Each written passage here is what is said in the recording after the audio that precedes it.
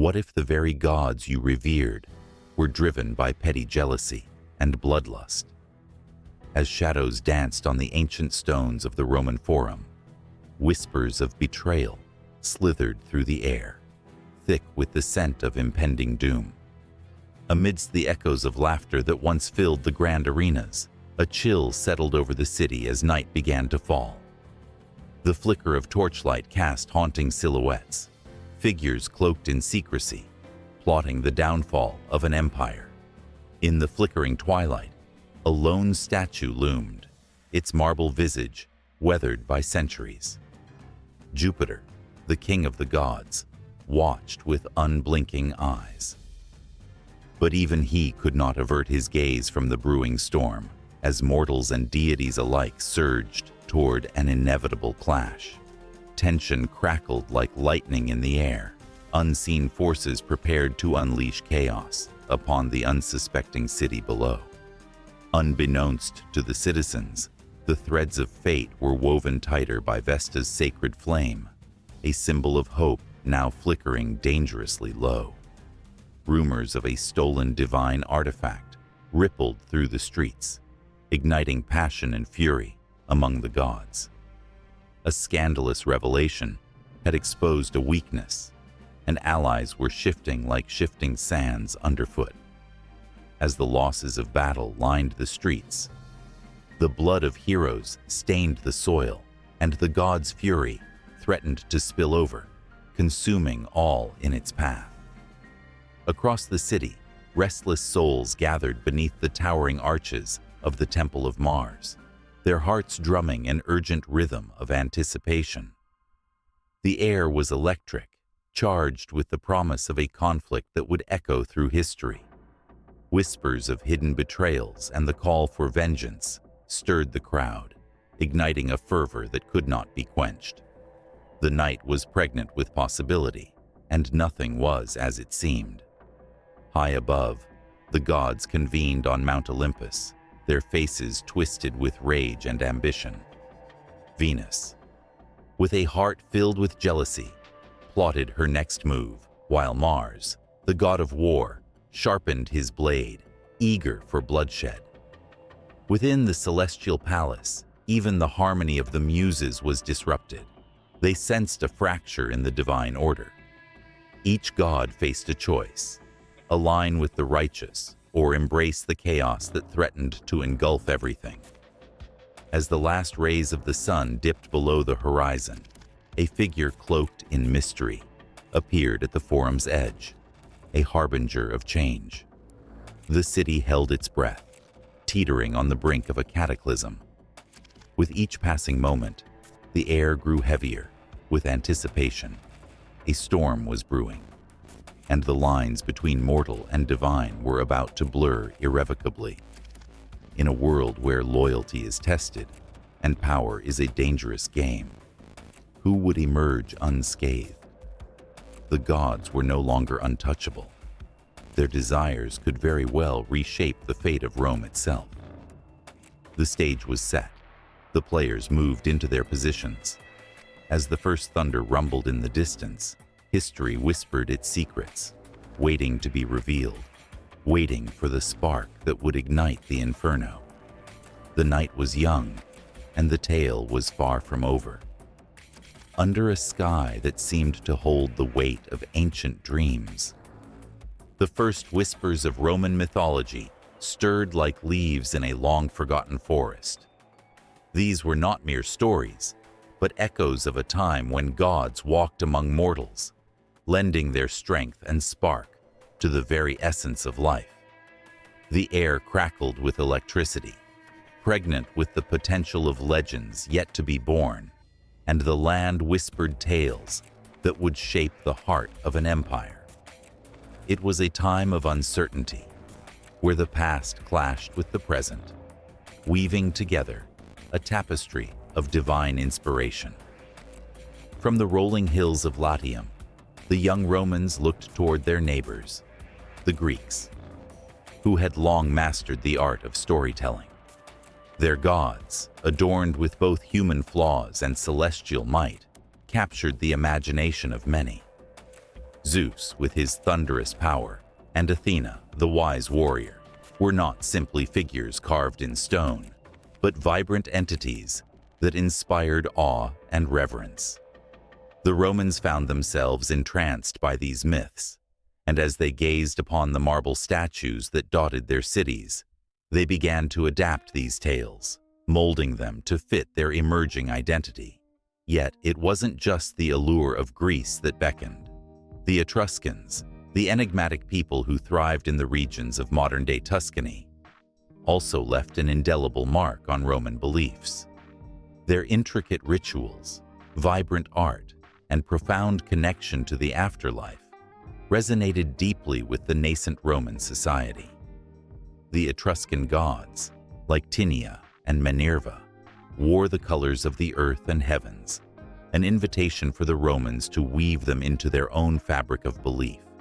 The rituals, mystic and powerful, became a bridge, uniting the old gods with new aspirations, blending the tangible with the ethereal in a dance that was both thrilling and terrifying. Among the shadows of ancient temples, the Romans began to carve out their own pantheon. Jupiter emerged as a fierce protector, his thunderbolt a symbol of power and justice, yet inspired by the might of Zeus. Juno, his steadfast partner, embodied the spirit of protection and womanhood, a nod to Hera's powerful presence. The Romans took what they admired and infused it with their own stories and morals. They borrowed the structure but filled it with their own passions, their own struggles, creating not just replicas, but reinterpretations that spoke to their realities. Every temple built, every festival celebrated, became a canvas painted with the brush of myth. The Roman calendar pulsed with life, marked by days devoted to the gods, where citizens gathered in fervor and devotion. It was during these ceremonies that the blend of influences came alive. The laughter of children, the fragrant offerings of incense, and the rhythmic chants of priests filled the air, creating a tapestry of sound that echoed through the ages. The streets thrummed with energy, where the sacred met the everyday, and every citizen played a role in honoring the divine. As the mythos flourished, a sense of belonging took root. The stories that once belonged to the Greeks and Etruscans were now woven into the identity of the Roman people.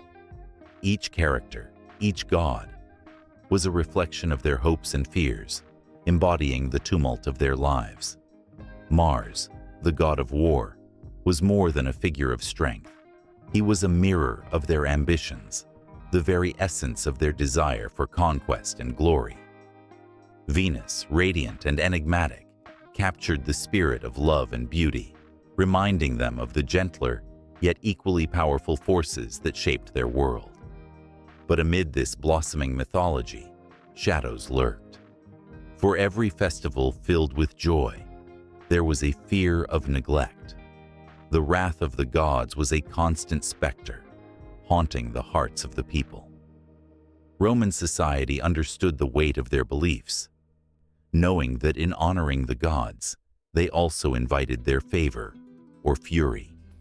A broken vow could lead to calamity, and so, stories warned of the consequences of impiety and arrogance.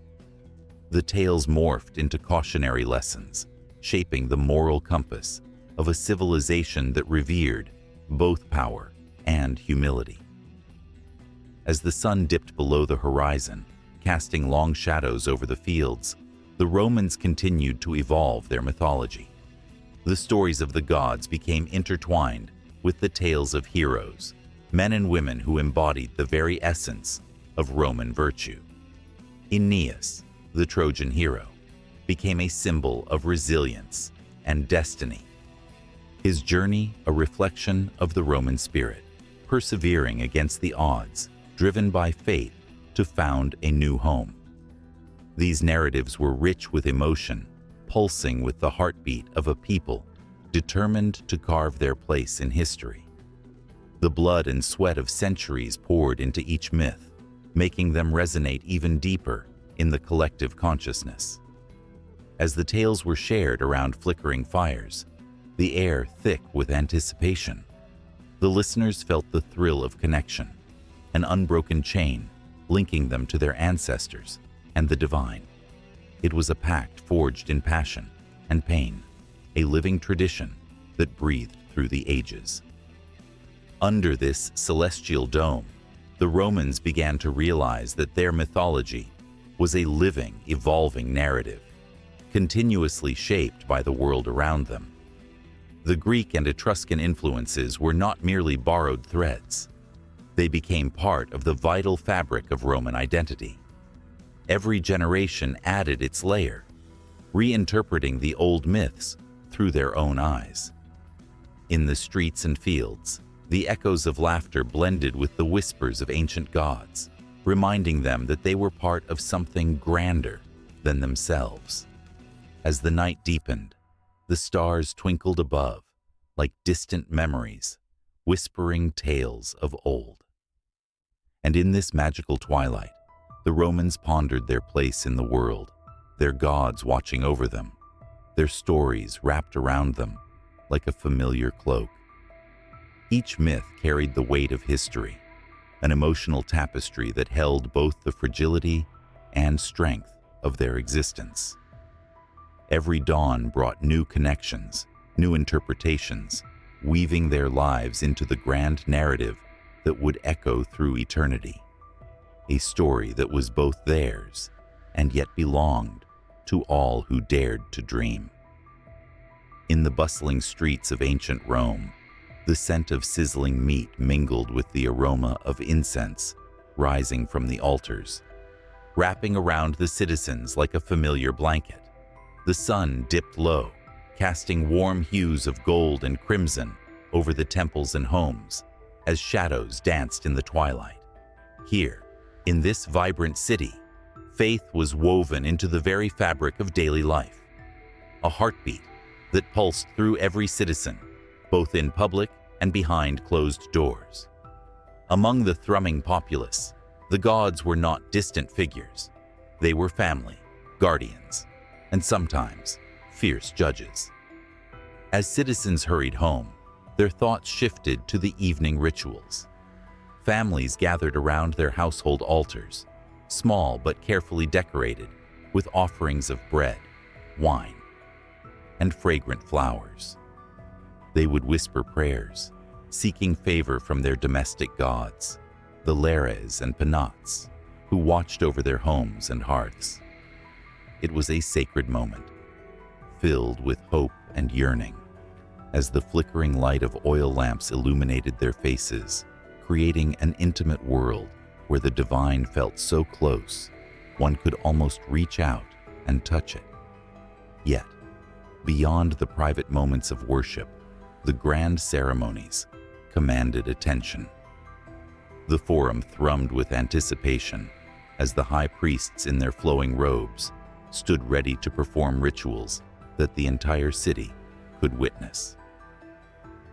The air crackled with excitement as they prepared to honor Jupiter, king of the gods, seeking his blessing for the harvest, for peace, and for victory in battle. The masses gathered, faces glowing with anticipation, their hearts swelling with a mix of devotion and fear, as they knew that the favor of the gods could mean life or death for their families, their city, their very existence. Women in vibrant togas clutched their children, the little ones' eyes wide with wonder. The priests began their chants, a melodic incantation that rose from the earth, flowed through the crowds, and climbed to the heavens. It was a song of gratitude, a promise of sacrifice, an unbreakable bond between the people and their deities. The flames flickered higher as offerings were cast into the fire, the smoke curling upward like whispered secrets, carrying the hopes of the city to the divine realm. The clanging of bronze and the sound of trumpets filled the air. Spectators held their breath as a white bull was led forth, magnificent and strong, its coat gleaming in the fading light. This was not just an animal, it was a vessel for their prayers, a living embodiment of their desires. As the dagger glinted, the crowd gasped, a collective inhale that echoed through the forum. In that moment, the thin line between the earthly and the divine blurred, and the weight of expectation hung heavy in the air, a shared heartbeat that bound them together. But amid the grandeur of state worship, the private devotion of the individual offered a profound contrast. In the dim light of small rooms, the whispers of prayers took on a personal tone. A widow knelt before her hearth, tears glistening in her eyes, seeking solace from Vesta, the goddess of the hearth. The flickering flames danced to the rhythm of her heart, each flicker a promise that her pleas would be heard. Families engaged in personal rituals, laying out offerings on small altars, their individual hopes and fears spilling over into the quiet sanctity of those moments. In the cool shade of a garden, a young man lit a small candle for Bacchus, the god of wine and revelry. He sought courage for a day ahead filled with uncertainty. The sweet smell of wine filled the air as he lifted his cup in a silent toast to the god who knew his heart, who understood his longing for companionship and celebration.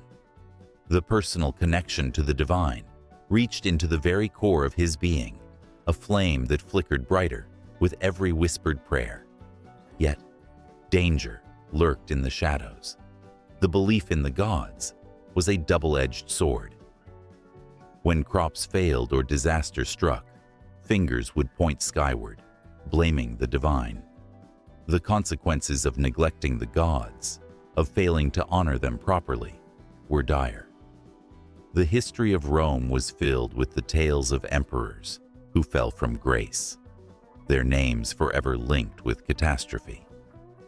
The people knew the stories well, and they lived in a constant dance of devotion and fear. Every misstep could summon wrath.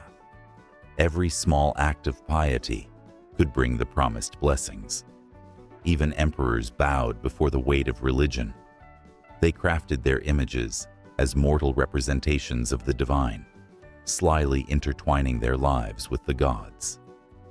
Temples adorned their statues, and the masses were called to worship them, not just as leaders, but as demigods, a divine bridge between the heavens and earth.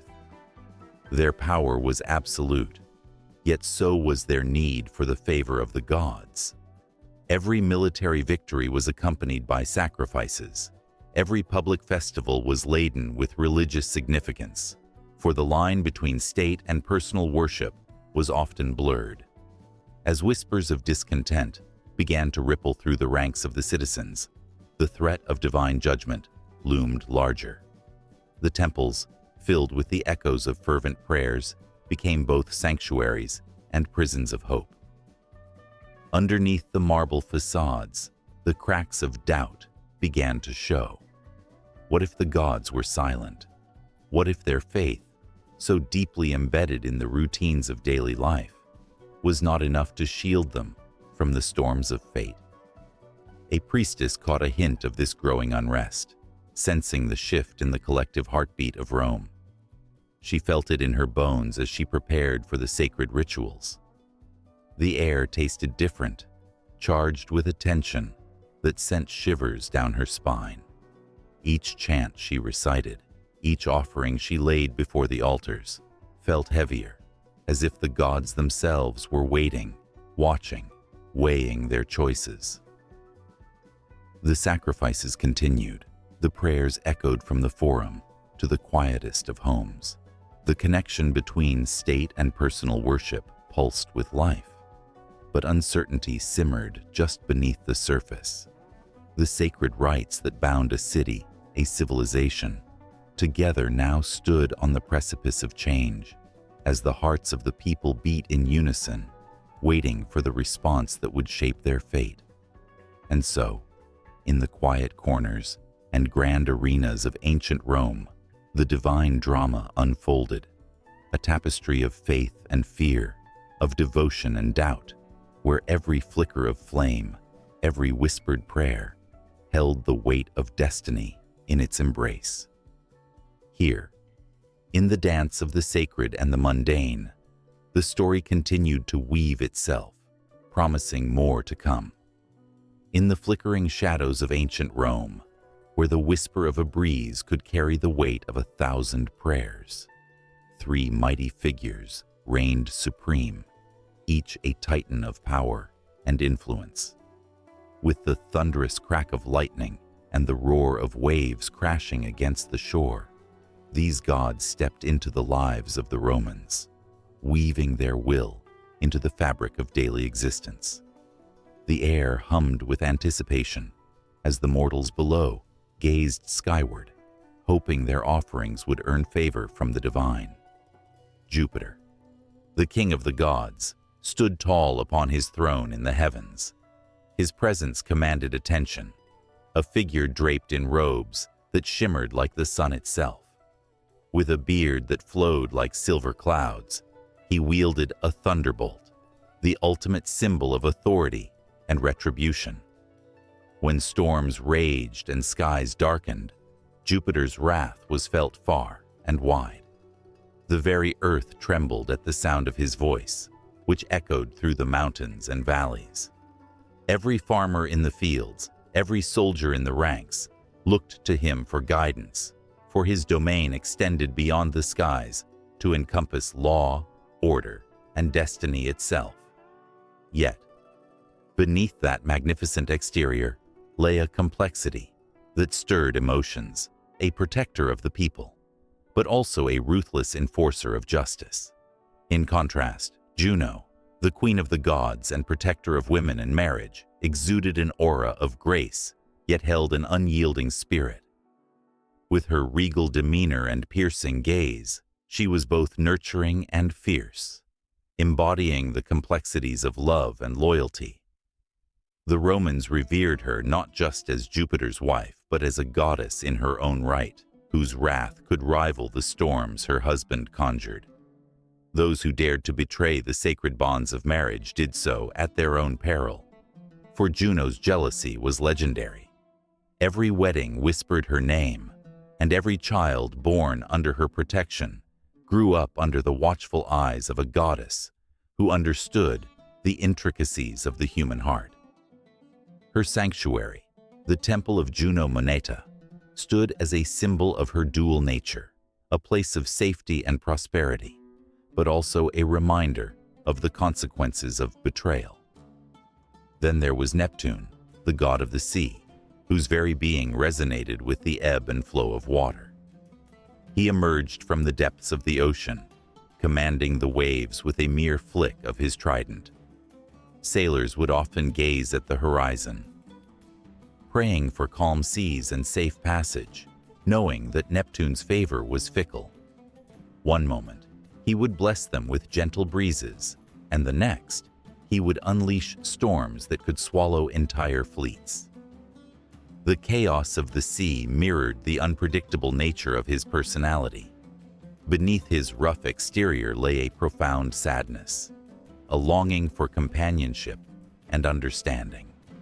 The sea, both beautiful and terrifying, was his domain, and with it came the weight of responsibility to its countless creatures. As dusk settled over the bustling streets of Rome, a chill raced through the air, sending shivers down the spines of the people.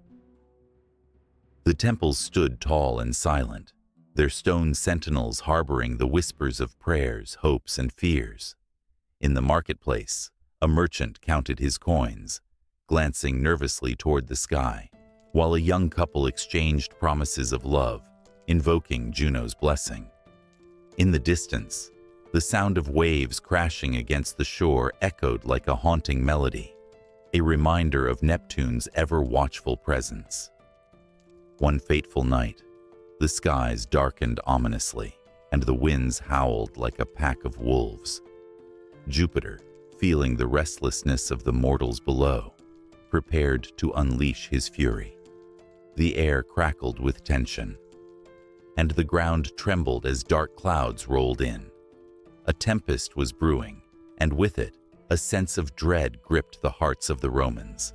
They gathered in the squares, eyes turned upward in fear and anticipation, praying fervently for Jupiter's mercy. He could sense their desperation, their longing for protection, and for a fleeting moment, he hesitated, the weight of his power pressing upon him. At the same time, Juno watched from her celestial abode. Her heart ached for the suffering of the people, and she felt the sting of betrayal echoing through the air. The whispers of unfaithfulness and broken vows reached her ears, igniting a fire within her. How could the mortals be so careless with the sacred bonds she cherished so deeply? In the flicker of candlelight, she contemplated her next move, torn between her role as a caring guardian and the fierce protector of loyalty. The balance of power was delicate, and she knew that a single misstep could plunge the entire realm into chaos. Meanwhile, Neptune sensed the brewing storm, feeling the vibrations of the earth and the turmoil in the hearts of those on land. His waves surged with fury, crashing against the shore in a desperate dance of power. He wrestled with his own emotions, the weight of solitude pressing heavily upon him. With every crash of the waves, he called out into the abyss, yearning for companionship, for someone who could see beyond the surface of his tempestuous nature. Yet, as the storm intensified, he felt his loneliness grow. Even the creatures of the sea retreated to the depths, seeking shelter from the chaos above. As the storm broke, the first crack of lightning illuminated the darkened sky, and the shouts of the crowd drowned in the roar of thunder. Jupiter unleashed his wrath, the earth shuddering beneath his might. The wind howled, and the rain fell like arrows from the sky. Juno, determined to protect her beloved Rome, descended from her heavenly throne, her heart racing with the urgency of the moment. She called upon her strength, reaching out to Jupiter, hoping to temper his fury with her wisdom. Would he listen, or would his anger consume everything in sight? The storm raged, the tension palpable, as each god grappled with their own emotions and the weight of their responsibilities. The fate of Rome hung in the balance, caught in a celestial struggle that echoed through time. With the mortal realm trembling beneath the intensity of divine conflict, one thing remained certain. The stories of Jupiter, Juno, and Neptune would continue to intertwine, shaping the lives of the people, their prayers rising to the heavens like smoke from sacred altars. The moon hung low in the sky, casting a soft glow over the wooded glades where shadows danced like whispers. The air was thick with secrets and the scent of pine, mingling with the earthy notes of damp moss. On nights such as this, when the world felt suspended between the tangible and the ethereal, the lesser gods and spirits stirred from their slumber, awakening to weave their mischief and magic. Nymphs, those enchanting spirits of nature, flitted through the trees like silken ribbons in the wind. Graceful and elusive, they embodied the very essence of water, earth, and air. Each nymph was a guardian of a specific element. The naiads ruled over fresh water, while the dryads protected the trees. Their laughter, like the tinkling of distant bells, echoed in the silence, a sound that could enchant even the most hardened hearts. Legends spoke of their beauty, captivating enough to lure young mortals into the depths of their watery abodes, or to ensnare them beneath the branches of ancient oaks. Yet, beneath their enchanting exterior lay a fierce loyalty to their domains and a temper as wild as the storms they sometimes summoned. In the cool embrace of a glade, a naiad named Thalassa, lay beneath the surface of a crystal-clear pond, her shimmering hair weaving patterns in the water. She could sense the vibrations of the earth and the subtle changes in the air. Each ripple in the pond was a story, a moment of life, a heartbeat. And then, from the corner of her eye, she saw him, a satyr named Pan, with his goat-like legs and mischievous grin, playing his flute, the notes weaving through the trees like a gentle breeze. The sound was irresistible, like honey poured over the sweetest fruit. Thalassa felt her heart flutter, caught in the music, drawn towards the surface. Satyrs, half man and half goat, embodied the wildness and untamed spirit of nature. They were creatures of revelry and dance, known for their love of wine, music, and the pursuit of pleasure. Wild and unruly, they roamed the forests, celebrating life in all its forms. But there was more to them than mere hedonism. They were the protectors of the woods, guardians of the ancient rites, and keepers of the sacred balance. The tales of their mischief whispered through the leaves, each story more daring than the last. Encounters with unsuspecting travelers, wild parties under the stars, and the timeless chase of the elusive nymphs. As Pan played, the notes wrapped around Thalassa like a silken thread, pulling her gently from the depths. Her heart raced. The pull of the music was intoxicating, stirring something deep within her. She surfaced, droplets cascading from her shimmering body, and for a moment, time seemed to freeze. The world around them faded, leaving only the melody and the enchanting gaze they shared. But Pan was not the only spirit lurking in the woods. The shadows held other entities, darker, more enigmatic beings who watched with eyes like molten silver. Spirits of the lost and forgotten, remnants of an ancient time when gods walked among mortals. These entities were neither good nor evil. They were a reflection of the chaos and beauty of life itself. They thrived on emotion, feeding off the joy and anguish of the living. In a hollow tree, a figure stirred, cloaked in darkness, a spirit known as the Mormo. With glowing eyes and a voice that could chill the bravest of hearts, the Mormo was a guardian of the night, a bringer of dreams and nightmares. She delighted in the confusion of mortals, weaving illusions that danced at the edges of sanity. Some sought her out, hoping to glimpse the hidden truths of their souls, while others fled in terror, leaving behind only echoes of their fear.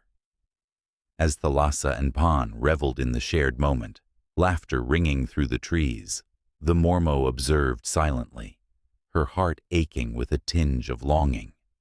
She watched the joy they shared, a stark contrast to the solitude that wrapped around her.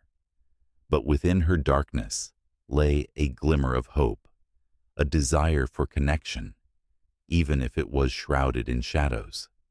She had her own story to tell, one that pulsed with the weight of centuries. With a flick of her wrist, she conjured visions of the past, the memories of lovers parted by fate, families torn apart, and friendships that flickered and died like candle flames. The images swirled around her, haunting yet beautiful, each one a testament to the fragility of life. For the Mormo, each soul was a flickering candle, and she was the keeper of their light, both guiding and shrouding them in twilight. In the depths of the forest, a tension began to brew. The laughter of the nymphs and the melodies of the satyrs echoed, spiraling out into the night, drawing in other spirits, stirred by the music. The forest was alive, a tapestry woven with the emotions of its inhabitants. Yet, as shadows lengthened and the silver beams of the moon grew more pronounced, it became clear that a gathering was forming. Beings from every corner of the woods were drawn to the revelry, each one bringing their own stories, their own burdens.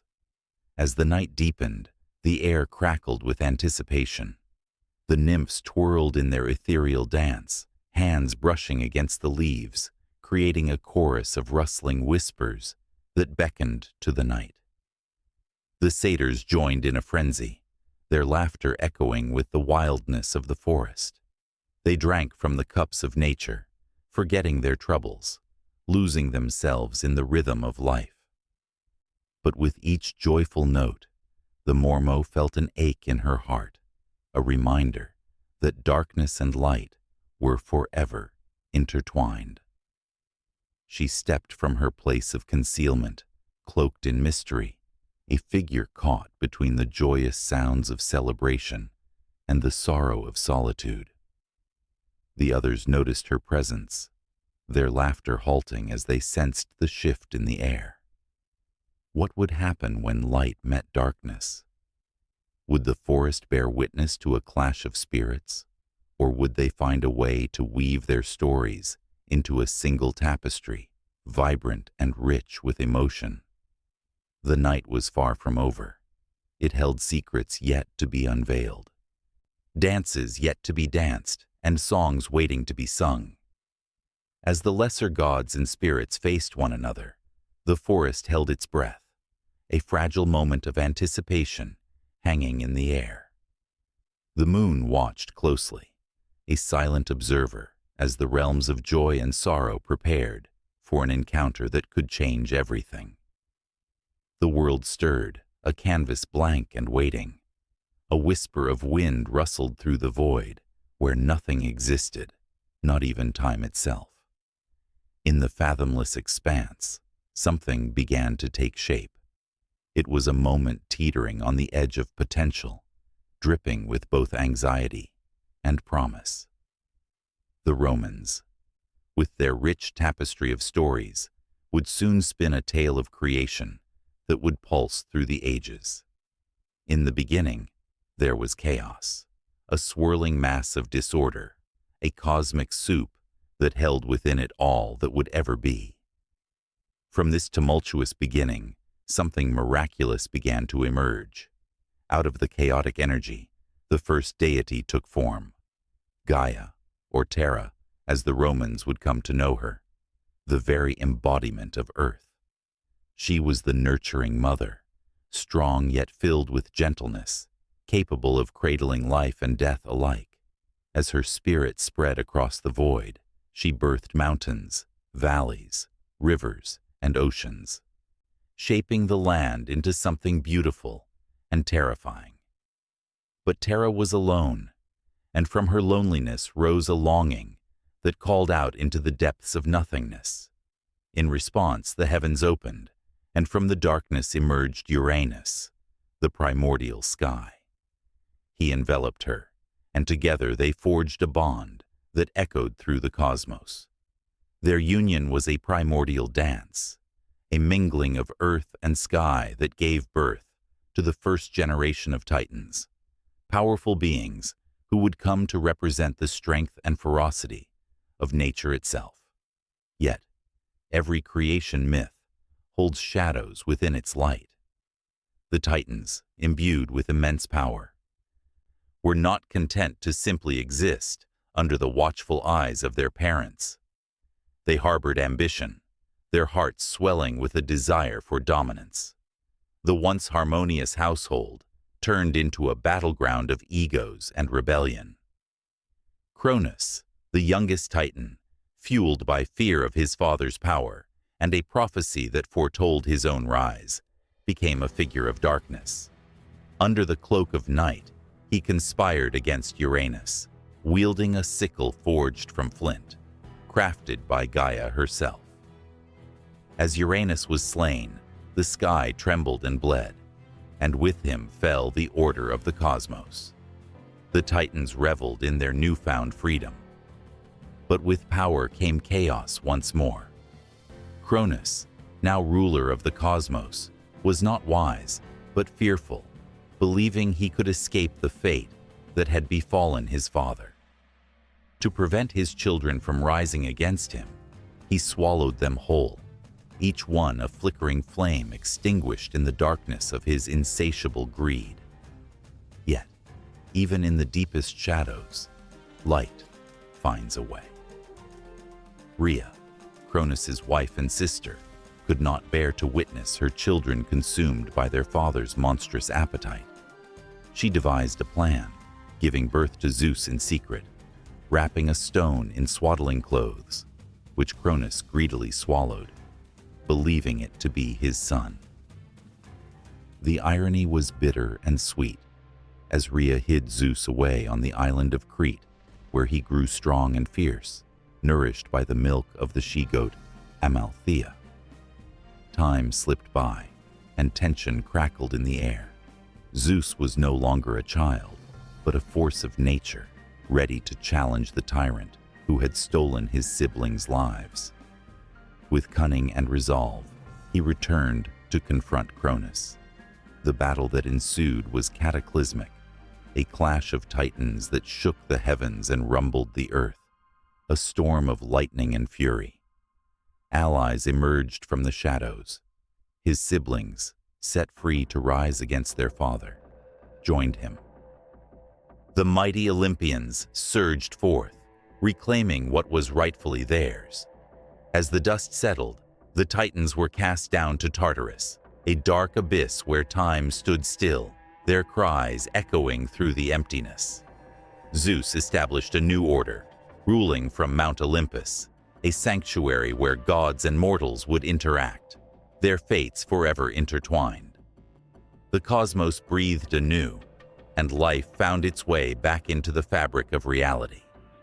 Yet, creation was never a simple matter of life and death. The gods longed for companionship, and creativity flowed like a river. They crafted mortals in their image, breathing life into clay, sculpting humanity with both tenderness and a touch of mischief. The first man, Prometheus, stole fire from the gods, igniting a spark that would illuminate the dark corners of existence. Humanity flourished, filled with passion and ambition, but with it came the shadows of hubris and desire, ever waiting for their turn. Gaia, watching over her creation, felt both pride and sorrow. She knew the weight of existence, the delicate balance between light and dark. Her children, both divine and mortal, would struggle, fight, love, and lose. They would build empires and watch them crumble, forever caught in the ebb and flow of fate. And amidst the turmoil, love blossomed, a powerful force that transcended even the divine. Venus, the goddess of love, emerged from the foam of the sea, enchanting all who beheld her. Her beauty was a double-edged sword, capable of inspiring great deeds, but also igniting insatiable desires that would lead to destruction. The gods themselves were not immune to her allure, tangled in webs of romance and rivalry, as passion clashed with ambition. From the chaos of creation emerged a tapestry of stories, the battles, the loves, the betrayals, and the triumphs of gods and mortals alike. Each narrative wove together to create a rich history, echoing through the annals of time, waiting to be told anew. It was a world alive with tension, where the divine touched the mortal, leaving traces of wonder and dread. In that moment, as the stories of the gods unfolded, one could feel the heartbeat of the universe, a rhythm pulsing with untold possibilities. The sky dimmed and brightened, as if holding its breath, waiting for the next chapter to ignite. The dance of creation was far from over. It was only the beginning, a prelude to a saga that spiraled into every corner of existence, leaving threads of intrigue that continued to weave through the fabric of time. In the flickering shadows of a grand temple, a statue of Jupiter loomed, his expression fierce, his power palpable. The very air crackled with divinity, as if the gods themselves were whispering secrets to the faithful gathered below. Here, in this sacred space dedicated to the sovereign of the Roman pantheon, the intricate tapestry of divine relationships began to unfold, a tale woven with power, reverence, and the ever-present tension of hierarchy. Jupiter, the king of gods, sat high above, a figure of authority and might. Beneath him lay a complex web of deities, each with their own influence and domains. Like threads in a masterful tapestry that depicted the very essence of Roman life. Those who looked upon the pantheon could feel the weight of history resting upon their shoulders, and the very stones of the temple seemed to hum with untold stories. Venus, the goddess of love and beauty, stood elegantly at Jupiter's side, her presence both soothing and intoxicating. She was not merely a companion, but a powerful force in her own right, holding sway over hearts and desires, guiding lovers and inspiring art. The warmth of her allure was both a gift and a weapon in the hands of mortals, intertwining lives like vines around a trellis. Mars, the god of war, could be seen sharpening his sword in the distance, his brow furrowed with the weight of countless battles. He embodied strength and ferocity, reflecting the Roman spirit of conquest. Fear and admiration danced among the crowds as they spoke his name. His victories were sung in the streets, yet the cost of his wrath was understood all too well. The tension between love and war, embodied by Venus and Mars, was an eternal dance that fueled the very heart of the Roman Empire. The hierarchy was not merely a structure, it was a living thing, pulsating with energy. Below the principal gods lay a host of lesser deities, each with unique roles that governed the myriad aspects of daily life. The Roman pantheon was a microcosm of society itself, where status, power, and influence dictated interactions. Each god and goddess had a place, a function, and a story that intertwined like the branches of an ancient oak, reaching out to touch every aspect of existence. Minerva, the goddess of wisdom, stood as a beacon of knowledge, her armor glimmering in the soft candlelight. She was revered not just for her intellect, but for her strategic mind, guiding generals and scholars alike. Her influence was palpable in the governance of the empire, as statesmen sought her counsel before making decisions that would shape the future. The interplay of wisdom and power created an electric atmosphere as mortals dared to approach her with questions, their fates resting on the answers she bestowed. Around them, the festival of Saturnalia unfolded, a time when social norms blurred under the watchful gaze of Saturn, the god of time and sowing. The air was thick with laughter, music, and the aroma of roasted meats, a stark contrast to the solemnity found within the temple walls. In this sacred pause, during which the usual hierarchy was upended, the commoners rejoiced, feeling a rare sense of freedom and equality, if only for a fleeting moment. Saturn's duality, he was a provider and a harbinger of time's relentless passage, reminded all of the delicate balance between celebration and sacrifice. As the night deepened, shadows flickered in the corners of the temple, hinting at the darker aspects of the divine. Pluto, the god of the underworld, watched from afar, his realm shrouded in mystery and fear.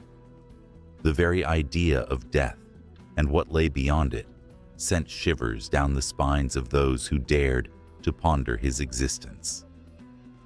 In the eyes of the faithful, he was a necessary evil, both a guardian of souls and a reminder of mortality.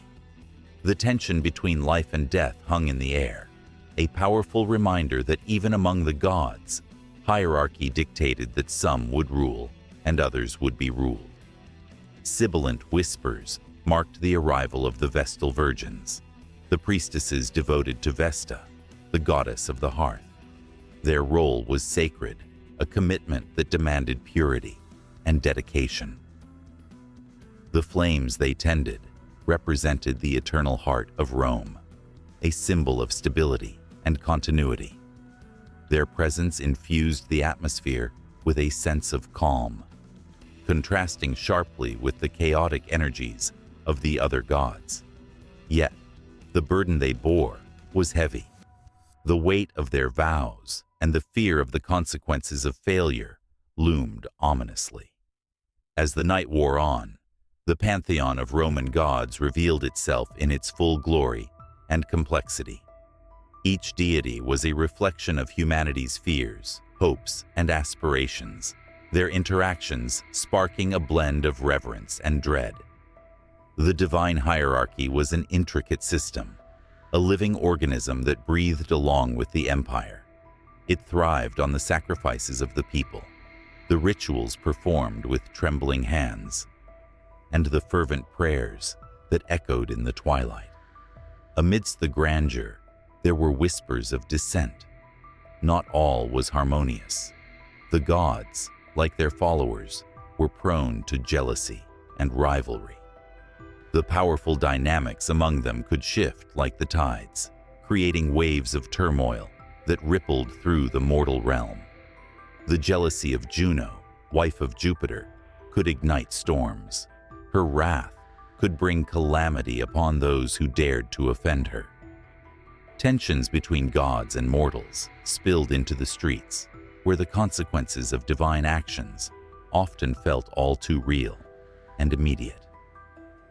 The stories woven within this pantheon were as rich and dark as the night sky, filled with constellations of fate and chance.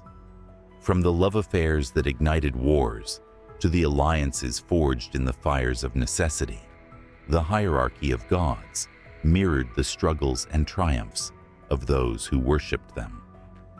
Every sacrifice made in their honor was a thread, binding mortals and deities in a shared narrative of existence. As the flames of the temple flickered and dimmed, the weight of the pantheon's hierarchy loomed large, capturing the hearts and minds of those who believed. It was a structure both beautiful and terrifying, a reflection of their world, a world where gods walked among mortals, influencing destinies, and where the line between reverence and fear was as thin as the veil that separated life from death. The night was alive with possibility, and the stories of the gods were far from over, their echoes hanging in the air, beckoning those who dared to listen. In the dim twilight of an ancient Roman evening, shadows flickered like whispers against the worn cobblestones. The air hummed with tension, a silent promise of stories waiting to be told, tales of creatures that danced on the edge of legend, half-formed and haunting. Below the grandeur of temples and the clamor of bustling markets, a world of wonder thrummed, filled with beings that were both feared and revered. Harpies, with their sharp claws and shrill cries, soared through the skies, stealing souls and sowing chaos wherever they roamed. Their wings, dark as night, could strike terror into the hearts of the bravest soldiers. Once, a lone villager stumbled upon a harpy's nest, tucked away in a craggy cliff, hidden from prying eyes. Just as he caught a glimpse of shimmering feathers, a piercing scream shattered the silence, sending him running, heart pounding, almost tasting the bitterness of fear on his tongue. In that moment, he learned that some legends are rooted in truth. Creatures like the harpies were not just fables told to frighten children, but real and terrifying, capable of turning dreams into nightmares. Then there were the centaurs, proud and wild, embodying the raw spirit of nature itself. With the body of a powerful horse and the torso of a man, they roamed the forests, symbols of freedom and fierce independence. They were both guardians and marauders, warriors of the untamed world, often reflecting the inner struggles of humanity.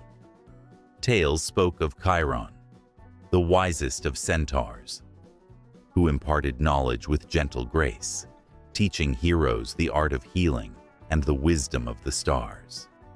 Yet, in stark contrast, There lurked the brutish centaurs, reveling in wine and revelry, their tempers flaring like wildfire at the slightest provocation. One fateful night, beneath a crescent moon, a gathering of heroes found themselves in the midst of a centaur's revelry. Laughter echoed through the trees, but as the wine flowed, so did rage. A single insult ignited a brawl, and what had begun as a feast turned into a chaotic clash of hooves and fists. The forest trembled as the sound of battle rang through the air, a cacophony of shouts and cries that shook the very earth beneath their feet. In that moment, it became clear. While centaurs could teach wisdom, they could also unleash a ferocity that could rival the fiercest storms. And what of the fearsome Minotaur, lurking in the labyrinthine shadows of Rome's myths? A creature of blood and brute strength, it was said to dwell within a maze, a living embodiment of confusion and chaos. Tales twisted around the campfires, conjuring images of the beast's savage roar echoing through the corridors of stone. It was a guardian of secrets, a reminder of the darkness that can lurk within us all. A young warrior, lured by tales of glory, dared to confront this beast. Armed only with a sword and a flickering torch, he descended into the labyrinth, unsure if he was chasing fame or courting death. As he turned each corner, the ominous silence pressed against him like a weight, the darkness thick with anticipation. When the Minotaur finally charged, it was a clash of primal forces, bravery against savagery. That night, the labyrinth bore witness to more than just a battle. It echoed with the cries of a soul grappling with its own fears. Then there were the nymphs, ethereal beings woven into the very fabric of nature, fluttering like leaves in the wind. They were guardians of springs, trees, and mountains, their beauty captivating and their moods fickle. Some nymphs danced through the meadows, their laughter like the tinkling of bells, while others, more somber, mourned the fading beauty of the world.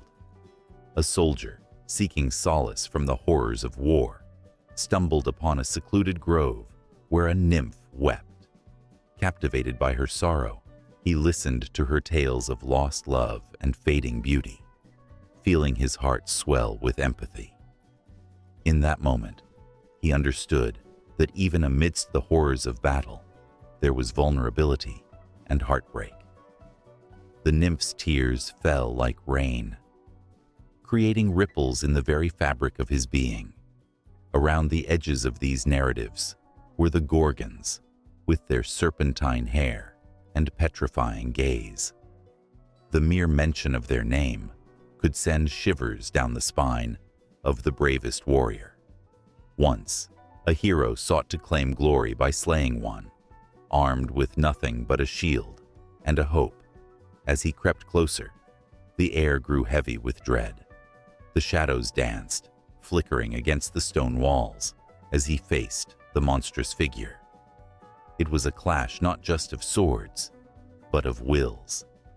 In a heartbeat, the world could turn to stone under the weight of fear, an agonizing reminder of the power myths held over the hearts of men.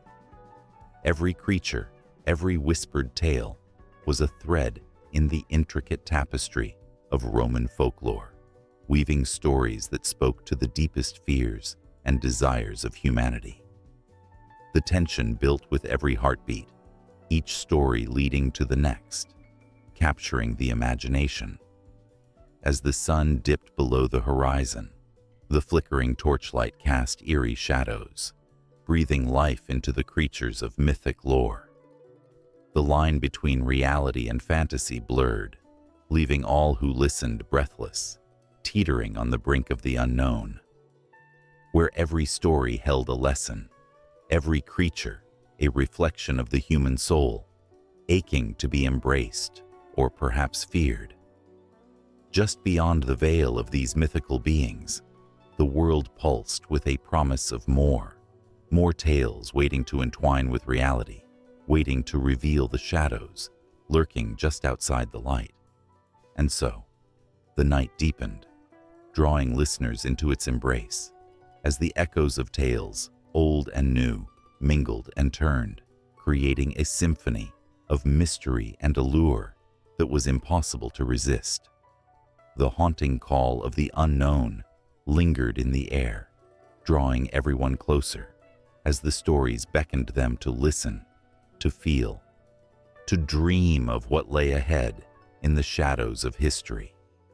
The warm sun hung low in the sky, casting long shadows over rippling fields of golden wheat, each stalk swaying gently in the breeze.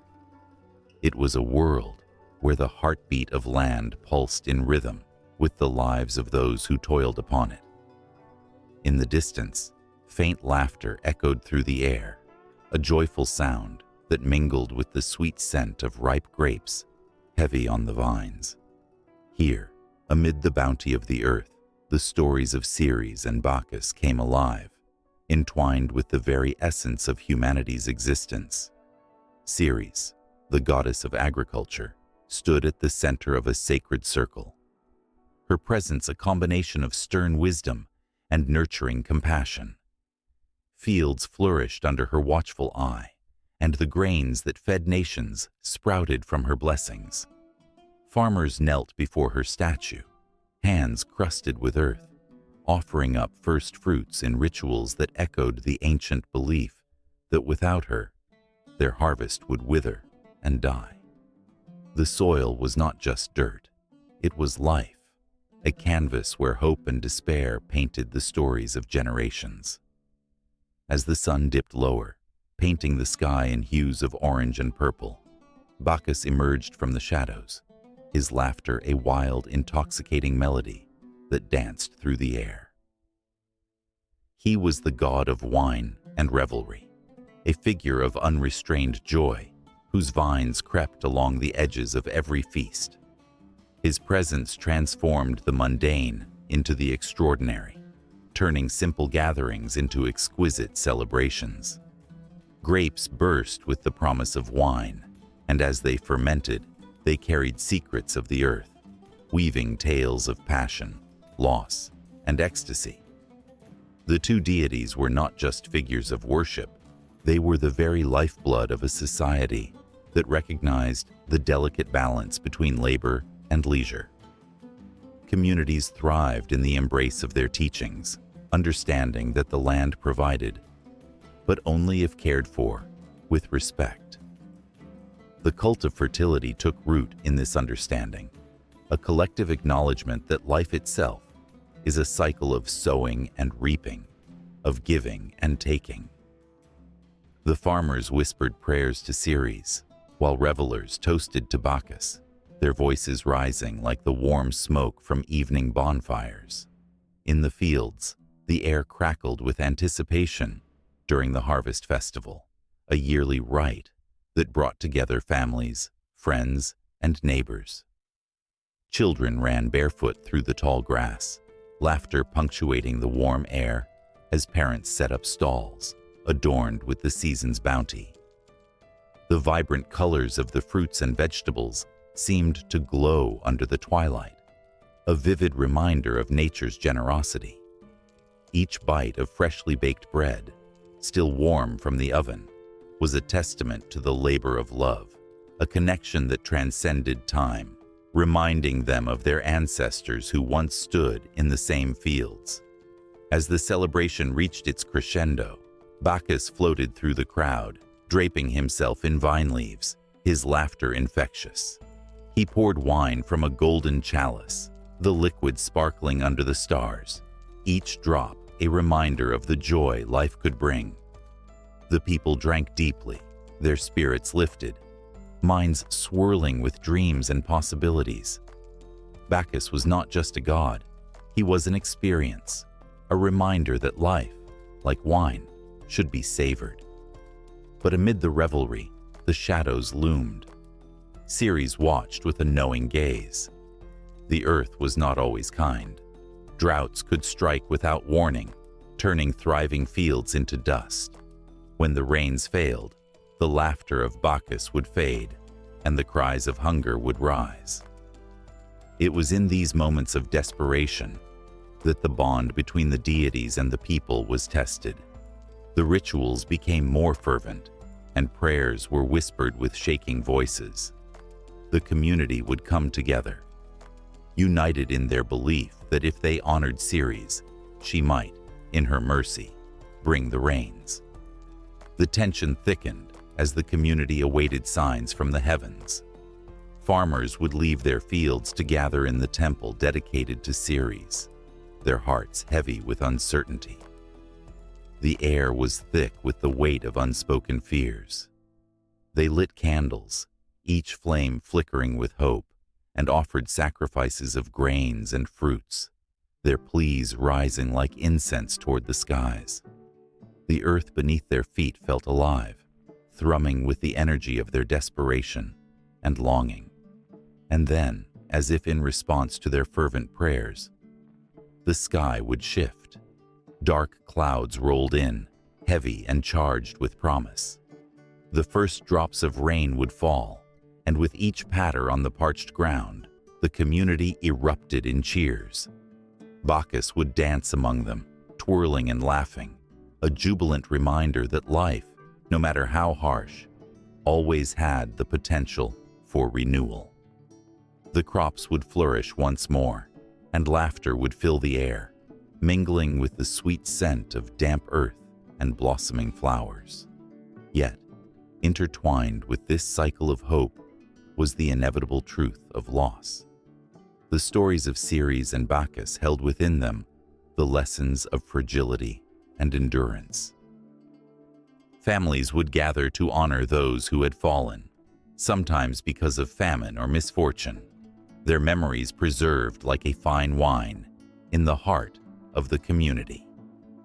It was a bittersweet acknowledgement that without respect for the earth and its gifts, joy could swiftly turn to sorrow.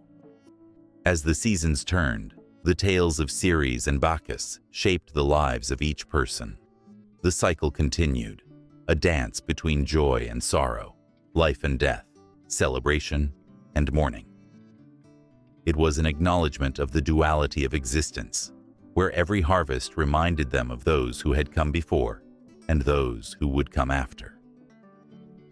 The farmers continued to plant their seeds, the revelers toasting to the gods, a vibrant tapestry of life woven with threads of love, laughter, and loss. And as the stars twinkled overhead, promises of future seasons whispered on the wind. The fields of wheat and vines of grapes stood testament to the enduring power of agriculture, a reminder that through both bounty and hardship, the land and its guardians would always endure, inviting those willing to listen into the eternal cycle of life. In the flickering shadows of an ancient world, where the air crackled with the promise of destiny, a figure stood, cloaked in both glory and sorrow. Aeneas, a Trojan hero, molded by fate and fire, looked upon the burning ruins of his homeland, the memories of laughter and life, now reduced to ashes. The weight of his people's plight pressed heavily upon his shoulders, yet in his heart burned the flicker of hope, the hope of a new beginning. As he turned from the destruction that once was Troy, Aeneas felt the strong grip of duty pulling him forward. His mother, the goddess Venus, had whispered to him of lands far away, where the Tiber River wound through fertile fields, a place where he could lay the foundations of a new future. This was the land of Italy. But it was more than just a destination. It was a promise, a haven where the blood of Trojans could run free again. Yet, his journey was strewn with peril. Each step was haunted by the specter of his fallen comrades, their faces etched in his mind like haunting echoes of a past that refused to fade. With every mile traversed, Aeneas faced fierce battles against monstrous foes, devious gods, and the unpredictable winds of fate. It was not merely a journey of the body, but an odyssey of the soul, a quest that would test the very essence of his being. The first major challenge awaited him on the rocky shores of Carthage, where the formidable Queen Dido ruled with an iron will and a heart that had known deep betrayal. Aeneas, weary from his travels, was drawn to her like a moth to a flame.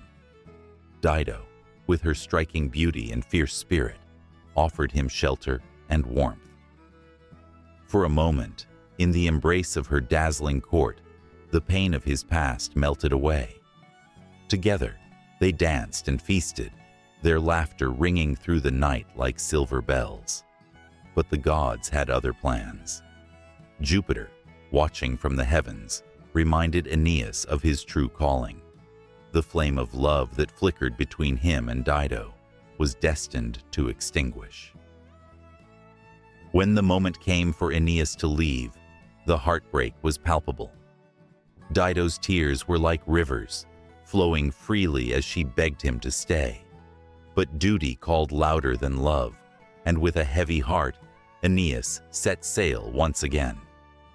The anguished cries of the queen echoed in his ears long after he had vanished from her sight, a bitter reminder of the sacrifices that heroes must make.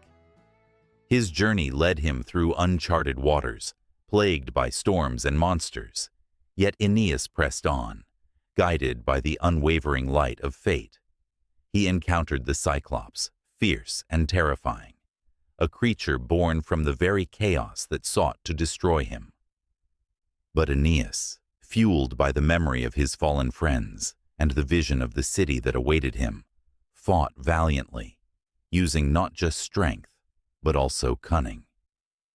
His courage became a beacon, shining through darkness, and with each victory, he drew closer to his destiny.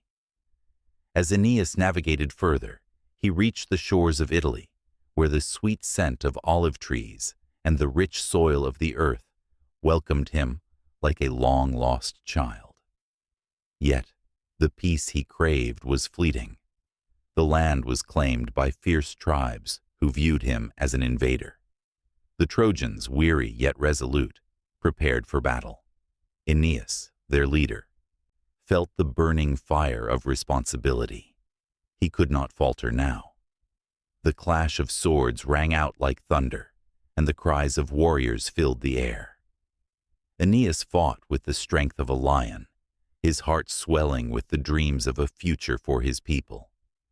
Blood stained the green fields of Italy as alliances were forged and enemies fell. In the chaos, Aeneas saw the faces of his comrades, their spirits urging him on. Each swing of his sword was not just for survival, but for the very essence of Troy and its legacy. Amidst the chaos, a vision pierced through the din, a glimpse of the future he sought to build. He saw children laughing, women weaving dreams into fabric, and men tilting their heads to the sky, filled with the hope that tomorrow would be better. This vision ignited a fire within him, pushing him to push through the line of battle, urging him to claim the future that had been promised. But destiny was a cruel mistress, and with every victory, tragedy lurked in the shadows. The loss of friends weighed heavily on Aeneas as he fought to create a home from the ashes of his past. Each fallen comrade was a reminder of the cost of his journey, a silent tribute to the sacrifices made at every turn. And yet, through the pain, he felt the spirit of his people close around him, their voices whispering encouragement, their dreams intertwining with his. As the dust settled and the battle-weary Trojans emerged victorious, Aeneas stood atop a hill overlooking the valley that would soon become Rome. The sun dipped below the horizon, painting the sky in hues of orange and purple, an omen, a promise of what was to come. Tears brimmed in his eyes as he lowered his sword, a symbol of his hard-fought victory and a testament to the blood that had been spilled. Yet, the stillness of the moment belied the storm brewing in the heavens. Aeneas could feel the weight of divine scrutiny. The gods had watched every move, every decision. In the silence, he sensed their disapproval, their expectations heavy on his shoulders, like a mountain. He was not merely a man, but a figure of fate, a hero whose actions would echo through time. The foundations of a great city were not just bricks and mortar, but the embodiment of hope, love, and sacrifice. As the twilight deepened, the stars began to twinkle overhead, and Aeneas understood that his story was far from over. The trials he had faced were merely the beginning. They were the threads of a tapestry yet to be woven. Each experience, each heartbreak and victory would shape the very soul of Rome, a city that would one day rise to magnificence. With renewed vigor, Aeneas turned to his people, his heart swelling with determination. They had endured much, and now, together, they would build a city that would stand the test of time. The fire within him burned brighter than ever, fueled by the memories of those who had fallen and the dreams of those who would come after. The future was beckoning, and Aeneas knew that with each brick laid, they would write a new chapter in the annals of history. And so, as the stars twinkled above like diamonds scattered across velvet, the hero of Troy took a step forward into the unknown, ready to embrace all that awaited him. The foundations of Rome were about to be built, and with them, a legacy that would echo through the ages, intertwining with the hearts of all who dared to dream. The echoes of his past whispered behind him, while the promise of the future called him onward, a relentless tide pushing him toward an epic beyond imagination. The winds howled through the ancient halls of Rome as stories of valor and tragedy filled the air, echoing the tales of heroes long past. A great war had raged across the seas, igniting the imaginations of men and women alike. The Trojan War, a fierce clash of destinies, spilled its shadows onto the cobblestone streets of Rome, weaving a tapestry of identity and myth that would shape the very essence of a burgeoning civilization. In the flickering light of a dying fire, a young boy listened wide-eyed as an elder recounted the legends. The names danced like phantoms: Achilles, Hector, and the fateful beauty of Helen. The boy's heart raced, caught between the thrill of battle and the sorrow of loss. It was a world where gods walked among mortals, where destiny was forged in blood and tears. These stories did not just entertain. They were the lifeblood of a new Roman identity.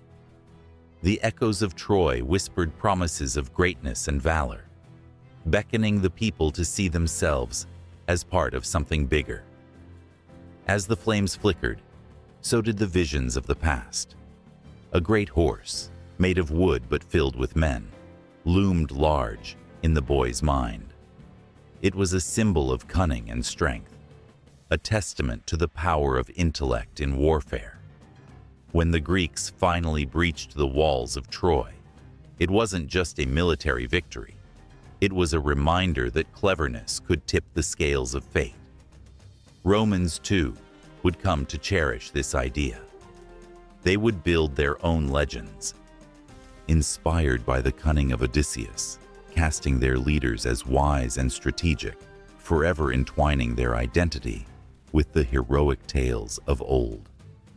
The boy's heart pounded as the elder spoke of Aeneas, the Trojan hero who escaped the burning city, carrying his father on his back and leading his people toward a new destiny. Here was a figure not just of strength, but of duty, honor, and sacrifice. Aeneas became the very embodiment of Roman values. The boy felt a rush of pride, knowing that his own ancestors traced their lineage back to this noble warrior. This connection fueled a fire in the hearts of the Romans, binding them together with the ashes of Troy, a shared heritage that transcended time. Yet, the tales were not merely about triumph. They held a mirror to the struggles that lay ahead. The elder's voice trembled at the mention of betrayal, reminding the boy of the fateful moment when Paris chose beauty over duty, leading to the downfall of his city. This theme of betrayal haunted the Romans, whispering warnings of the consequences of divided loyalty. The lessons of Troy became etched in the Roman psyche, shaping leaders and citizens alike, teaching them to value loyalty and steadfastness above all else. As the night deepened, shadows flickered against the walls and emotions swelled. A deep sense of melancholy seeped into the boy's heart as he thought of the fallen. Achilles, the greatest warrior, whose pride ultimately led to his demise. Hector, the noble defender, who fought bravely for his home, only to be slain by a vengeful foe. These were not just enemies. They were tragic figures who reflected the complexities of heroism. The Romans began to see themselves in these heroes and villains alike, understanding that glory and downfall could coexist in the hearts of men. The elders' stories painted vivid images of the gods who intervened in the affairs of mortals, weaving chaos into the fabric of fate. Jupiter, Juno, and Venus danced between love and revenge, showcasing the fragility of human ambition. This divine interplay became a crucial part of Roman life, as they began to attribute their victories and failures to the whims of the gods. The narratives gave shape to their understanding of the world, and the Romans found comfort in the idea that their struggles were part of a greater cosmic battle, where heroes were not merely born, but also made through divine trials. In the flickering light, the boy could almost feel the weight of a sword in his hand, the thrill of battle coursing through his veins. The stories of the Trojan War ignited a fierce pride and longing in the hearts of Romans, instilling in them the belief that they were destined for greatness.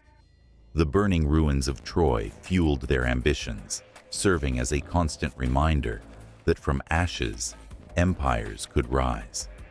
With every tale of valor, they were reminded that their own identities were forged through struggle, sacrifice, and an unyielding spirit.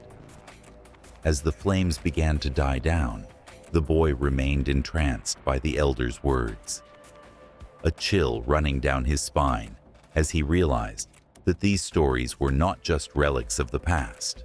They were the very foundation of who he was becoming. The Trojan War had left an indelible mark on the Roman identity, transforming them from mere settlers into a people with a shared destiny, woven together by the threads of myth and legend.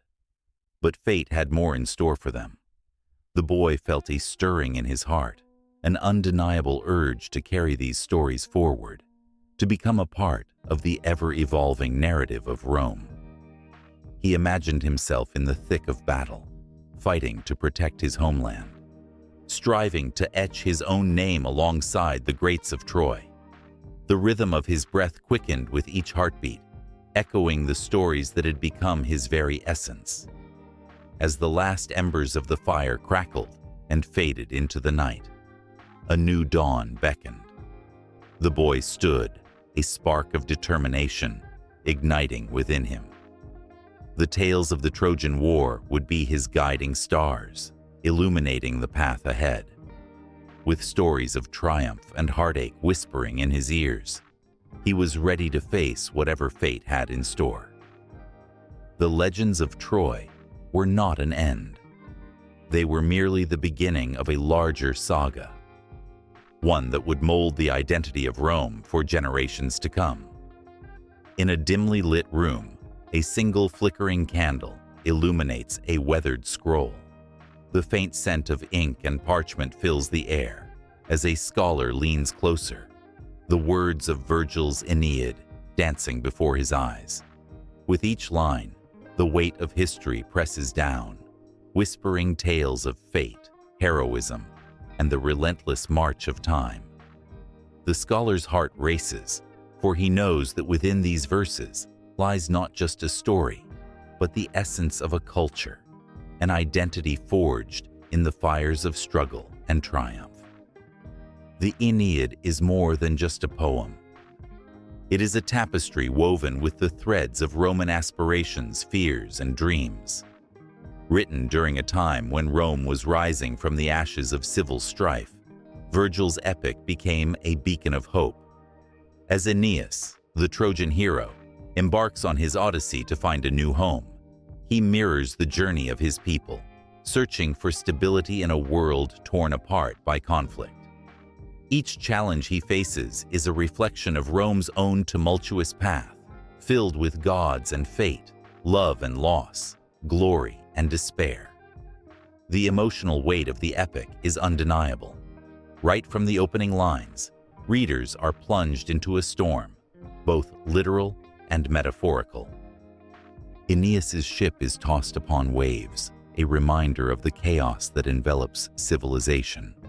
As he stands against the fury of the sea, the reader feels the chill of fear grip their heart. Will he prevail? Will he find a new land for his people? Each setback pulls at the strings of emotion, igniting a fire of empathy. Who hasn't felt lost, battling against unseen forces? Virgil paints Aeneas not just as a hero, but as a man grappling with the burden of duty. His love for Dido, the passionate queen of Carthage, adds another layer of tension. The heart-wrenching moment when Aeneas must leave her behind strikes a chord, echoing the sacrifices many have made in the name of destiny. The feelings of love, betrayal, and duty resonate through the ages, reminding us of the universal struggle between personal desire and greater obligations. As Aeneas descends into the underworld, the scene thickens with emotion. The chilling encounter with the spirits of the past pulls the reader into the shadows of human experience. The sorrow of lost souls, the weight of regret, and the promise of rebirth intertwine in a haunting melody. Here, Virgil captures the essence of what it means to be human: our fears, our hopes, and the relentless pursuit of purpose. Each ghostly figure offers a glimpse into the past, enriching the narrative with layers of historical context that speak volumes about the Roman psyche. The urgency of fate looms large as Aeneas faces his final trials. War is inevitable, and the clash of swords resonates like thunder through the pages.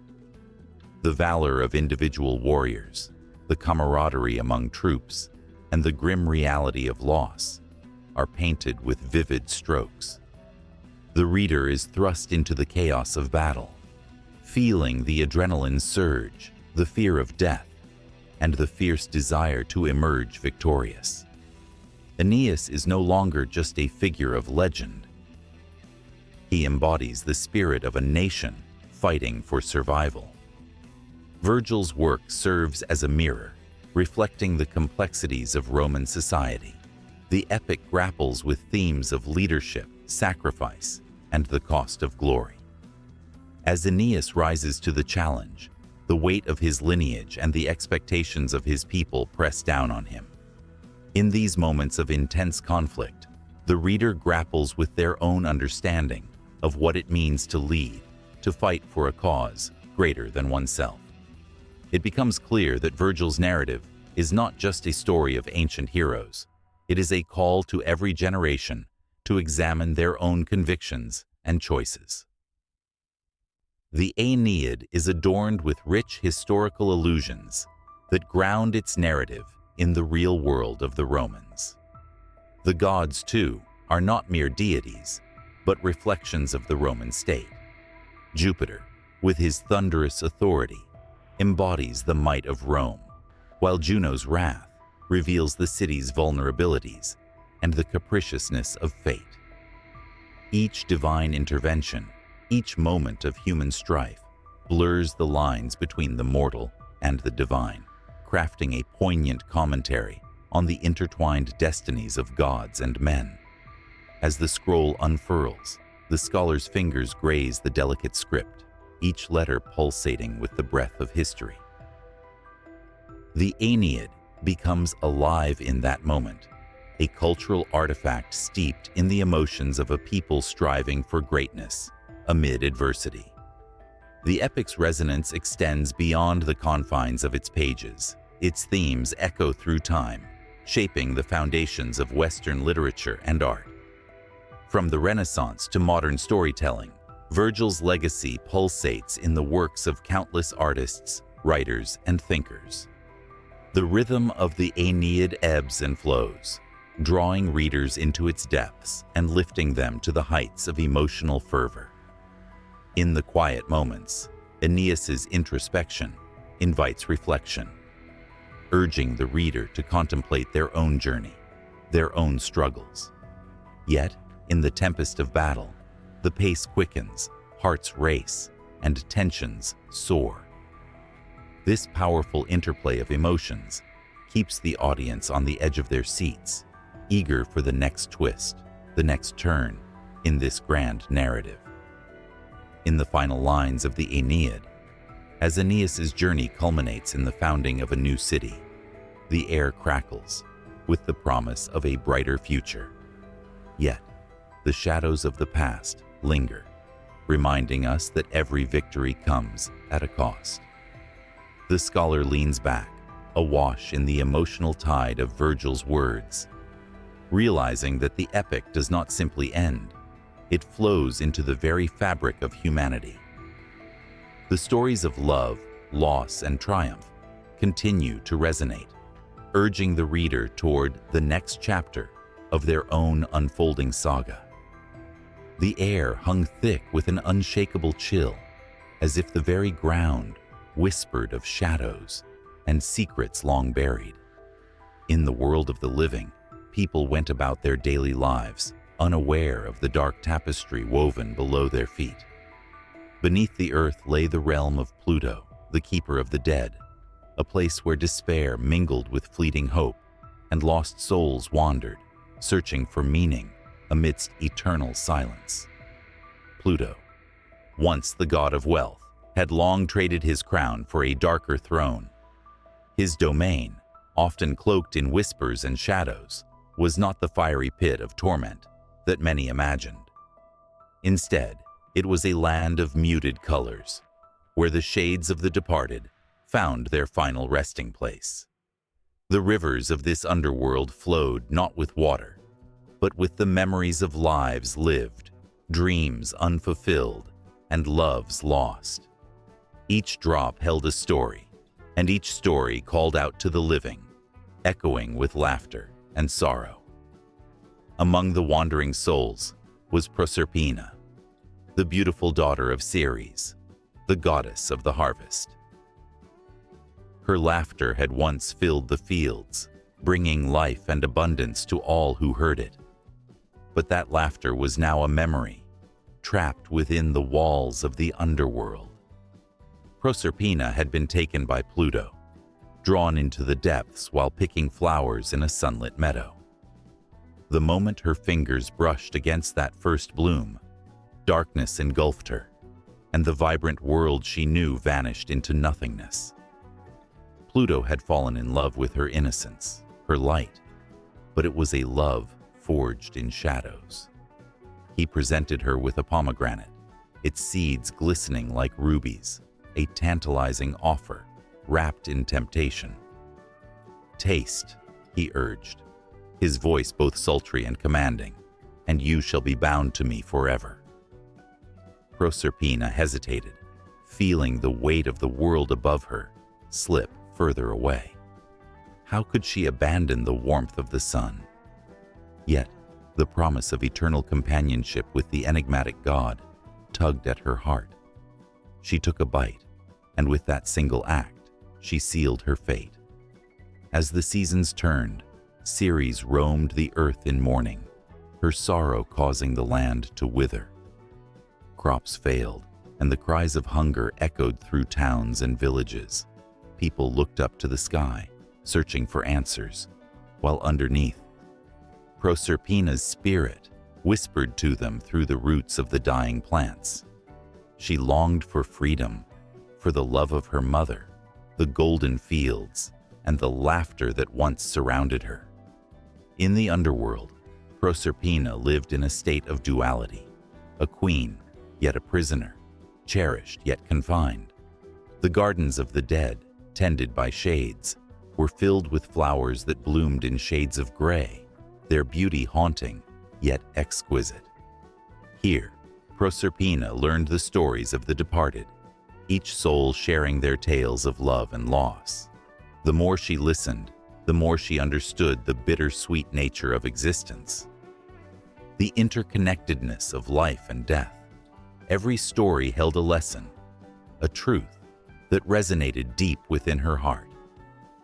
Meanwhile, Pluto ruled with a firm grip, his demeanor a blend of authority and loneliness. He wandered through the endless halls of his cavernous palace, adorned with treasures that once belonged to kings and heroes. But gold and jewels could not fill the void left by Proserpina's absence. He sought her companionship in the shadows, a flicker of hope in his otherwise dark existence. Yet, he knew he could never fully possess her spirit. Love cannot thrive in chains. As the seasons changed above, so too did the balance of the underworld. Proserpina's longing for the sun grew stronger, a flame that flickered in the depths of her heart. She had become a symbol for the cycle of life and death, a bridge between two worlds. With every passing moment, she felt the weight of her choices. Her heart ached for her mother, for the joyous laughter that once filled her life. And then, when her yearning reached a fever pitch, the moment came. Ceres, in her desperation, struck a deal with Pluto. If Proserpina could return to the surface, the earth would flourish once more and life would be restored. But there was a catch. Proserpina had eaten from the fruit of the underworld. For every seed she had consumed, she would remain tethered to Pluto, destined to return to him for a portion of each year. Their reunion was bittersweet. Ceres embraced her daughter, tears flowing like rain upon parched earth. The sun broke through the clouds as Proserpina returned to the land of the living, her laughter like a melody that rejuvenated the fields. Yet, as autumn approached, shadows loomed over her joy, a reminder of the inevitable return to Pluto's grasp. The earth would flourish, but at a cost, the price of longing and love. In the dark halls of the underworld, Pluto awaited her return. His heart, heavy yet hopeful, reflected the tumult of emotions that filled their lives. He had taken Proserpina, yes, but he too was a prisoner of his own making, a ruler shackled by the very love he coveted. As the seasons danced their eternal waltz, the cycle continued, connecting the living and the dead in an intricate tapestry of fate and choice. The afterlife, with all its mysteries and emotions, stretched out like a vast ocean, teeming with stories untold. Souls floated like leaves upon the water, each searching for their place, their peace. Some drifted, content to linger in the twilight, while others cried out for resolution, for closure, for the chance to be heard. It was a realm not of punishment, but of reflection, where the echoes of laughter and sorrow intertwined, shaping the essence of existence itself. In this world, Proserpina and Pluto were not merely figures of myth. They were reflections of every heart that craved connection, every soul that sought understanding. Their story intertwined with the lives of mortals, reminding all of the delicate balance between love and loss, light and darkness.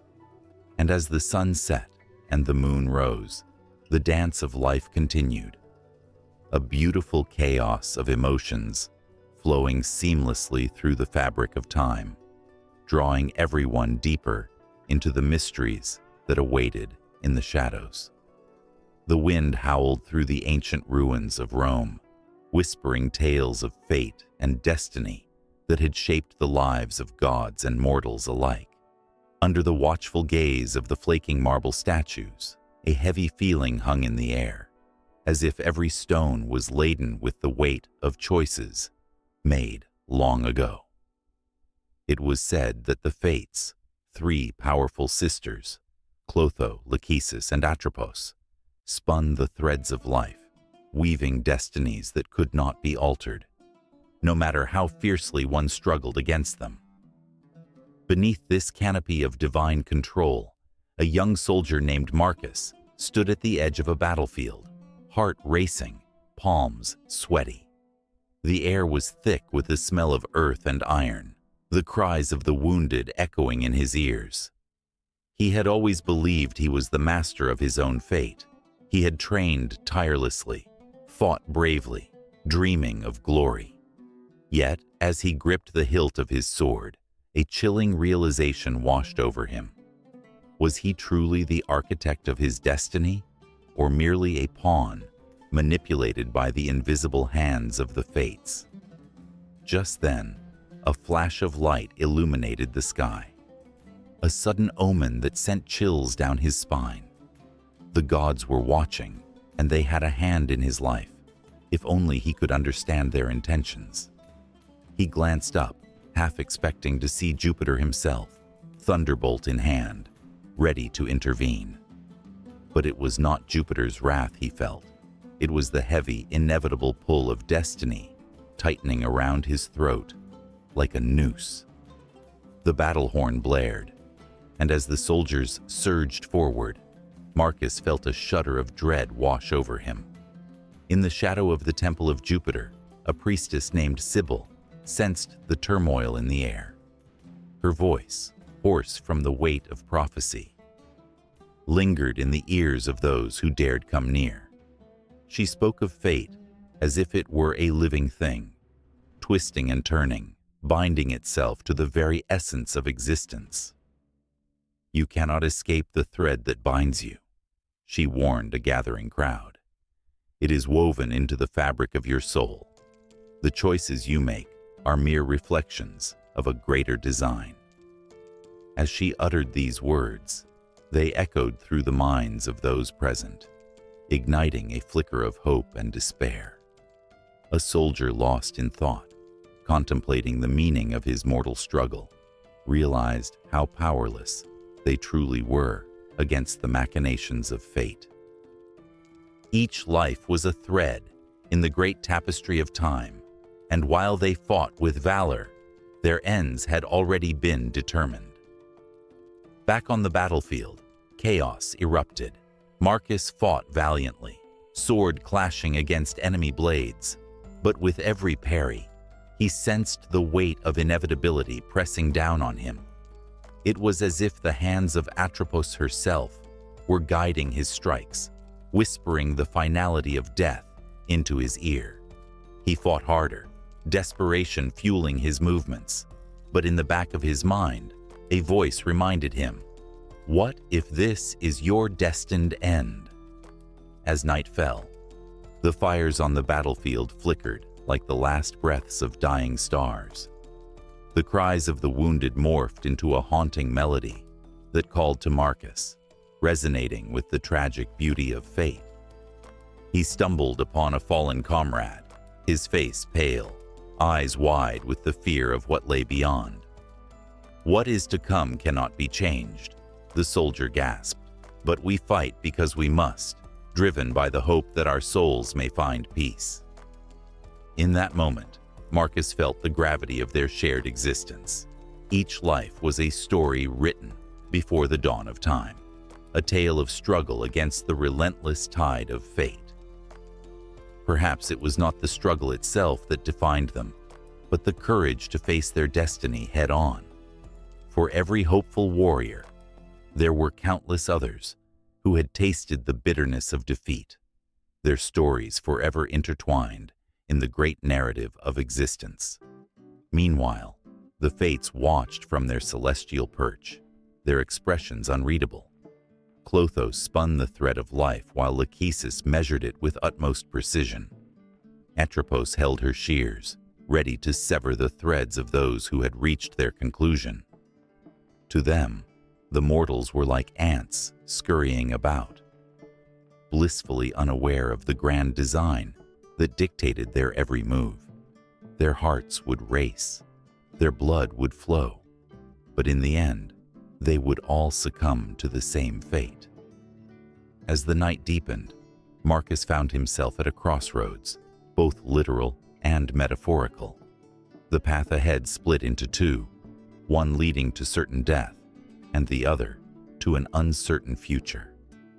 But it struck him then, no matter the choice he made, it had already been laid out before him. The hand of fate had already sketched his journey in ink that could never be erased.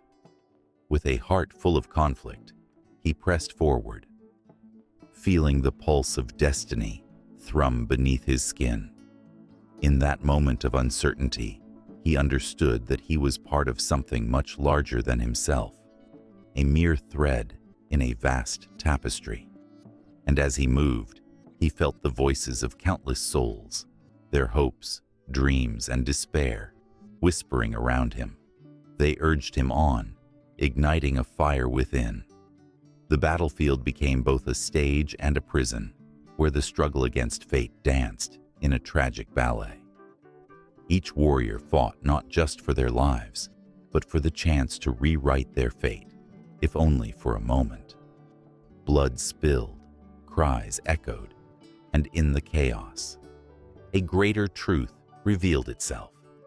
Destiny was not merely a chain that bound them, but a force that compelled them to strive, to fight, to live. As dawn broke over the horizon, casting golden rays upon the blood-soaked earth, Marcus stood, panting, amidst the ruins of battle. The sun illuminated the remnants of what had transpired, each glimmer a reminder of the intertwined fates of all who had fought. He felt the weight of his choices, the undeniable pull of destiny, and the flicker of hope that refused to be extinguished. In that moment, amidst the echoes of the past and the uncertainty of the future, he realized that while fate may weave the fabric of their lives, it was his heart that would ultimately decide the color of his threads. It was a powerful realization that surged through him, igniting a spark of defiance against the fates themselves. With courage swelling in his chest, he turned, ready to face whatever awaited him, forging ahead with the unyielding belief that destiny, while binding, could also be shaped by the human spirit. But the question lingered: was he truly the master of his fate, or would the fates weave an ending he could never escape? The answer hung in the air like a promise, waiting to be revealed. Under the relentless sun of ancient Rome, a figure loomed larger than life, a monument carved from the very essence of struggle and triumph. Hercules, the demigod, with his muscular frame and fierce determination, captured the hearts of the people. His 12 labors echoed through the streets, tales of courage and despair woven into the fabric of society. But behind those grand tales lay a tapestry of Roman adaptations that transformed the hero's journey into something uniquely their own. The first labor, the Nemean lion, was not just a battle against a beast. It was a symbol of confronting one's deepest fears. In the Roman version, the lion's impenetrable skin became a metaphor for the challenges that clung to the heart, like a vice. The Romans, ever the dramatists, turned Hercules into a symbol of their own struggles against the overwhelming tides of fate. As he wrestled the lion, each roar reverberated through the Colosseum, where spectators could almost taste the sweat and blood of the arena.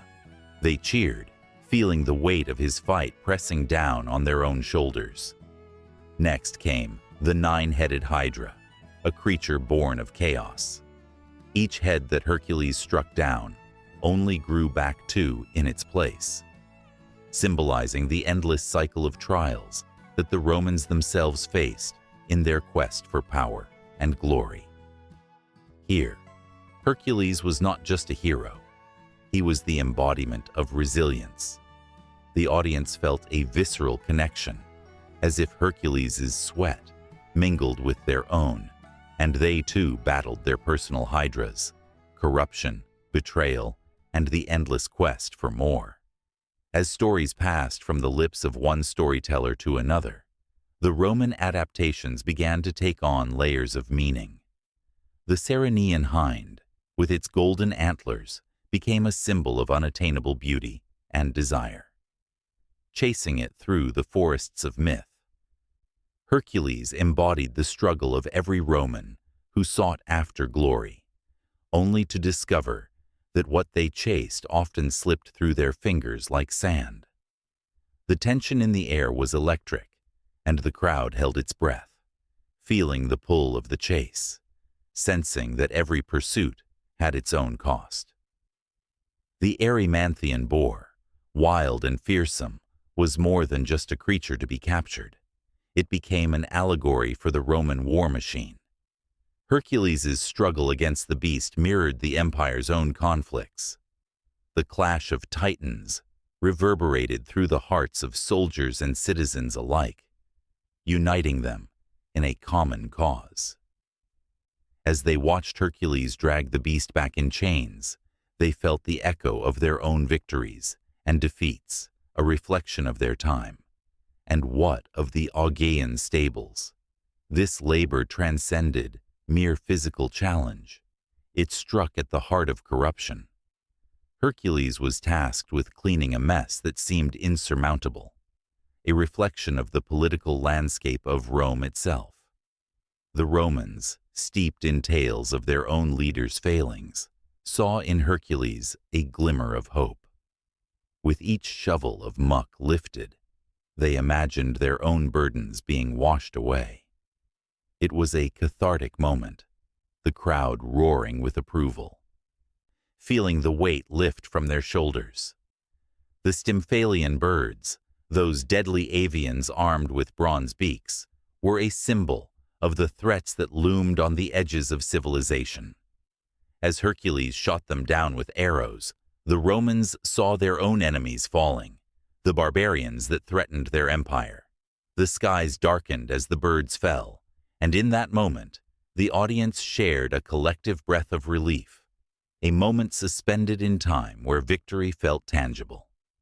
The Cretan bull, a creature of immense power, embodied the chaos that lay in the heart of every Roman. As Hercules wrestled the bull, the crowd felt the adrenaline pumping, each twist and turn of the epic struggle reflecting their own tumultuous lives. It resonated with a deeper truth, that sometimes the fiercest battles were those fought within. The roar of the crowd grew louder, each shout echoing their own unvoiced fears and aspirations. Next came the mares of Diomedes, beasts that feasted on human flesh. In this brutal labor, Hercules confronted the reality of his own mortality and the darkness within humanity. The Romans were captivated, for they understood the dual nature of man, the capacity for both great good and terrible evil. As Hercules tamed the feral horses, they felt a connection to the tumultuous nature of their own society, finding a strange solace in the chaos. The belt of Hippolyta, a labor involving not just strength, but diplomacy, highlighted the importance of cunning over brute force. Hercules' charm and guile became a lesson for the ambitious Romans, who often found themselves navigating treacherous waters of politics and alliances. The tension in the audience built as they watched Hercules charm the Amazon queen, feeling the thrill of manipulation and strategy. Claps and cheers erupted, resonating with the hope that sometimes words could conquer might. The cattle of Geryon, guarded by a fierce giant, brought forth visions of a world where monsters were not only to be defeated, but understood. Hercules' journey across the vast seas and landscapes was not just a physical journey, but a pilgrimage of the spirit. Here, in the retelling, was a hint of introspection. The crowd, entranced, felt the pull of the open road, the unknown territories waiting to be claimed, reflecting their own ambitions and dreams. The 11th labor, the apples of the Hesperides, became a tale of seeking wisdom. The sacred garden was not merely a reward, but a reminder of the price of knowledge. To reach for the apples was to strive for enlightenment, a quest that resonated deeply within the educated elite of Rome. The struggle was palpable. Fears of failure mingled with the desire for greatness, creating an electric atmosphere that held the audience captive. Finally, the 12th labor, capturing Cerberus from the underworld, was a culminating testament to Hercules' journey. It was a descent into darkness, confronting one's fears and the inevitability of death. As he emerged from the shadows with the three-headed beast, the audience gasped collectively, feeling the weight of their own mortality. Cheers erupted, mixed with a kind of awe, as they witnessed not just a victory over a creature, but a triumph over their own fears. Through the lens of Roman adaptations, the 12 labors of Hercules morphed from mere myths into powerful reflections of human experience. Every struggle, every victory, resonated through the ages, binding the hearts of the audience to the very essence of heroism. As the stories wove through time, they became a mirror for the ambitions, fears, and dreams of Rome, an unbroken chain of resilience stretching from the past into an uncertain future. The air buzzed with anticipation, each tale leading seamlessly into the next, as the spirit of Hercules marched on, eternally echoing through the ages. The clash of swords echoed through the misty air, a cacophony of chaos that sent shivers down the spine of any who dared to bear witness. On the battlefield, the acrid smell of sweat and blood mingled as warriors fought, not just for their homes, but for the very essence of what it meant to be alive. In the midst of this turmoil stood Mars, the Roman god of war, a figure of fierce determination, his armor glimmering in the unforgiving sunlight. His eyes, dark and piercing, reflected the agony and triumph of 1,000 battles. Each scar on his body, a testament to the relentless nature of conflict. The tales of Mars were not merely stories, they were potent myths woven into the fabric of Rome itself. His presence was believed to invigorate the soldiers, stirring a primal force within them that surged like a tidal wave. As they fought, they could almost feel his spirit coursing through their veins, urging them to charge forward, to conquer whatever lay before them. The brave and the terrified alike whispered his name in prayer, seeking his favor before stepping into the fray. Yet, in the shadows of victory, there lurked a darker side, one that the proud legions seldom spoke of. The notion of glory was seductive, but the costs of war were steep, leaving behind a trail of broken bodies and shattered souls. Those who returned were forever changed, haunted by the memories of comrades who had fallen. They bore the weight of Mars's martial spirit, a burden that neither glory nor honor could ease. On the other side of the war-torn landscape, there was Bellona, the fierce goddess of war and sister to Mars. She embodied the chaos of battle, her spirit woven intricately with the fate of those who fought, while Mars was often seen as the patron of the soldier. Bellona was the embodiment of the battlefield itself, wild, unpredictable, and intoxicating. The roar of her chariot could send chills down the spine of the bravest warrior, a reminder that the dance of war was as much hers as it was Mars's. In Rome, she was honored in temples, where flickering candles illuminated the faces of anxious worshippers. They came seeking her protection, offering sacrifices to appease her fierce spirit that could turn the tide of any conflict. What they didn't understand was that Bellona demanded a price. To invoke her strength was to welcome chaos, to flirt with the very edge of sanity that war could bring. For every shout of victory, there was a whispered prayer for the fallen, a realization that the thrill of battle could swiftly turn into a nightmare. The soldiers, caught in this whirlwind of mythology and emotion, grappled with a world where victory and despair coexisted. They dragged their feet through the blood-soaked earth, eyes wide with fear, yet burning with the desire to prove themselves. With each clash of steel, they felt both the exhilaration of life and the creeping dread of death. They were warriors, yes, but they were also human, vulnerable, aching, longing for a sense of purpose amidst the darkness. As dusk fell, the haunting cries of the wounded echoed over the hills, mingling with the distant sounds of preparation for the next confrontation. The images of comrades who had fought valiantly beside them lingered in the minds of the survivors, flashes of laughter and camaraderie overshadowed by the brutality of war. The grip of Mars tightened around their hearts, and the spirit of Bellona surged, a potent reminder that while they sought to embody glory, they were also tethered to pain. Among the ranks stood a young soldier, trembling but resolute. His mind danced between visions of triumph, celebrated in heroic poems, and the bitter reality that awaited him on the field. He could feel the weight of history pressing down upon him, each soldier an echo of those who had come before, each battle a continuation of an unbroken cycle. In this moment of reflection, he understood that he was not merely fighting for himself, but for the countless souls who had bled for the ideals of honor and valor. The martial spirit coursed through him, igniting a fire that threatened to consume. As the night deepened and stars flickered overhead, he found solace in the idea that the myths of Mars and Bellona weren't just tales of gods. They were woven into the very essence of his being.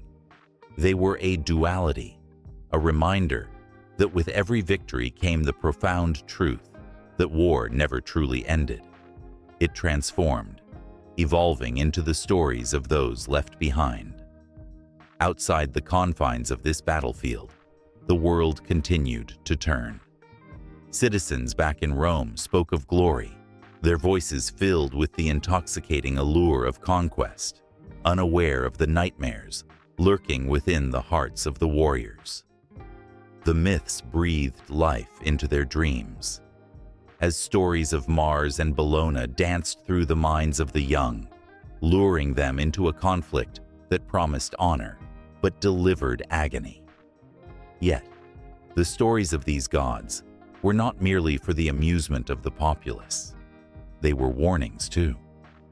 The heroic ideals painted a vibrant picture of valor, but lurking beneath the surface was a truth that few dared to acknowledge. For every story told, there were others silenced by the weight of sorrow, victims of a conflict driven by ambition. Those who wielded the swords of power often overlooked the cries of the fallen, lost in the haze of glory that blinded them to the cost of war. And so, as the moon bathed the battlefield in a silver glow, the young soldier felt the pull of both Mars and Bellona. He understood that he was not just a participant in a grand tale. He was a player in a game far older than himself, caught between the promise of glory and the stark reality of loss. The air crackled with tension, anticipation thick enough to taste, as the soldiers steadied themselves for the dawn that would bring battle once more. In that moment, the distinction between myth and reality blurred. The stories of Mars and Bellona intertwined with the fates of men, drawing lines that were as delicate as they were indelible. The young soldier's heart raced as he prepared to face the unknown, the whispers of the past mingling with his own resolve. The stage was set. The horrors of war lay just beyond the horizon, waiting to unfold, a chapter in a saga as old as time itself, where the echoes of battle would resonate long after the last cry had faded into silence. In the shimmering grove of ancient dreams, where the soft rustle of leaves whispered secrets of the ages, two powerful figures emerged from the shadows of mythology. Venus, with her captivating beauty that could melt the hardest of hearts, and Diana, the fierce protector of the wild, stood as immortal embodiments of love and strength. Their stories, woven through time, pulsated with both tenderness and fury, igniting passions that transcended mortal understanding. Venus, born from the froth of the sea, was not just a goddess of love. She was an irresistible force, an enchanting spirit who could sway the hearts of gods and mortals alike. People fell to their knees in her presence, entranced by her beauty. She wore her charm like a shimmering cloak, beckoning lovers and dreamers. With a heart as vast as the ocean, her love stories were laced with both joy and sorrow. The tale of her affair with Mars, the god of war, was a dance of contrasting energies, a passionate embrace wrapped in the chaos of conflict. Their love was a firestorm, igniting both pleasure and pain, teaching humanity about the complexity of desire. In the realm of women, Venus shone not just as a beacon of love, but as a testament to the power of choice. She wielded her influence with grace, for every heart she touched, every soul she captivated, reflected the timeless struggle between longing and loss. The tales of her beauty were sung from the highest mountains to the deepest valleys, but they carried a weight. The jealousy of the other goddesses, particularly Juno, twisted like a serpent around her legacy. Their envy birthed chaos, leading to the fateful events of the Trojan War, all sparked by a simple golden apple that declared her the fairest of them all. In that moment, the fragility of beauty was laid bare, showing that even the brightest lights cast shadows.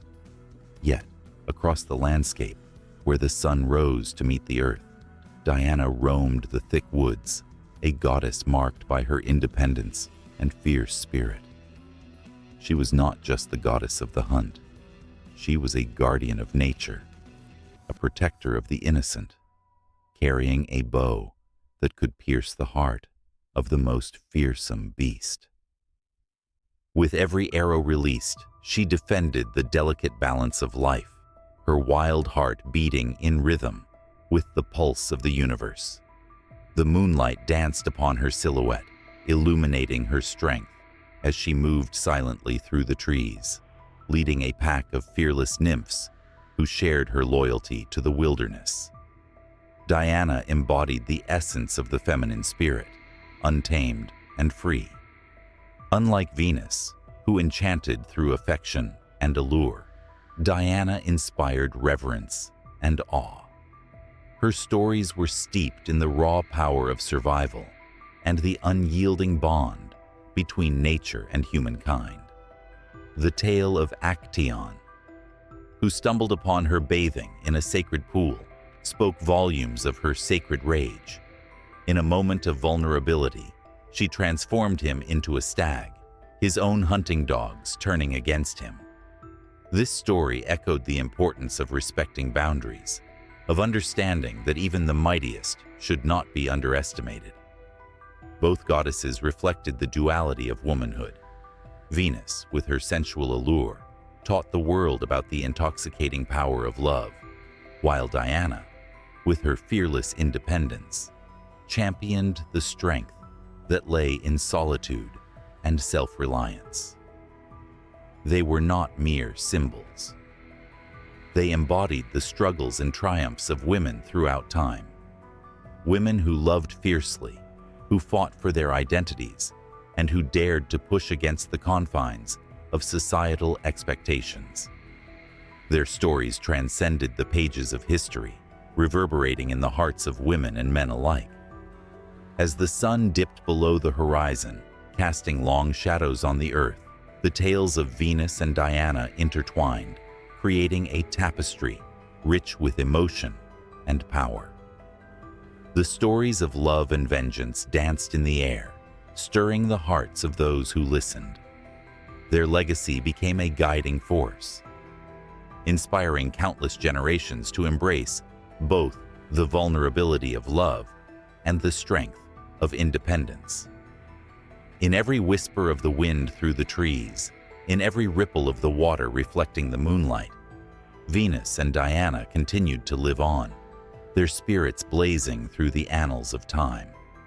Their enduring presence was felt in the laughter of lovers, in the fierce cries of the wild, and in the hearts of women who dared to defy the ordinary. The air crackled with a tension that refused to fade, as if the very essence of their beings lingered, waiting for new stories to be written, stories of love, loss, struggle, and triumph, echoing through the ages. And just when the night seemed still, a new dawn approached on the horizon, filled with whispers of yet another powerful woman waiting to be revealed. In the depths of those shadows, the promise of more awaited. A fresh surge of inspiration spun from the threads of Venus and Diana, beckoning the world to turn the page to a new chapter, where the myths of the past would ignite the passions and dreams of the future. In the flickering shadows of ancient Rome, when the streets thrummed with life and whispered tales of gods and heroes, there existed a bond so profound that it could shape destinies: family.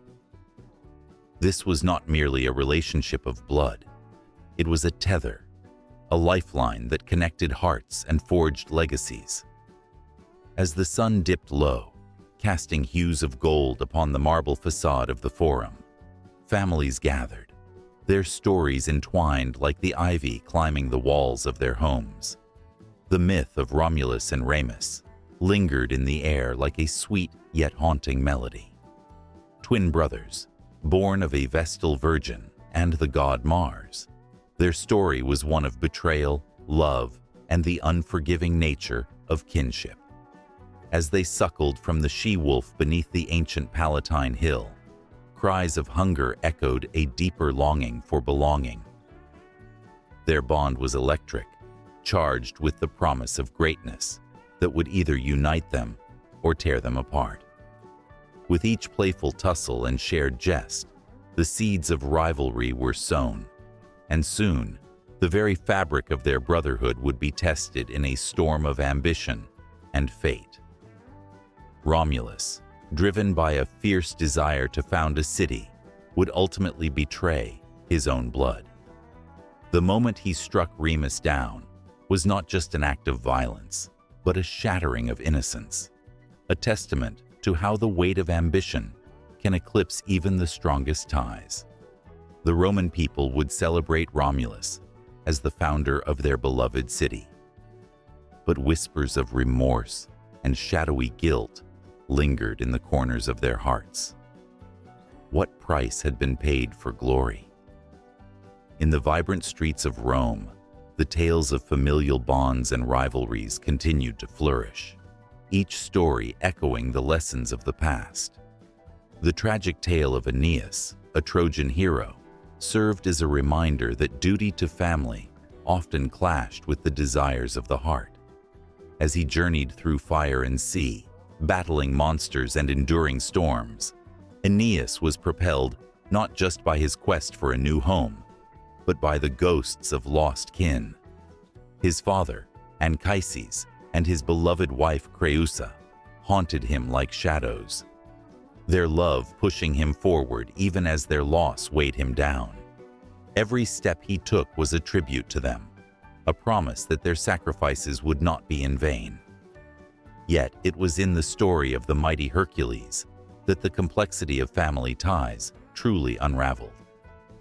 Born of the union between Zeus and Alcmene, Hercules was destined for greatness, yet cursed by jealousy.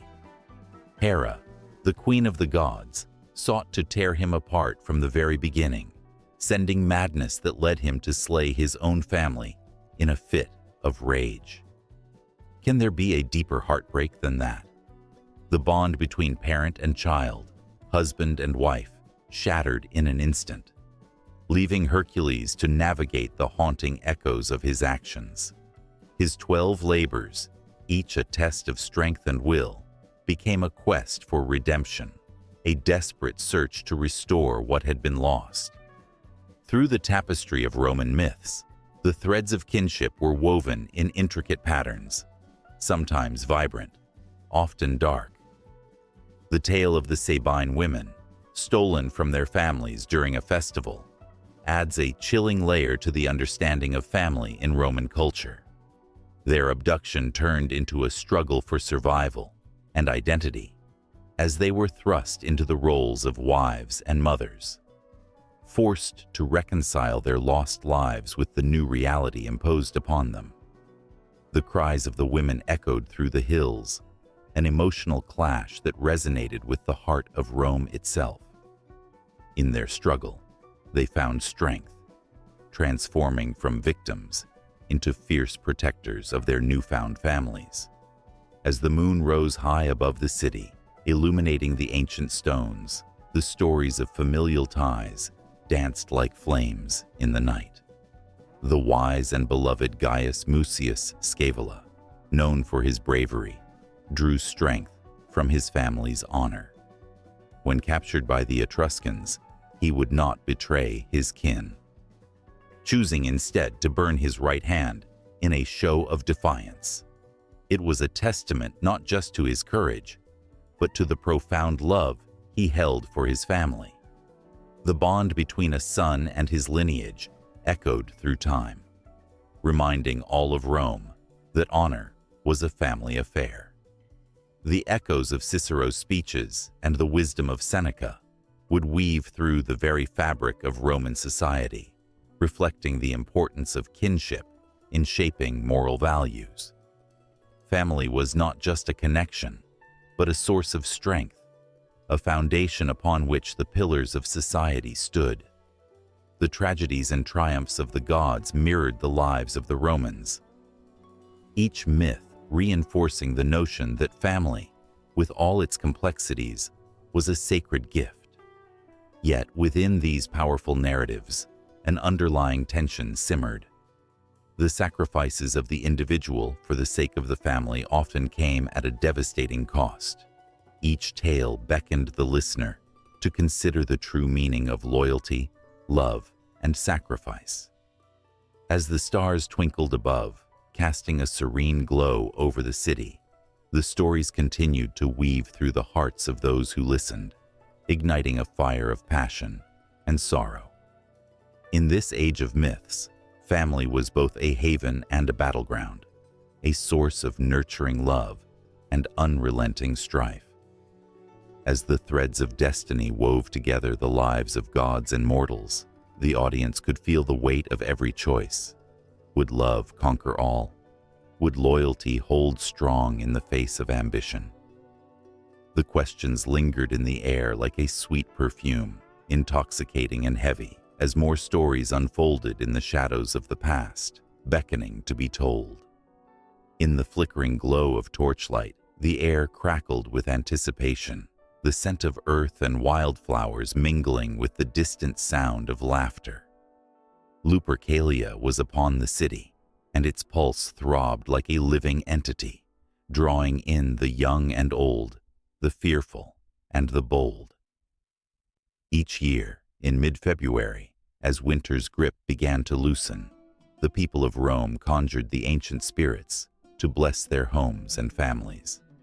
The festival started at the sacred cave of Lupercal, where Romulus and Remus, the legendary founders of Rome, were said to have been nursed by a she-wolf.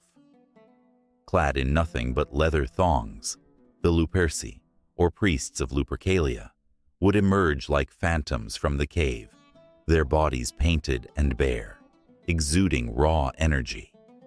They carried the hides of sacrificed goats, the very embodiment of renewal. As they raced through the streets, laughter transformed into a wild cacophony. The crowd erupted, eager to be touched by the frenzy of these young men, for it was said that a simple swipe of the goat skin across one's skin could ward off evil spirits and ensure fertility in the coming year. In this feverish moment, the lines of society blurred. Rich and poor, noble and commoner, all became one. Women stood with bated breath, hearts racing, longing for that brush against their skin, hoping for love, for life.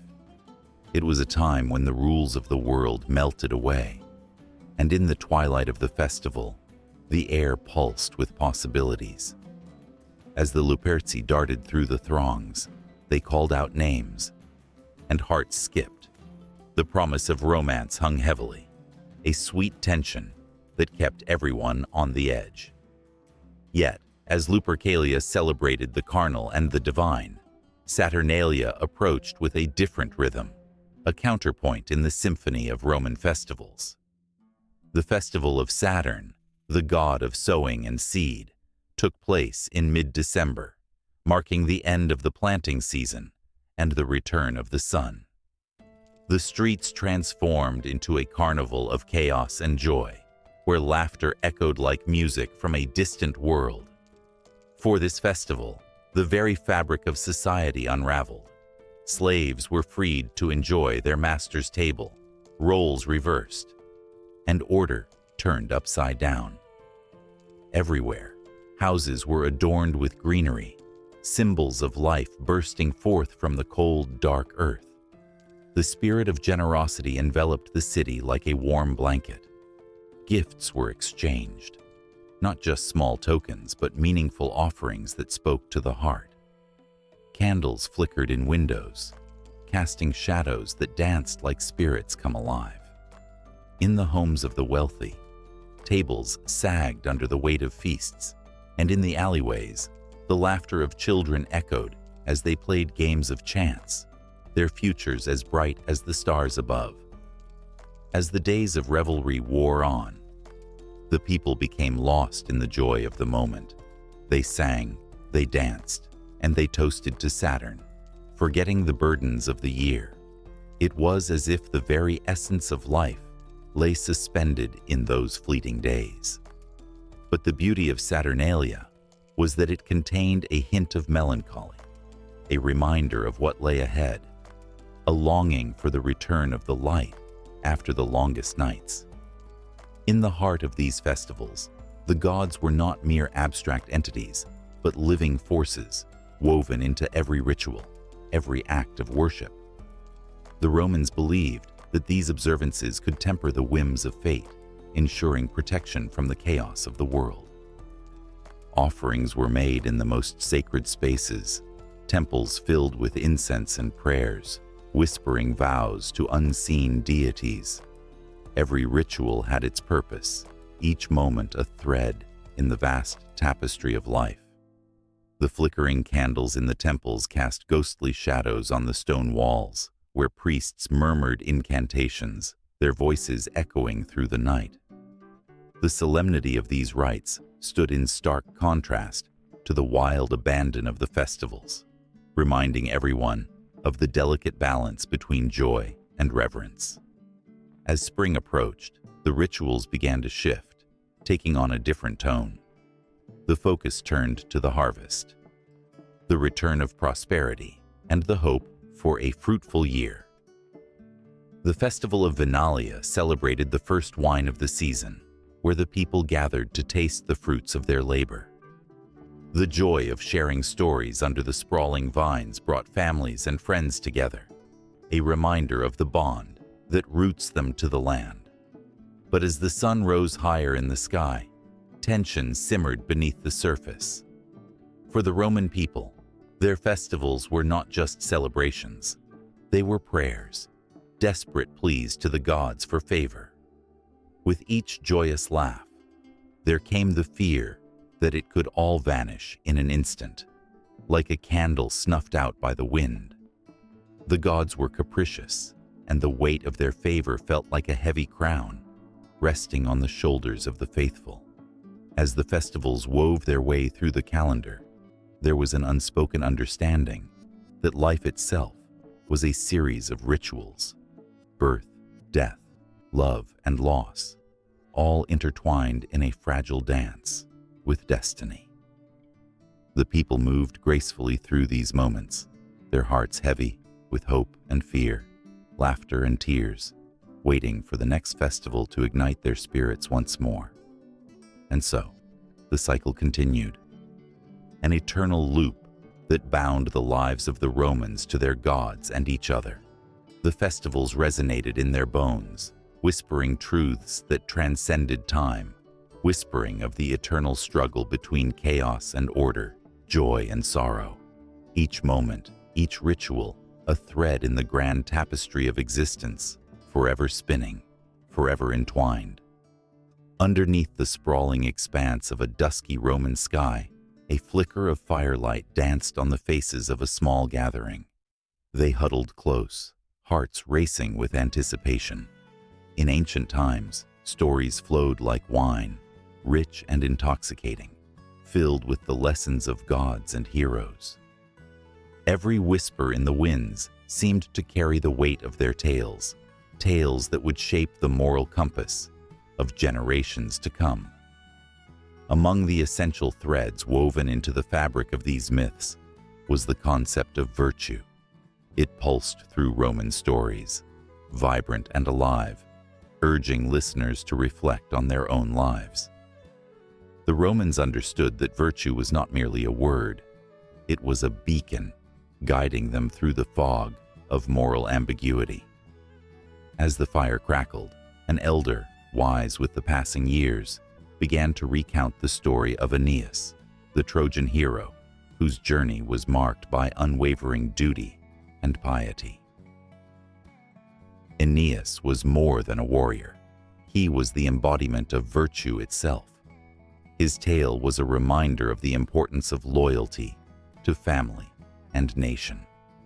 As the elder spoke, the listeners could almost see Aeneas's struggles as he fought to fulfill his destiny while facing the wrath of gods and the shadows of his past. His heart ached with the weight of his responsibilities, yet he pressed on, embodying the Roman ideal of pietas, a blend of piety, duty, and love. It was this relentless pursuit of virtue that inspired a young soldier in the audience, who felt an intense spark of courage igniting within him. But virtue was not always a straightforward path. It often came wrapped in the garb of hardship.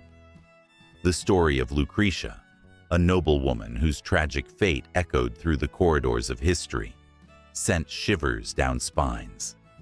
When faced with the threat of dishonor, Lucretia chose an act of profound bravery.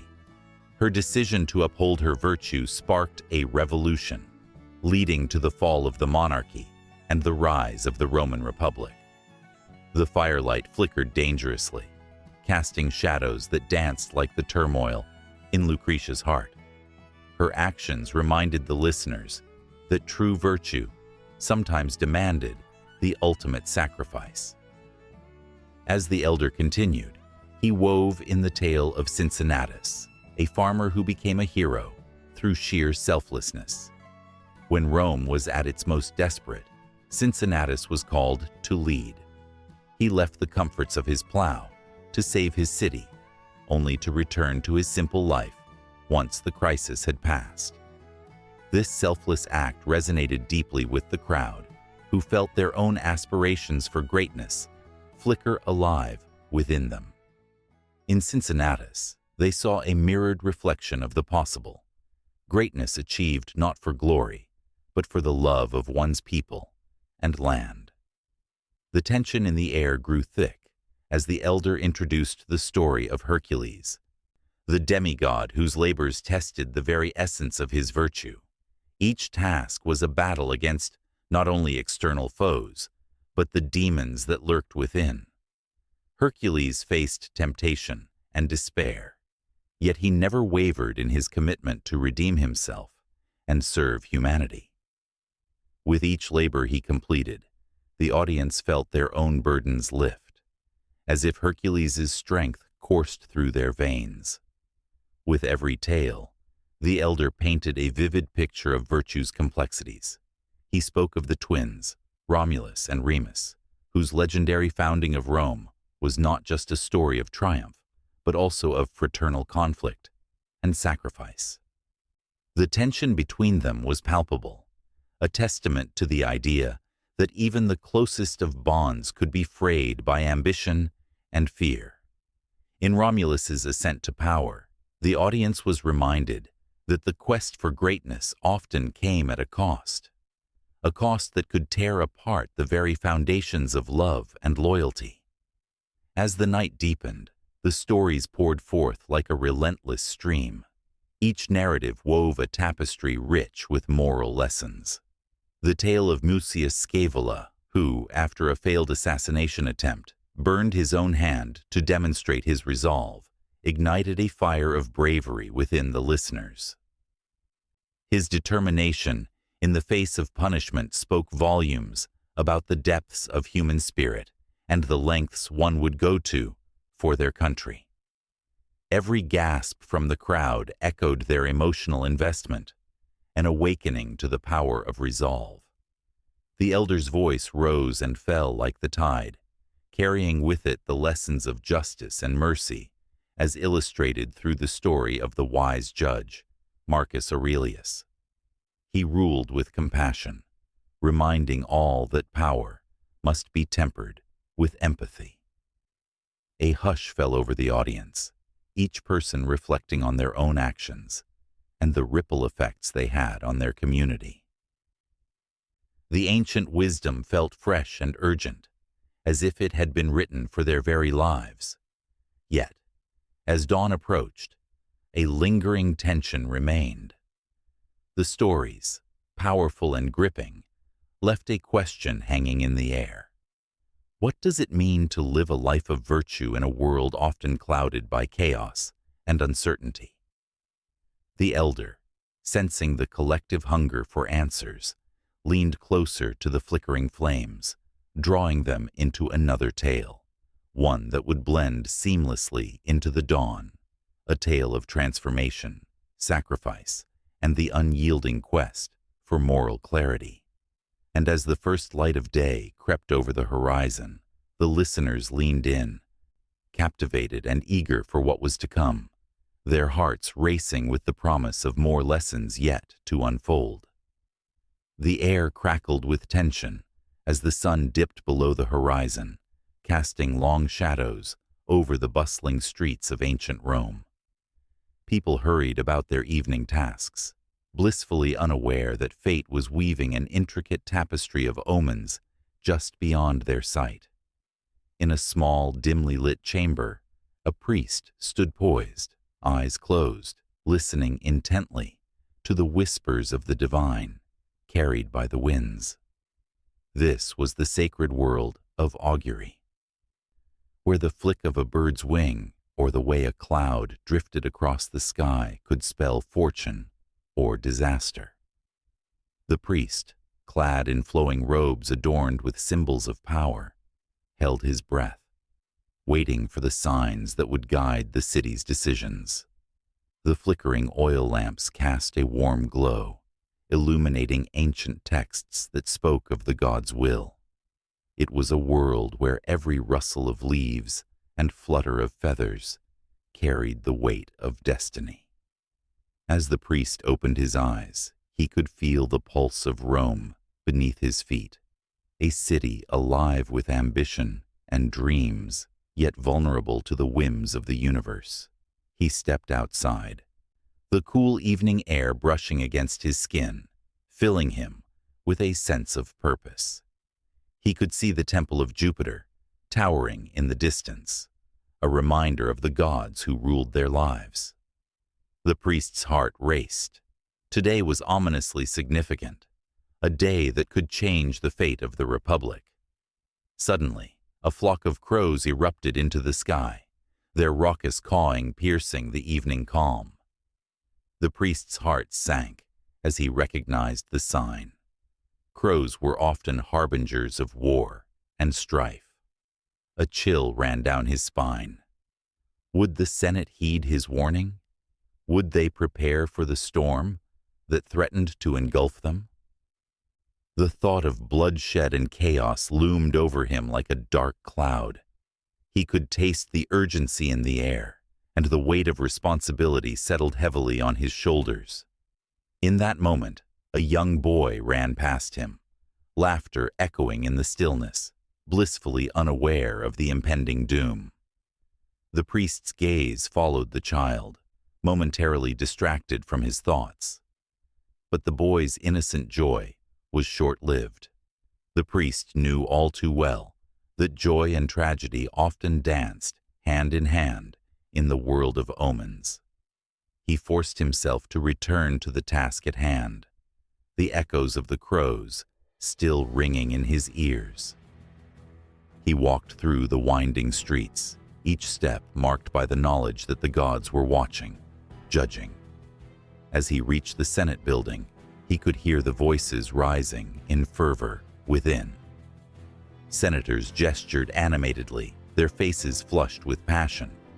But how could they shape the future without the guidance of the divine? He had to make them see. With a deep breath, he pushed through the imposing doors, entering a room thick with tension. The scent of incense mixed with the scent of sweat and ambition. The priest raised his hands, calling for attention, his heart pounding like a war drum. "Senators," he declared, voice steady. "The omens speak of dark times ahead. The crows have warned us. We must prepare." Gasps filled the air, disbelief washing over the gathered men like a wave. The priest's words hung heavy, a shroud of foreboding as he recounted the signs.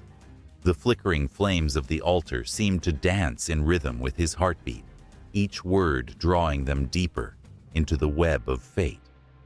But there were those who scoffed. "It is just a bird," one senator shouted, waving his hand dismissively. "We will not be ruled by superstition." A murmur of agreement rose from the crowd, but the priest could feel the tension bubbling beneath the surface. He leaned in, eyes bright with intensity, compelling them with the power of belief, of ancient wisdom, a thread woven through the fabric of their society.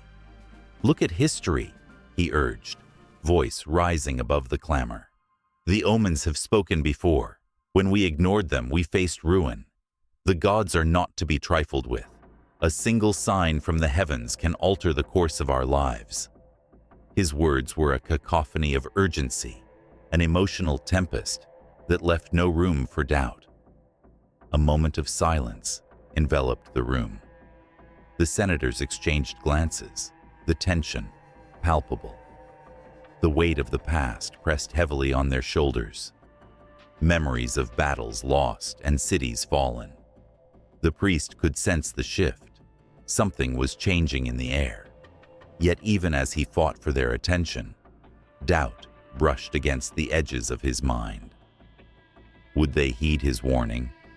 Or would they let pride blind them to the truths etched in the sky? Suddenly, a gust of wind swept through the open window, sending parchment swirling like autumn leaves. The candles flickered violently, casting shadows that danced ominously across the walls. It was as if the gods themselves were intervening, echoing the priest's warnings with celestial fury. Gasps erupted anew, and fear flickered in the eyes of the senators. "Now do you see?" The priest pressed, voice trembling with passion. "The will of the gods is undeniable. We must act before it is too late." His heart raced, a mixture of hope and dread coursing through him. Would their hearts open? Would they accept the truth he bore? At that moment, a crack of thunder roared from above, shaking the very foundations of the Senate. The skies darkened, heavy with portent, and rain began to pour in torrents. The sudden deluge framed the urgency of the priest's words, mirroring the tempest raging within him. The senators' faces drained of color, and the priest could almost hear the heartbeat of Rome quickening in response to the storm. With fear echoing in their collective hearts, they turned to one another, a palpable sense of uncertainty filling the air. The priest held his breath, waiting for their response. Would they rise to the challenge, or would they fall prey to the darkness that loomed just beyond the horizon? The omens had spoken, and the future rested precariously on the edge of a knife, waiting for a single decision to tip the scales. And as the thunder rumbled again, the tension in the chamber thickened, leaving everyone suspended in a moment of truth, teetering on the brink of fate. As the sun set over the grand city of Rome, casting a golden hue across the ancient stones, a whisper reverberated through the forum, untamed, electric. The air crackled with the promise of power, for Rome was not merely a seat of governance. It was a living entity, woven intricately with threads of divine mythology. The gods and goddesses of Olympus were not distant figures residing in the clouds. They were entrenched in every decision, every law, every heartbeat of the city's politics. In the shadows of the Senate, where the air was thick with the weight of ambition, a senator stood tall, his eyes glinting with the fervor of a man possessed. He was Marcus, a man driven by the belief that his destiny was sunlit by the favor of Jupiter himself. He recalled the rituals performed before each public assembly, the offerings made at the Temple of Mars, and how the flicker of candles seemed to illuminate his path forward. Fate intertwined with politics, and with every vote cast, he could almost feel the hands of the divine guiding him. The very foundation of Rome was built upon these beliefs. The Romans, with their rich tapestry of myths, knew that the gods were ever watchful, and their wrath could be devastating.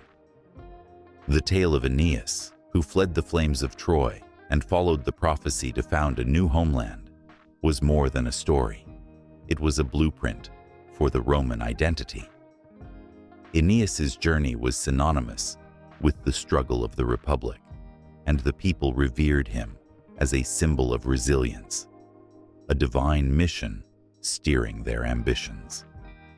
On the steps of the Senate, whispers of recent events echoed ominously. A rival politician had defied traditional beliefs, questioning the necessity of animal sacrifices to appease the gods. The air shifted, tension coiling like a serpent ready to strike. It was said that during his speech, thunder rumbled ominously, as if the very heavens expressed disapproval. The people murmured of curses and omens, and Marcus felt the chill of impending doom. The gods had a vested interest in Rome, and every snub could lead to disastrous consequences. In the forum, the public was gripped by stories of bravery and betrayal, tales that flowed like wine during celebrations. A victorious general returned, hailed as a demigod, his triumph woven into a narrative of divine favor.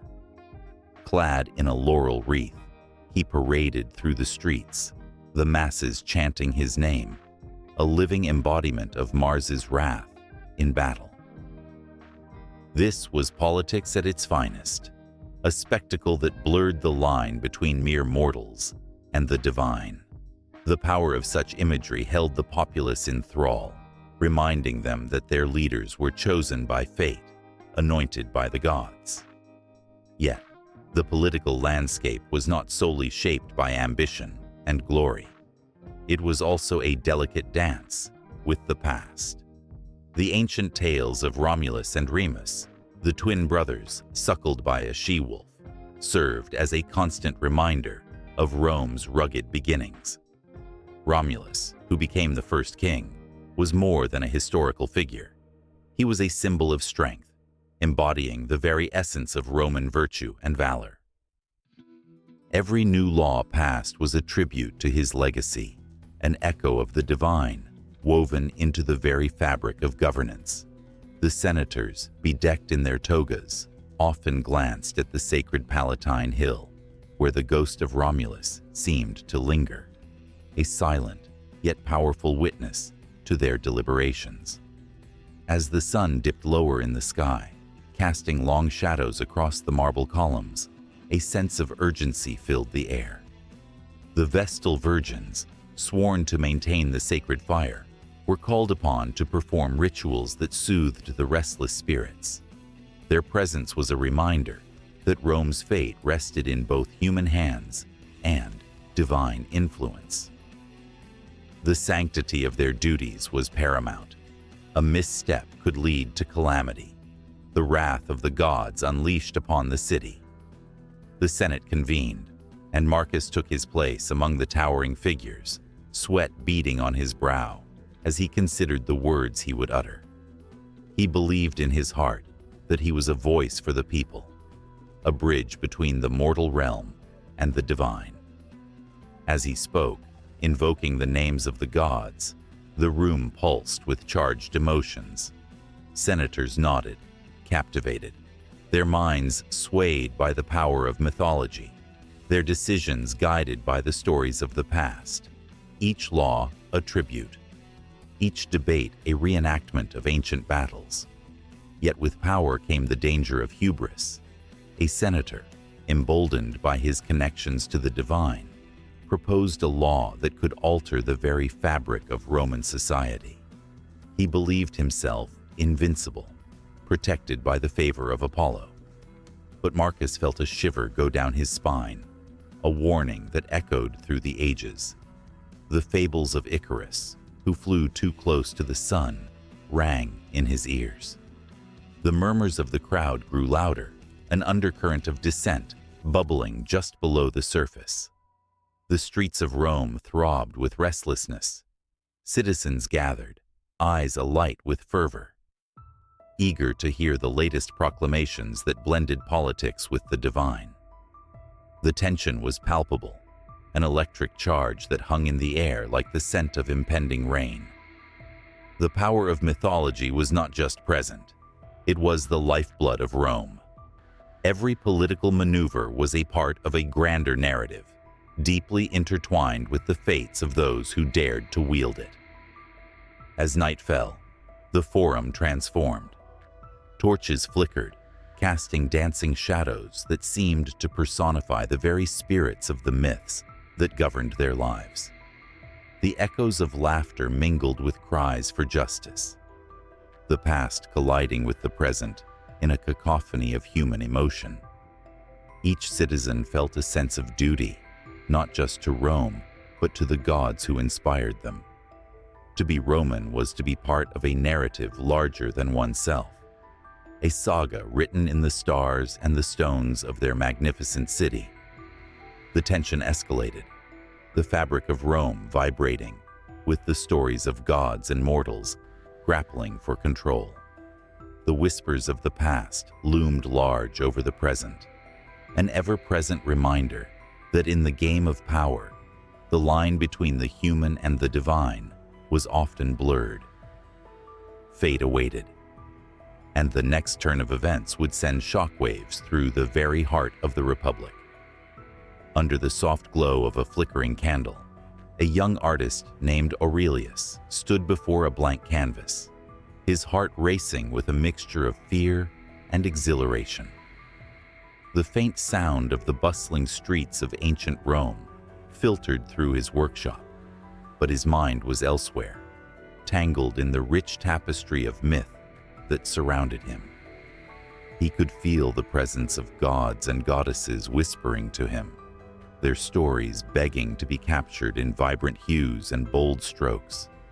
It was as if Venus, with her alluring charm, and Mars, with his fierce valor, beckoned him to immortalize their timeless love and conflict. Roman mythology was not merely a collection of tales, it was a profound source of inspiration, that permeated every corner of art and literature, bubbling up from the depths of human experience. The tales of Jupiter's thunderous might and Juno's jealous rage spilled forth like a river, shaping the characters, emotions, and very essence of a civilization. Each myth possessed a spark, a heartbeat, that artists like Aurelius longed to translate into their work. The very air around him seemed charged with the power of these gods, each ready to leap off the canvas and into the souls of those who would gaze upon his creation. As he dipped his brush into the bright reds and deep blues, he thought of the epic tales of Aeneas, the heroic warrior who faced storms and trials that would test even the strongest of men. He envisioned the moment when Aeneas, destined to found a new home in Italy, carried his father on his back, embodying courage and duty. That image, so rooted in Roman ethos, ignited a fire within Aurelius, pushing him to create not just a painting, but a portal into the emotions of valor, sacrifice, and destiny. The influence of myths seeped into the very fabric of Roman literature as well.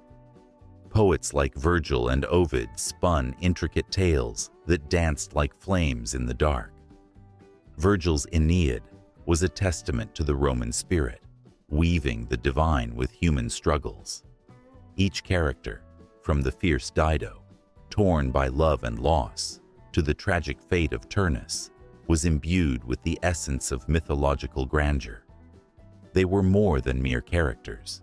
They were vessels for the raw emotions of love, betrayal, and the relentless pursuit of glory. In the dim light of his workshop, Aurelius painted with urgency, the brush almost flying across the canvas. He could see the world of gods and men collide with every stroke, the tension between divine intervention and human frailty playing out before his eyes. He recalled Ovid's tales of transformation, where mortals became gods and gods became mortals, exploring the complexities of identity and existence. It was all so visceral, the passion, the heartache, the longing for connection. These stories, steeped in layers of meaning, transcended time, echoing with each generation. As the night deepened, Aurelius became more entranced. He painted the scene where Pygmalion, a sculptor, fell in love with his own creation, a statue so perfect that it seemed to breathe. The agony of longing and the ecstasy of fulfillment spiraled in his heart, igniting a passion that fueled his artistry. The story of Pygmalion resonated deeply with him. It illustrated the profound bond between creator and creation, an echo of his own aspirations as he poured his soul into his work. Suddenly, a gust of wind rattled the window, causing the candle flames to flicker wildly. It felt as if the very spirits of antiquity were at his shoulder, urging him onward. In that moment, the walls of his workshop seemed to dissolve, and he was transported to a grand amphitheater where statues of gods loomed large, their marble visages carved with expressions of both serenity and ferocity. The audience was spellbound, drawn into the world of epic tales that unfolded before them, each story a thread woven into the fabric of Roman life. Aurelius's thoughts danced to the great playwrights of his time, Seneca, Plautus, and Terence, whose works were alive with the drama of human emotion. They brought to life the complexities of love, ambition, and betrayal, crafting characters that mirrored the very essence of Roman society. The tension on stage was electric, as each actor embodied the struggles and triumphs of their mythological counterparts. The audience, enraptured, experienced the highs and lows of life through the lens of the divine, feeling every heartbeat, every tear shed by the characters. With a final flourish, Aurelius stepped back from his canvas, breathless and enchanted. His heart raced as he gazed at the vibrant colors and vivid figures, the stories of gods and mortals swirling around him like an invisible embrace. The power of Roman mythology swelled within him, an undeniable force that transcended the canvas and reached into the depths of his very soul. It was not just art. It was a living testament to the human experience, a bridge connecting past, present, and future. As dawn began to break, casting a soft light over his work, Aurelius felt an incomprehensible connection to the world around him. The stories of Roman mythology would not fade. They would endure, echoing through the ages, influencing countless generations of artists and writers yet to come. He closed his eyes, letting the emotions wash over him, feeling every heartbeat of the stories that had shaped his world. The brush still clutched in his hand, he envisioned how these tales would continue to inspire and transform, how they would find new life in the hearts of those yet to hear them. Each stroke of his brush was a whisper to the future, a call to remember that the gods were never truly gone. They lived on in the art and literature that defined the very essence of humanity. And with that, as the sun peeked over the horizon, illuminating his masterpiece, Aurelius knew this was just the beginning, a spark that would ignite a fire of creativity, uniting the past with the present in an endless cycle of inspiration and emotion. A lone figure stood at the edge of a crumbling stage, the faint light flickering above as if it were a dying star. The audience, hushed and breathless, felt the weight of ancient tales weave through the air like a fine mist, heavy with emotion.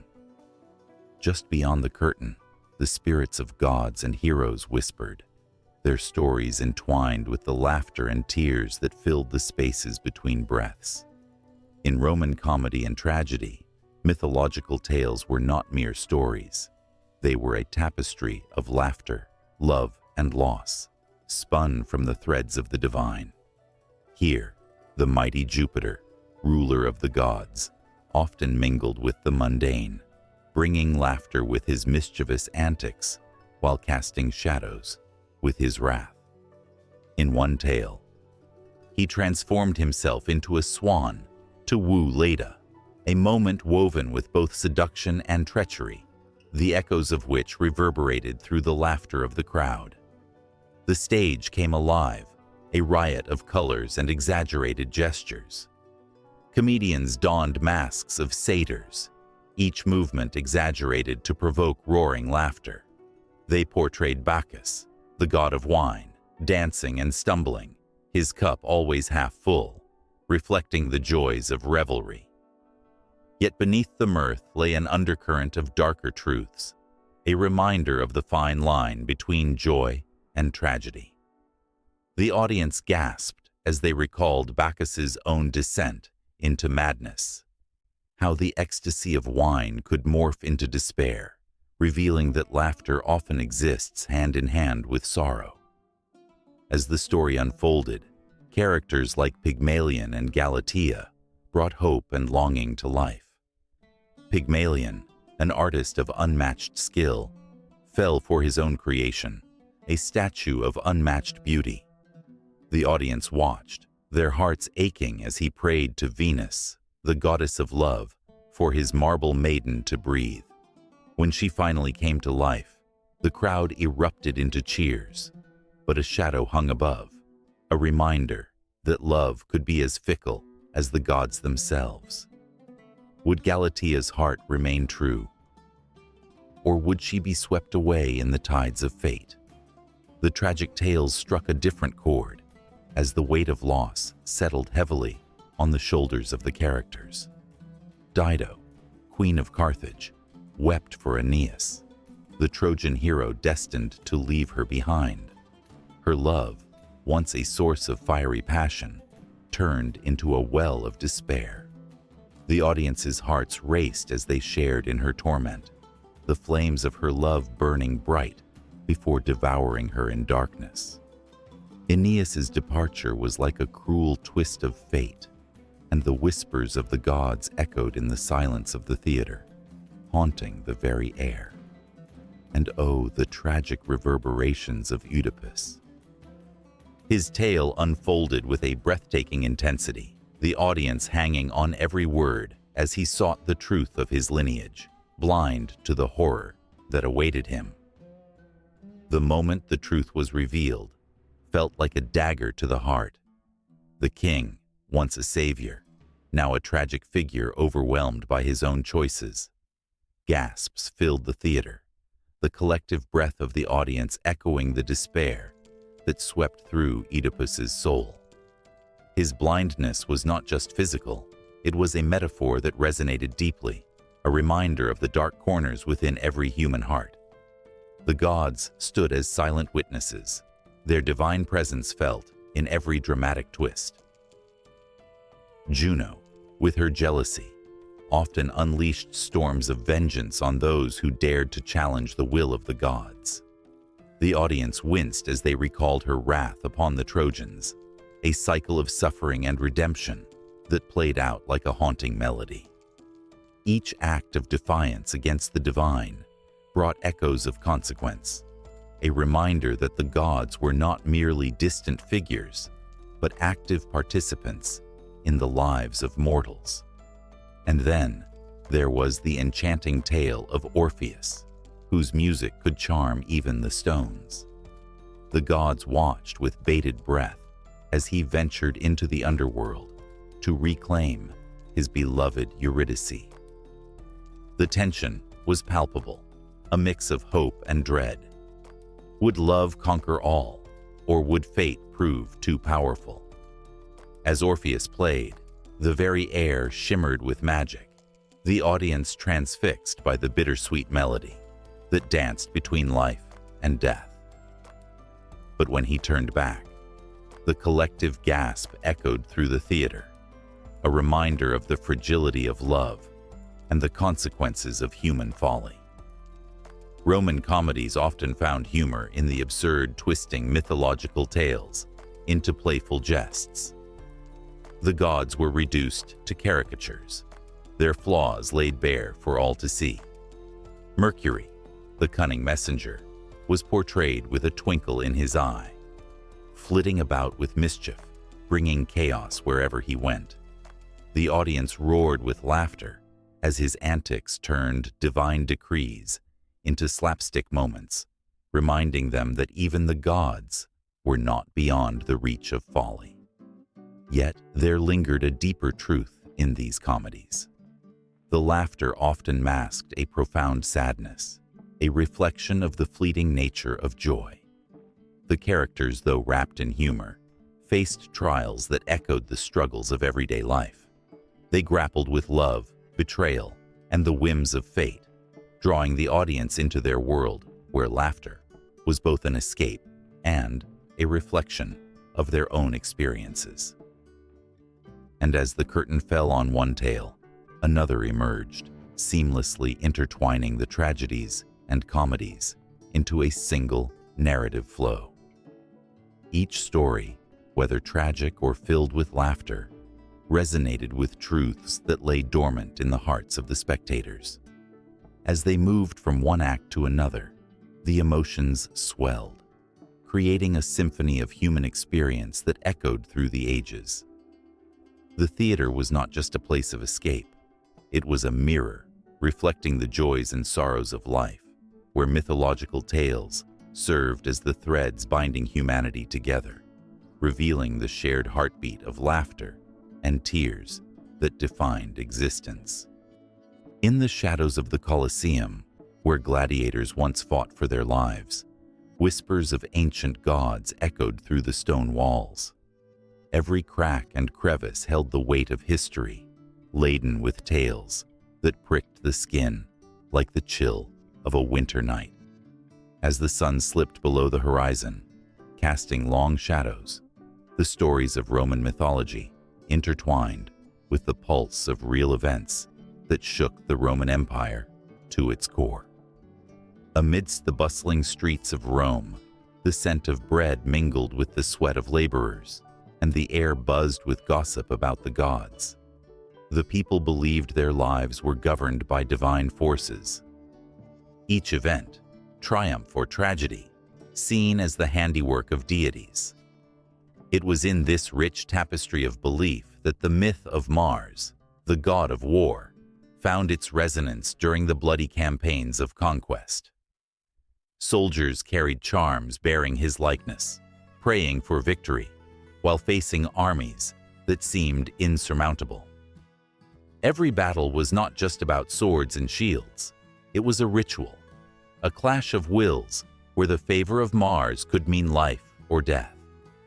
In one of the grandest temples, dedicated to Jupiter, the king of the gods, fervent worshippers pleaded for guidance on the eve of the Punic Wars.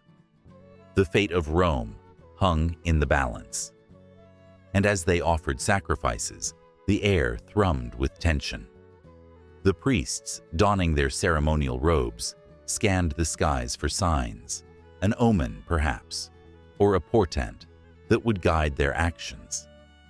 History tells us that these wars, fierce and brutal, were pivotal in shaping the empire's destiny.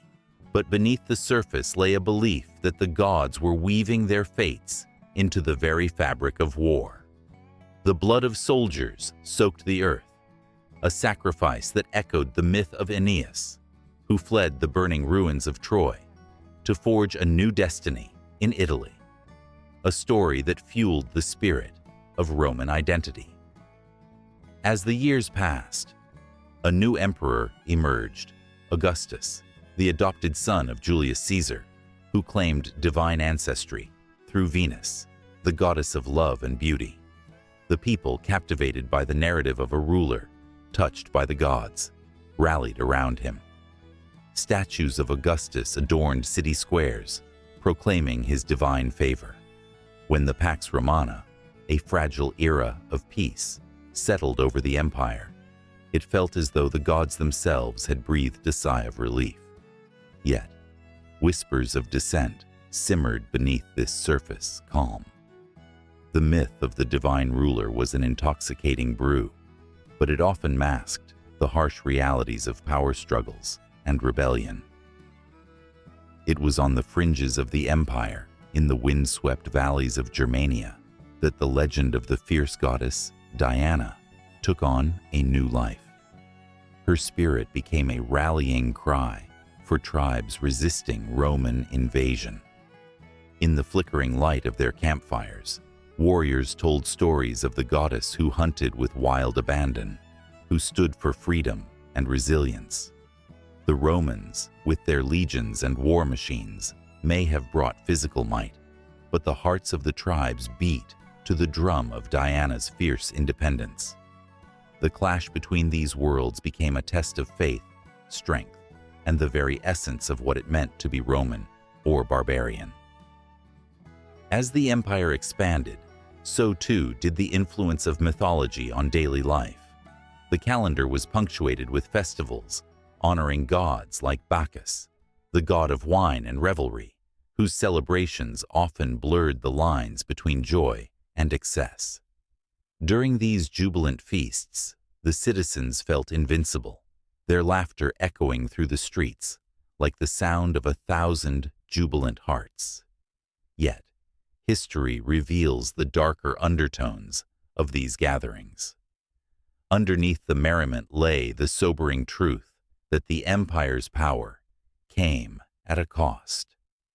The extravagance mirrored the empire's reach, stretching thin like a frayed rope, ready to snap at any moment. Then came the whispers of the oracles, prophets who claimed to interpret the will of the gods. During the reign of Nero, a ruler often remembered for his brutality, the streets were filled with rumors of divine messages. The great fire that engulfed Rome in 64 AD sparked chaos, and the people turned to their beliefs for answers.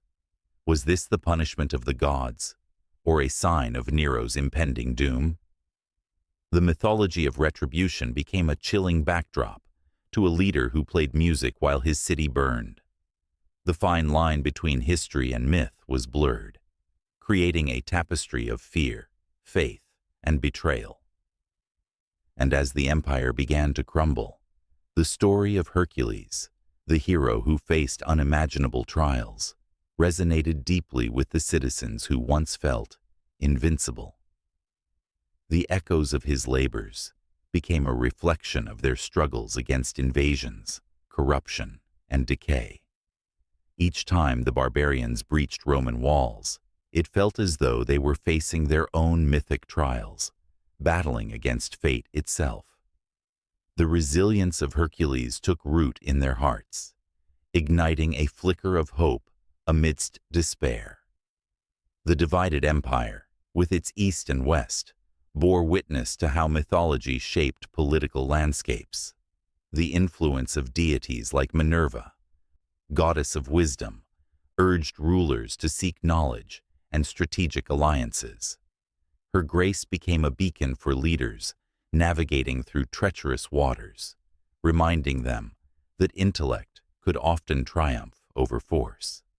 Yet, as history marched on, the very myths that once held sway over minds began to fade, giving way to new ideas that sought to redefine the narrative. Meanwhile, the rise of Christianity began to cast long shadows over the old pantheon.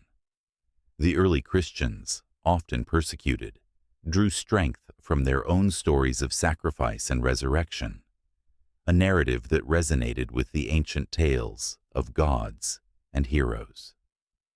The transformation from a polytheistic society to one that embraced monotheism marked a pivotal shift, where the old gods were either dismissed or reinterpreted.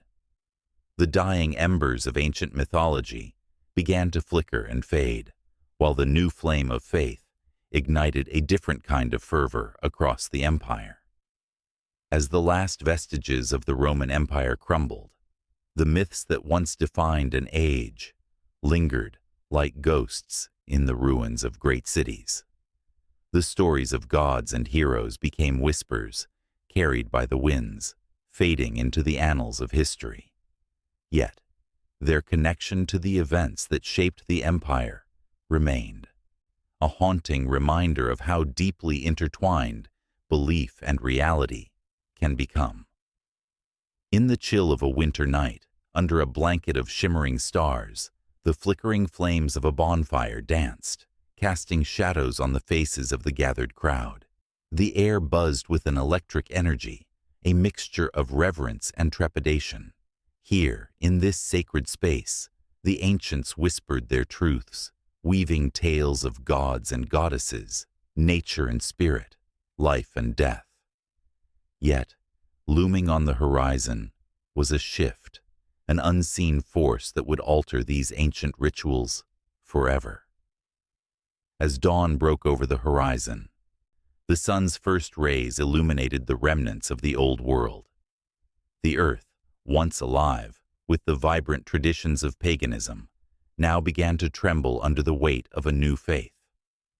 The stories that had once shaped lives were gradually being rewritten, reimagined under the influence of Christianity.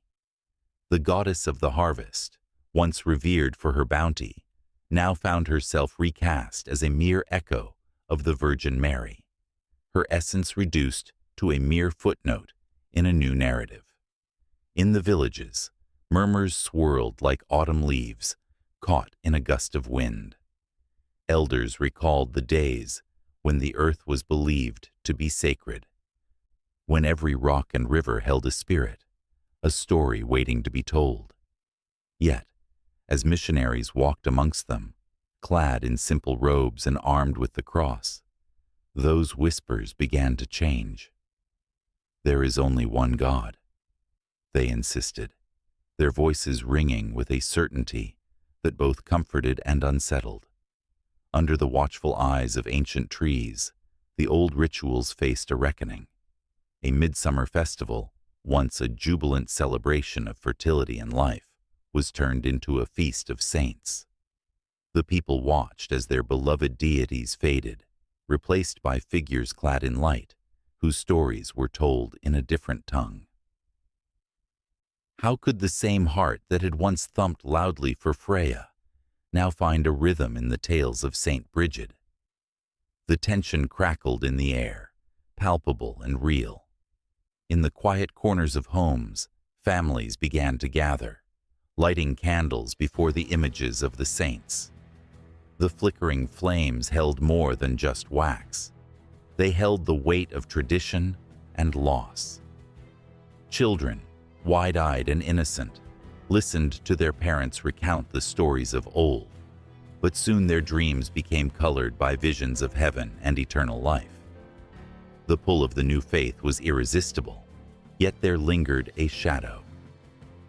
A longing for the warmth of the gods who had once walked among them. Seasons changed, and as the first buds of spring emerged, a great gathering took place in the village square. The air was thick with anticipation, a sense of something monumental on the brink of unfolding. The village chief stood before the crowd, a figure of authority, grappling with the tumult of change. He spoke of a new world, of love and forgiveness, but the old ways still sang in his heart like a haunting melody. The people, torn between the familiar chants of the past and the alluring promise of salvation, looked upon him with eyes full of questions. Then, a bold voice broke through the murmurs. Era, a young woman with a spirit as fierce as the flames of the bonfire. "We can honor both," she cried, her voice ringing like a bell. "Why must we choose one over the other? The earth is our mother, and the new God loves her too." A wave of gasps rippled through the crowd. Could they truly find a way to reconcile these contrasting beliefs? As night fell, the tension morphed into an electric pulse that thrummed through the air. An old shaman, his eyes lined with wisdom, approached Era. He had seen the transformation of the world and felt the sorrow of loss. "The stories are our lifeblood," he whispered, "but perhaps there is a way to weave them together." The flickering firelight illuminated the determination etched into his weathered face. It was a moment of profound possibility. In the weeks that followed, whispers turned into conversations, and conversations into gatherings. The village began to mold a new tradition, one that embraced both the old gods and the teachings of Christ. The harvest festival transformed into a celebration of both bounty and grace, where stories of the earth mingled with the tales of saints. Era led the charge, her heart aflame with passion, inviting everyone to share their histories, weaving them into a tapestry rich with diverse threads. Yet, the struggle was not without its challenges. Those who clung fiercely to the old ways resisted change, fearful of losing their identities. "You cannot serve two masters," they declared, eyes aflame with conviction. It was a battle of hearts and minds, a storm that raged just beneath the surface. Still, Era persisted, believing that the spirit of both could coexist, merging the sacredness of nature with the promise of eternal love. During the winter solstice, under a canopy of stars, the village gathered once more. This time, however, the air held a different energy, a sense of unity born from collective struggle. As the fire blazed, Era stood before the crowd, recounting the story of the star that led the wise men to Christ, paralleling it with the ancient legends of the stars guiding travelers home. She spoke of hope, of rebirth, as the darkest days of winter would soon yield to the light of spring. Tears glistened in eyes both young and old, the emotions swirling like the smoke of the fire. Here, amid laughter and stories, a new myth was born, one that honored the past while embracing the future. It was a magic that pulsed in their veins, binding them together in a way they had never felt before. The old stories were not lost. Instead, they were metamorphosed, reinterpreted through the lens of a new understanding. Era's heart swelled with joy as she watched the villagers dance, their laughter echoing through the night, reminding them that while the gods may have changed, the essence of belief, the need for connection, for love, for something greater than themselves, remained eternal. In the fires of transformation, they found not just a new faith, but a deeper understanding of the world around them. As the first light of dawn broke, bathing the village in golden hues, a new chapter unfolded. The transition from paganism to Christianity was not a severing. It was a tapestry woven with threads of history, belief, and hope. And in this vibrant melding of faiths, the echoes of the past continued to sing, reminding them that every ending is also a beginning, a sacred dance between the old and the new. The flame flickered on as the villagers gathered, their hearts united in the shared story, ready to embrace whatever awaited them beyond the horizon. The sun hung low over the cobblestone streets of ancient Rome, casting long shadows that danced like spirits among the bustling crowd.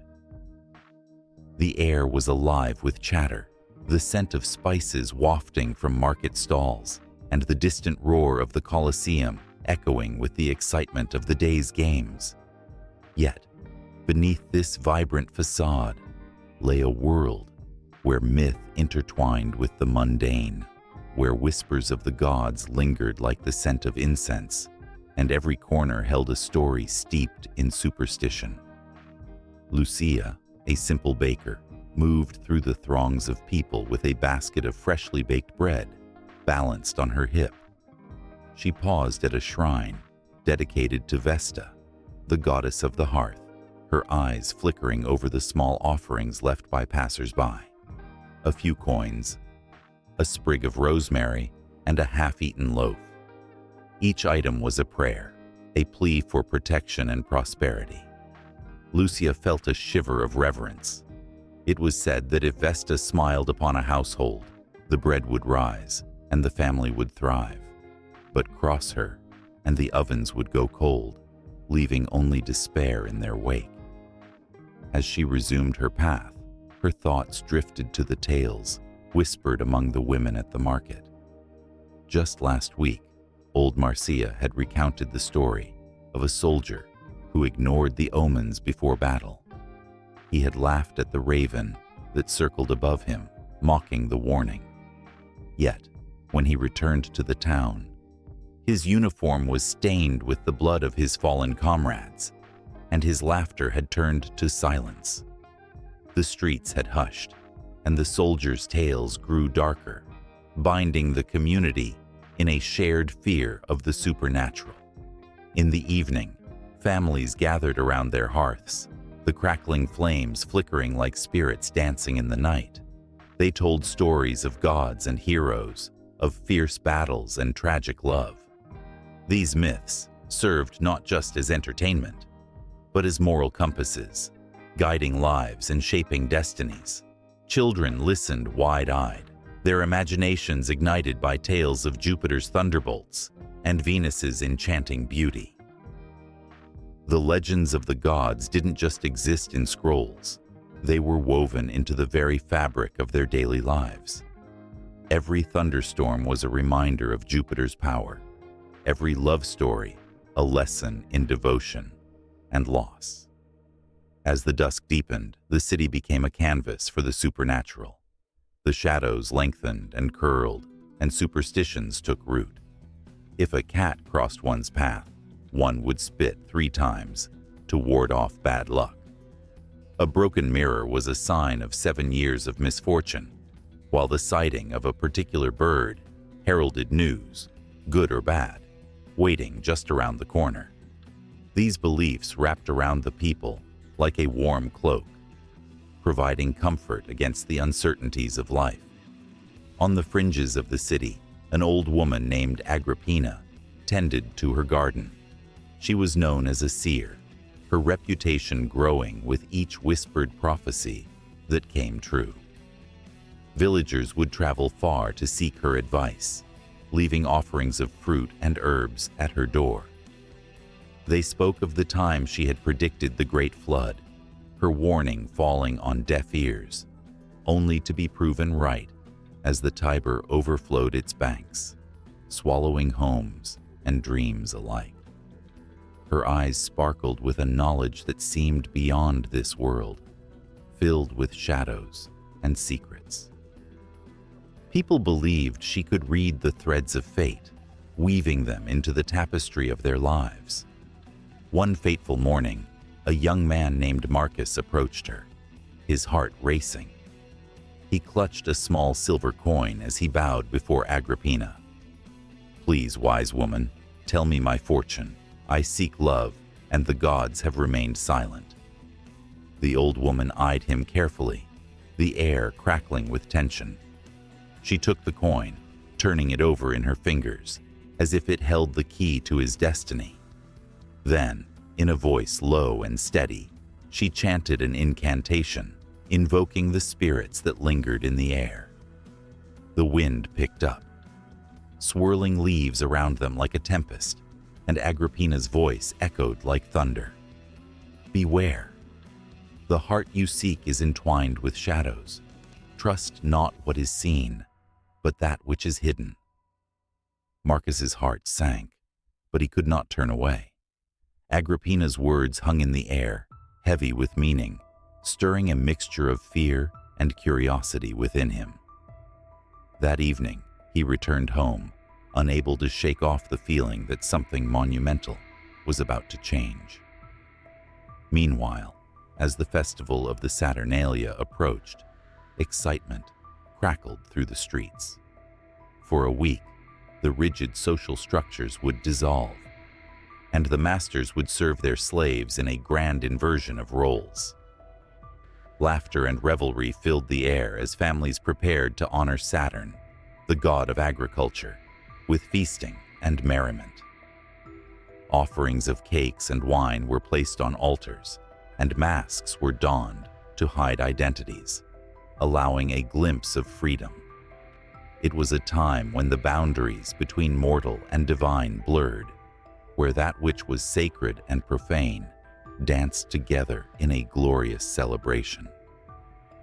But as the festivities drew near, so too did the tension of unfulfilled prayers and whispered fears. The dead were remembered, their spirits invited back to join the living in the joys and sorrows of the festival. It was a time of reflection, where the myths of the past echoed through the laughter, urging families to honor their ancestors and the gods who watched over them. The night sky, dotted with stars, felt like a vast canvas painted with the stories of their lives, each flickering light a reminder of those who had come before. Amid the laughter, an unsettling feeling lingered in the air, a reminder that even in joy, the specter of fate loomed large. Would the gods be appeased? Would their blessings rain down upon the city? Or would misfortune cast a long shadow over the festivities? The people stood at the precipice, hearts racing, caught between hope and dread, unaware that the true power of myth lay not just in the stories they told, but in how they lived each day, tethered to the unseen forces that shaped their reality. In the flickering torchlight of a vast marble hall, a hush fell over the assembled crowd. The air was thick with anticipation, and hearts raced as they witnessed a moment that transcended the ordinary. The moment a man became a god. The scent of incense wafted through the air, its faint sweetness mingling with the salty tang of sweat and excitement. Rome, in all her grandeur, held her breath for the spectacle of deification, an event that would shape not just the legacy of a single emperor, but the very fabric of a civilization. Julius Caesar was the first, the trailblazer who walked this hallowed path. With the Senate's decree, he transformed from a man of flesh and blood into the divine, the Divus Julius. The moment was electric. When the flames of the funeral pyre licked the sky, they didn't just consume his body. They ignited the belief that he was reborn among the stars. Citizens wept, their tears mingling with awe as they witnessed the birth of a monumental idea. The emperor was not merely a ruler, but a god among men. Yet, this was only the beginning. The crowd clamored to witness the reign of Augustus, Caesar's adopted heir, who took the mantle of this newfound divinity and wielded it with a carefully crafted poise. His every move was calculated, his visage a blend of humanity and the divine. Statues erected in his likeness gleamed under the sun, each one a testament to his celestial authority. The resounding echoes of princeps, first among equals, could be heard across the empire.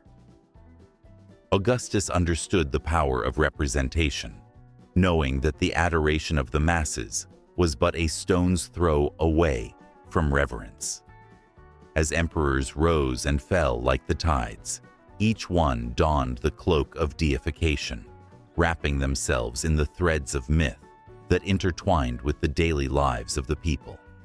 Tiberius, Caligula, Claudius, they were all bound by the same celestial ambition.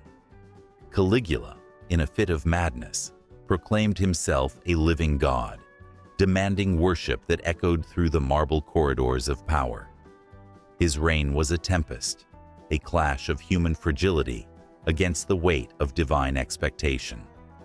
The crowds, once enamored, now trembled in fear, caught between reverence and terror, wondering if their emperor was a god or a monster. In the shadow of the Palatine Hill, where the whispers of the past clung to the stones, Nero ascended, a figure draped in tales both tragic and grand. His love for the arts was matched only by his erratic rule. One moment, he was a patron of poetry, the next, a figure of wrath. During a great fire that consumed Rome, he stood aloof, fiddling while the city burned. Some claimed he was the embodiment of the divine folly, caught in a spectacle that blurred the lines of sanity and godhood. The emperors were not only rulers, they were symbols, pulling the heartstrings of the populace.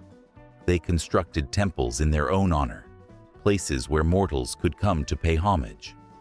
The citizens offered prayers to the divine progenitor of their leaders, hoping for favor in a world dictated by whim and caprice.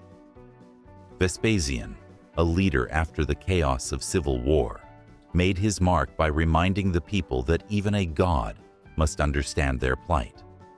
With a playful grin, he famously quipped that he was merely a mortal who could heal the sick and raise the dead, if only he had the power. The stories of these emperors intertwined with the larger tapestry of Roman mythology, echoing the legends of gods like Jupiter, the king of the gods, and Mars, the god of war. The emperors fashioned themselves after these divine figures, adopting their attributes to bolster their own legitimacy. Each one was a carefully woven narrative, a living myth meant to inspire devotion and awe. As the excitement built among the masses, it was the cult of the emperor that solidified the connection between the divine and the mortal. Temples sprang up dedicated to the worship of the emperor, transforming the very landscape of Rome. Priests devoted their lives to these deities, conducting rituals that honored the emperors as if they were seated on thrones in the heavens. The line between devotion and desperation blurred as the people sought solace in the belief that their leaders were more than flesh. They were divine vessels. In a climactic moment, when Commodus strode into the arena, adorned in the glistening armor of Hercules, the crowd erupted.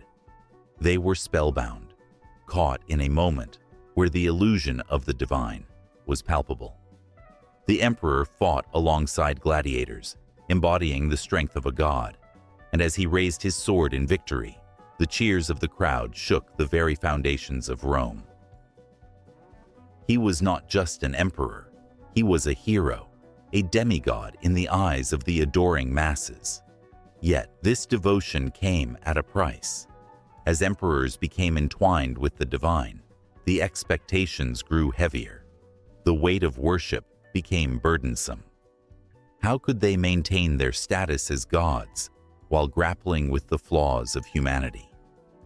The whispers of dissent began to creep into the shadows, echoing louder in the ears of those who had become disillusioned. The divine right of the emperors was challenged, and the very foundation of their worship trembled. As the empire expanded, so too did the cult of the emperor. From the bustling streets of Rome to the farthest reaches of Gaul and beyond, the idea of divine rulership seeped into every corner of life. Citizens began to weave their own narratives, interpreting the divine in ways that suited their own lives, creating a complex tapestry where emperor and god were one and the same. The stories of these emperors, wrapped in myth and magic, shimmered like stars in the vast Roman night, each one a flickering testament to the undying human desire for connection, both to the divine and to one another. The flame of deification burned brightly, illuminating the path of power, glory, and the ever-looming specter of mortality. With each passing decade, the emperors crafted their stories, standing at the precipice of myth and reality, transforming the very concept of leadership in a world that both revered and feared them.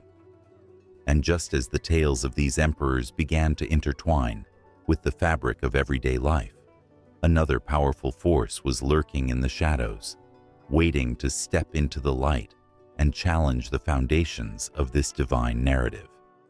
In the dim glow of a flickering candle, an ancient scroll lay open, its yellowed parchment whispering secrets of gods and heroes long forgotten. The air crackled with history, each word a thread woven into the fabric of time, connecting the past to an unyielding present. As the words danced before the eyes, tales of fierce battles, divine interventions, and moral dilemmas surged forward, bearing the weight of humanity's quest for meaning. The gods of Rome, Jupiter, Mars, Venus, and countless others, were more than mere characters in a story. They were reflections of human nature, often flawed and endlessly fascinating. Each deity embodied traits that resonated with the viewers of their time and far beyond, becoming symbols that would transcend eras and cultures. The passion of Venus, the wisdom of Minerva, and the wrath of Jupiter ignited the imaginations of those who sought to understand their place in the universe. As the Roman Empire expanded, it didn't just conquer lands, it spread stories and ideals, embedding them into the very DNA of the cultures it touched.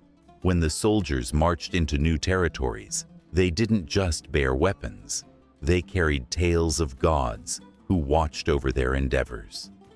The Romans, with their amphitheaters echoing with the roars of excited crowds and their temples reaching toward the skies, immortalized these myths in art and literature, giving birth to an enduring legacy. Renaissance artists, with their paintbrushes trembling with inspiration, turned to the mythology of Rome to evoke emotions that were both familiar and exhilarating. Think of Botticelli's Birth of Venus, where the goddess rises from the sea, her beauty radiating like sunlight on water. This was not merely a painting, it was a doorway, drawing viewers into a world where divine beauty intertwined with earthly desires. The viewers saw themselves in the struggles of these deities, their triumphs ringing true in their own hearts. Literature, too, was painted with the vibrant hues of Roman mythology. Shakespeare, the Bard of England, often dipped his quill into the rich well of Roman tales. Characters like Julius Caesar and Brutus became vessels for exploring themes of power, betrayal, and destiny. Audiences gasped at the unfolding of fate, recognizing in their own lives the same battles that echoed across the ages. The moral complexities of the Roman gods translated seamlessly into the struggles of humanity, making the ancient ever relevant. As centuries passed, the influence of Roman mythology wove its way into the very fabric of Western thought. Philosophers and scholars drew upon these ancient tales to illustrate complex ideas and moral lessons.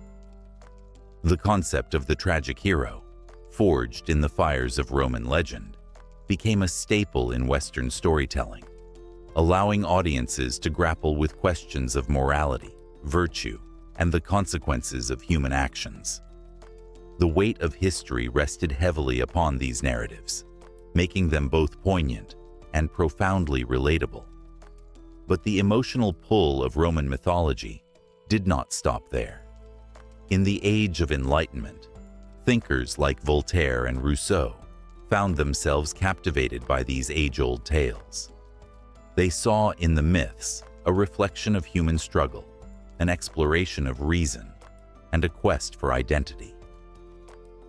The poignant stories of sacrifice and love became allegories for their own philosophical inquiries, fueling debates and inspiring movements that sought to reshape society.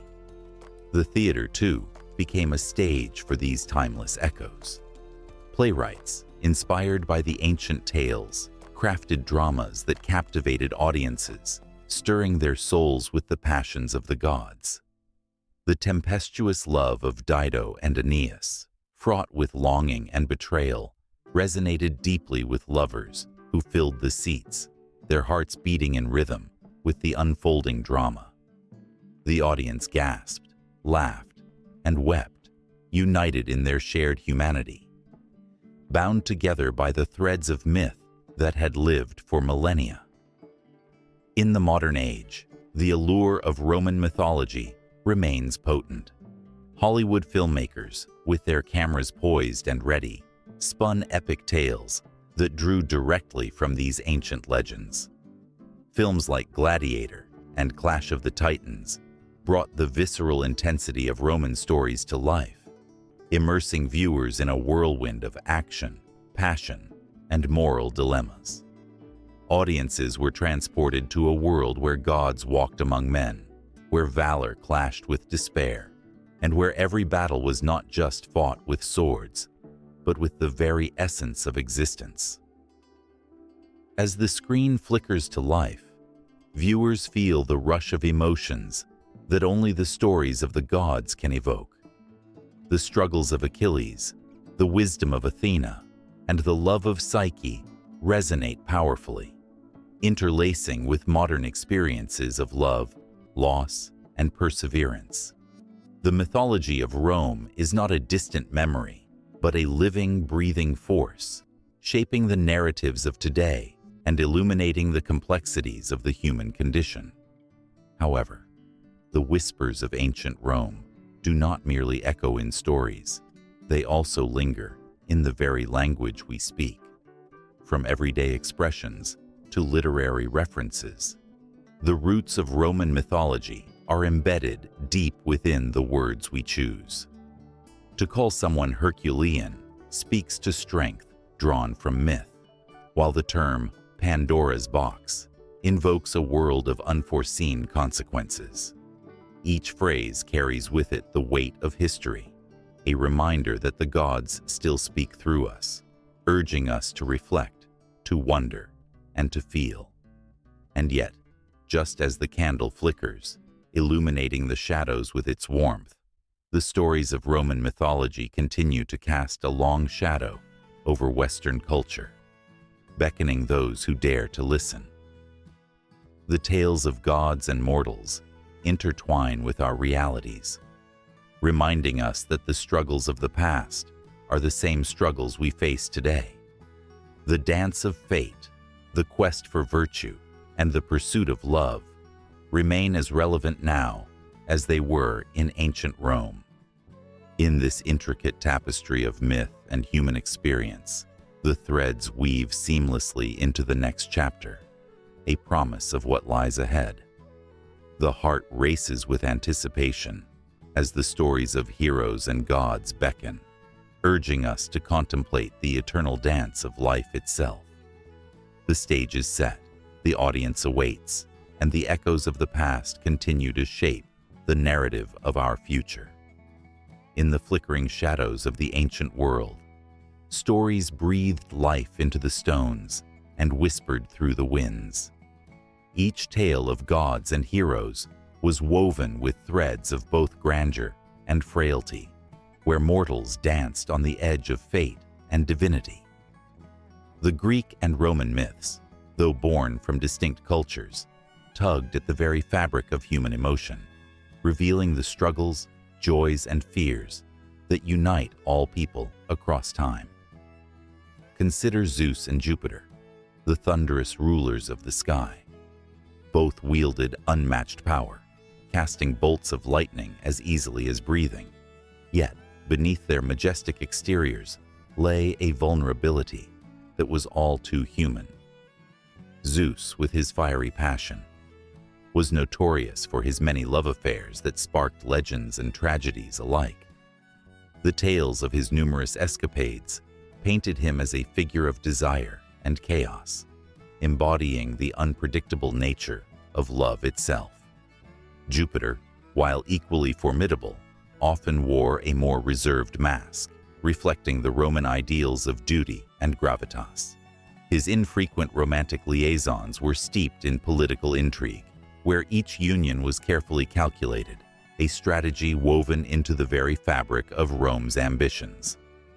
As the sun set, casting an orange glow over the hills, the stories of these gods echoed in the hearts of the people. The Greek pantheon was vibrant and chaotic, filled with deities who were as flawed and passionate as the mortals they watched over. Athena, the wise goddess of war and strategy, emerged from Zeus's head, fully grown and armored. The tale of her birth was a testament to the Greeks' admiration for wisdom, creating a fierce protector who valued intellect over brute force. On the Roman side, Minerva took on her role with similar reverence, but was painted with a brush of discipline and order. She stood not just as a warrior, but as a guardian of society, embodying the values of the Republic, where knowledge and governance coalesced. The emotional pulse quickened as stories of love and rivalry unfolded. Take Aphrodite and Venus, goddesses of love, whose very names conjured visions of beauty and desire. Aphrodite emerged from the sea, an enchanting symbol of passion and attraction. Her presence ignited the hearts of both gods and men, illustrating the Greeks' understanding of love's fierce and unpredictable nature. In contrast, Venus was not merely a goddess of romance. She was a powerful figure entwined with the destiny of Rome itself. The Romans revered her as a nurturing force, a mother who not only inspired love, but also embodied the strong foundation of family and loyalty that Rome held sacred. Yet, it was the gods' capriciousness that made them relatable, stirring something deep within. The rivalry between Ares and Mars carved a path of conflict that resonated with the human experience. Ares, the Greek god of war, reveled in chaos and bloodshed, embodying the brutal reality of battle. His unpredictable nature brought destruction and fear, reflecting the Greeks' understanding of war's tumultuous spirit. Mars, on the other hand, represented the disciplined soldier, a protector of the Roman state and its citizens. His battles were framed within a structure, a path to glory rather than chaos, hinting at the Romans' aspirations for order and triumph. The emotional stakes rose even higher, with stories of heartbreak and loss. Persephone's descent into Hades captured the essence of grief and longing. Her story, a haunting dance of the seasons, resonated with the ancient Greeks, who understood the cycle of life, death, and rebirth. As Demeter searched for her daughter, the earth fell silent, crops wilted, and joy disappeared. This deep sorrow was a reflection of the human condition, a stark reminder of love's fragility. In contrast, Proserpina's tale in Roman mythology echoed similar themes, but wore a cloak of political significance. Her journey was not just one of personal loss, but also a statement of power dynamics, representing the shifting tides of control between the realms of life and death. As the evening deepened, the air thickened with tension. Prometheus, the titan who dared to defy Zeus, embodied the struggle between knowledge and punishment. His act of stealing fire for humanity was a testament to the Greeks' thirst for enlightenment, filled with the hope and despair that comes with progress. The agony he faced as he was chained to a mountaintop, his liver pecked out daily by an eagle, served as a chilling reminder of the price of defiance. Yet, in Roman tales, the focus shifted slightly. The stories of the gods emphasized the virtues of humility and obedience, where Prometheus's fate served as a cautionary tale against hubris, echoing the Roman belief in the importance of societal harmony. Caught within the webs of these stories, the lines between gods and mortals blurred. The personalities of the deities evolved, their narratives steeped in the emotions of the people they influenced. The Greek myths were rich with tragedy, filled with mortals like Odysseus and his treacherous journey home, a reflection of human resilience forged through suffering. In contrast, the Romans sculpted their own heroes, like Aeneas, whose journey was not just about survival, but about the establishment of a new world. Here, the Romans infused their stories with a sense of destiny, a belief that their trials were part of a greater purpose. But as the sun dipped below the horizon, it became clear that these myths were more than mere stories. They were the lifeblood of two cultures, pulsating with the hopes and fears of their people. Each deity, with their unique quirks and qualities, echoed the complexities of humanity itself. The Greeks and Romans may have shared gods, yet their interpretations painted a vivid canvas of contrasts. Amidst the tension and emotion, the tales of these gods continued to flow, weaving seamlessly into one another, as the candle flames flickered, illuminating the faces of those who listened. Each listener was caught in a trance, their hearts racing with anticipation for what would unfold next.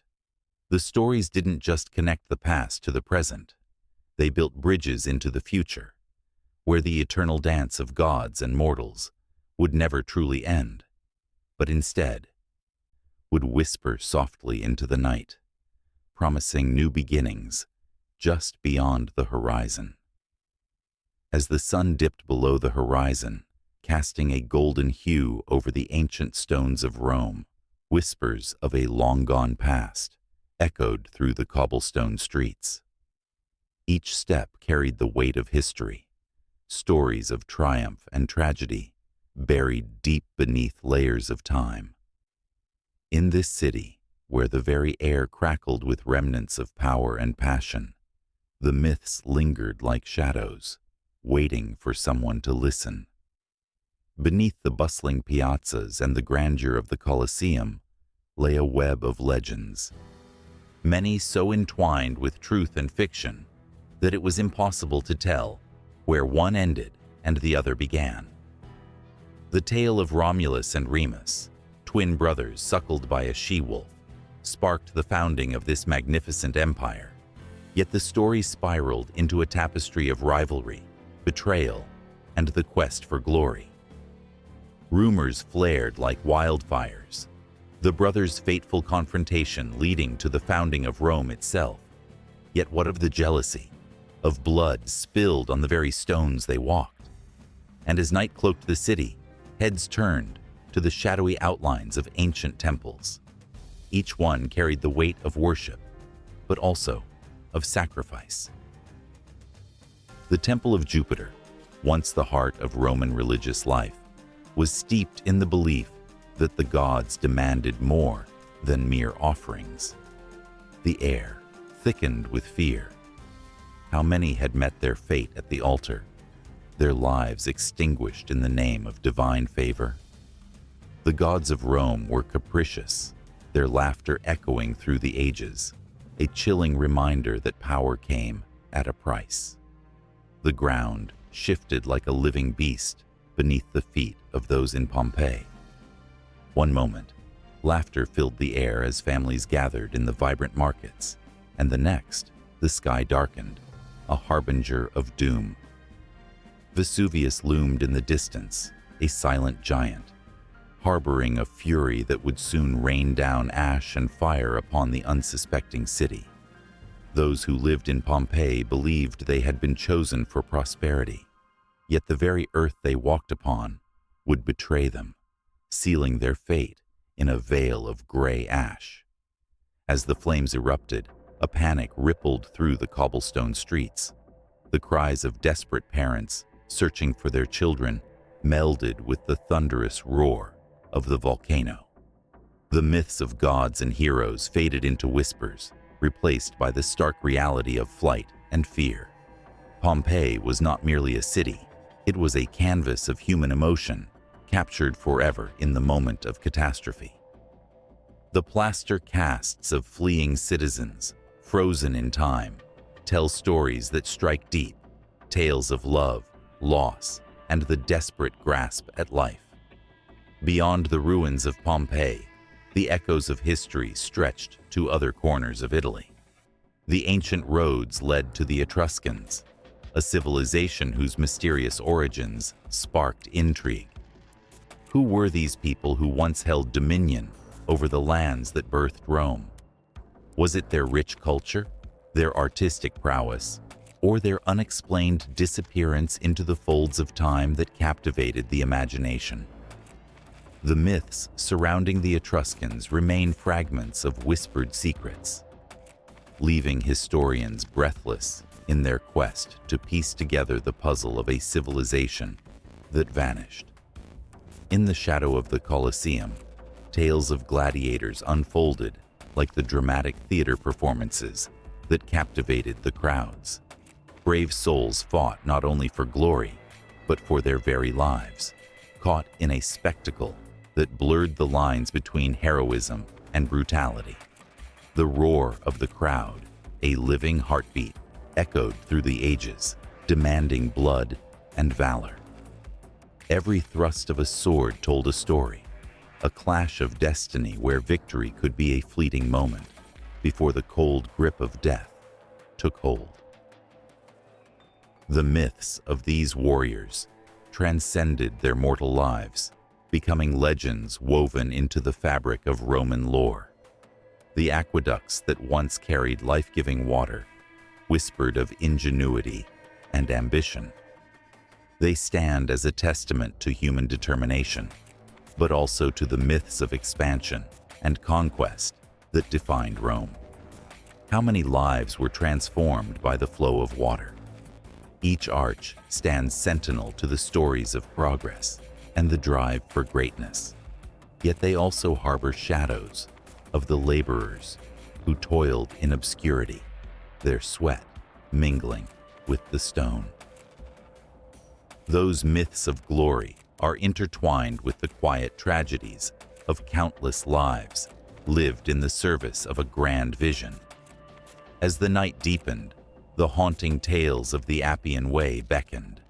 This ancient road, lined with tombs and memorials, was a path not only for the living, but for the dead.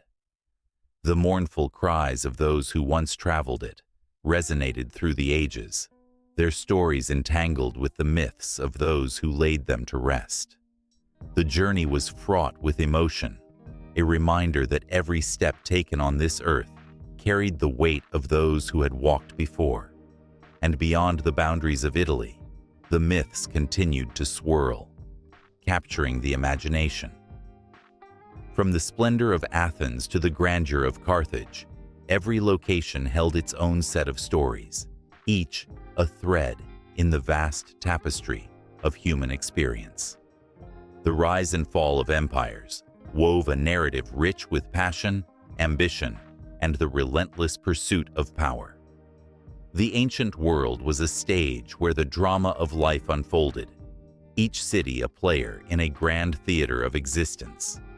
In this theater of myths, where the lines blurred between fact and fiction, the emotions surged. The laughter of children played beneath the shadows of towering columns. The cries of warriors echoed in the arena, and the dreams of builders breathed life into stone. Rome, Pompeii, and beyond were not just places on a map. They were living, breathing entities, infused with the hopes, fears, and desires of those who came before. In the stillness of the night, as the moon cast its silvery glow upon the ruins, one could almost hear the whispers of the past, beckoning to be heard. The myths of these cities reached far beyond their physical form, resonating in the hearts of those who dared to remember.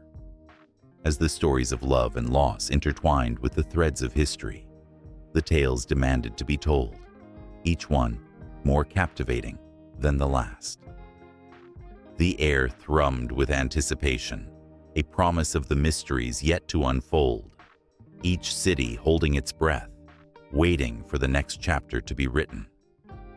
And in the silence, beneath the weight of history, the myths remained alive, calling to those who would listen, forever weaving their rich tapestry into the very fabric of existence. On a crisp morning in Florence, the sun spilled over the city like molten gold, illuminating the intricate marble facades of buildings that had witnessed centuries of human ambition. Among the bustling streets, artists and thinkers were awakening to a world where the whispers of ancient gods and heroes echoed in every corner.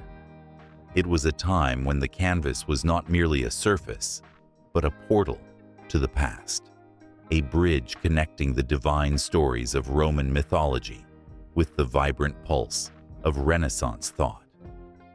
In this electric atmosphere, a young artist named Botticelli stood in his workshop, surrounded by the scents of paint and varnish.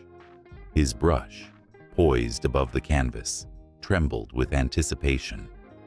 He was about to bring forth Venus, the goddess of love, emerging from the waves. Her beauty, a reflection not only of myth, but of every longing heart under the Tuscan sun. The Romans had called her Venus, but to Botticelli, she was more than a deity. She was an embodiment of desire, passion, and the very essence of life itself. With each stroke, he summoned the spirit of a world that had flourished for centuries, where gods walked among men, and tales of their grandeur shaped human destiny. Across town, a philosopher named Pico della Mirandola engaged in fervent discussions with his peers, their voices rising and falling like the tides. They debated the nature of humanity, drawing parallels between the nobility of man and the greatness of the gods. The ancient myths were not just stories to them. They were vital lessons about virtue, ambition, and the eternal struggle between fate and free will. Each tale of Hercules' trials or Jupiter's capriciousness became a lens through which they examined their own experiences, a reflection on the complexities of life. The gods, with their flaws and triumphs, mirrored the very essence of humanity. As Botticelli captured the ethereal beauty of Venus, echoes of Roman mythology seeped into every brushstroke. The Muses, divine patrons of the arts, inspired artists with creativity and innovation, their influence palpable in works that transformed the landscape of art.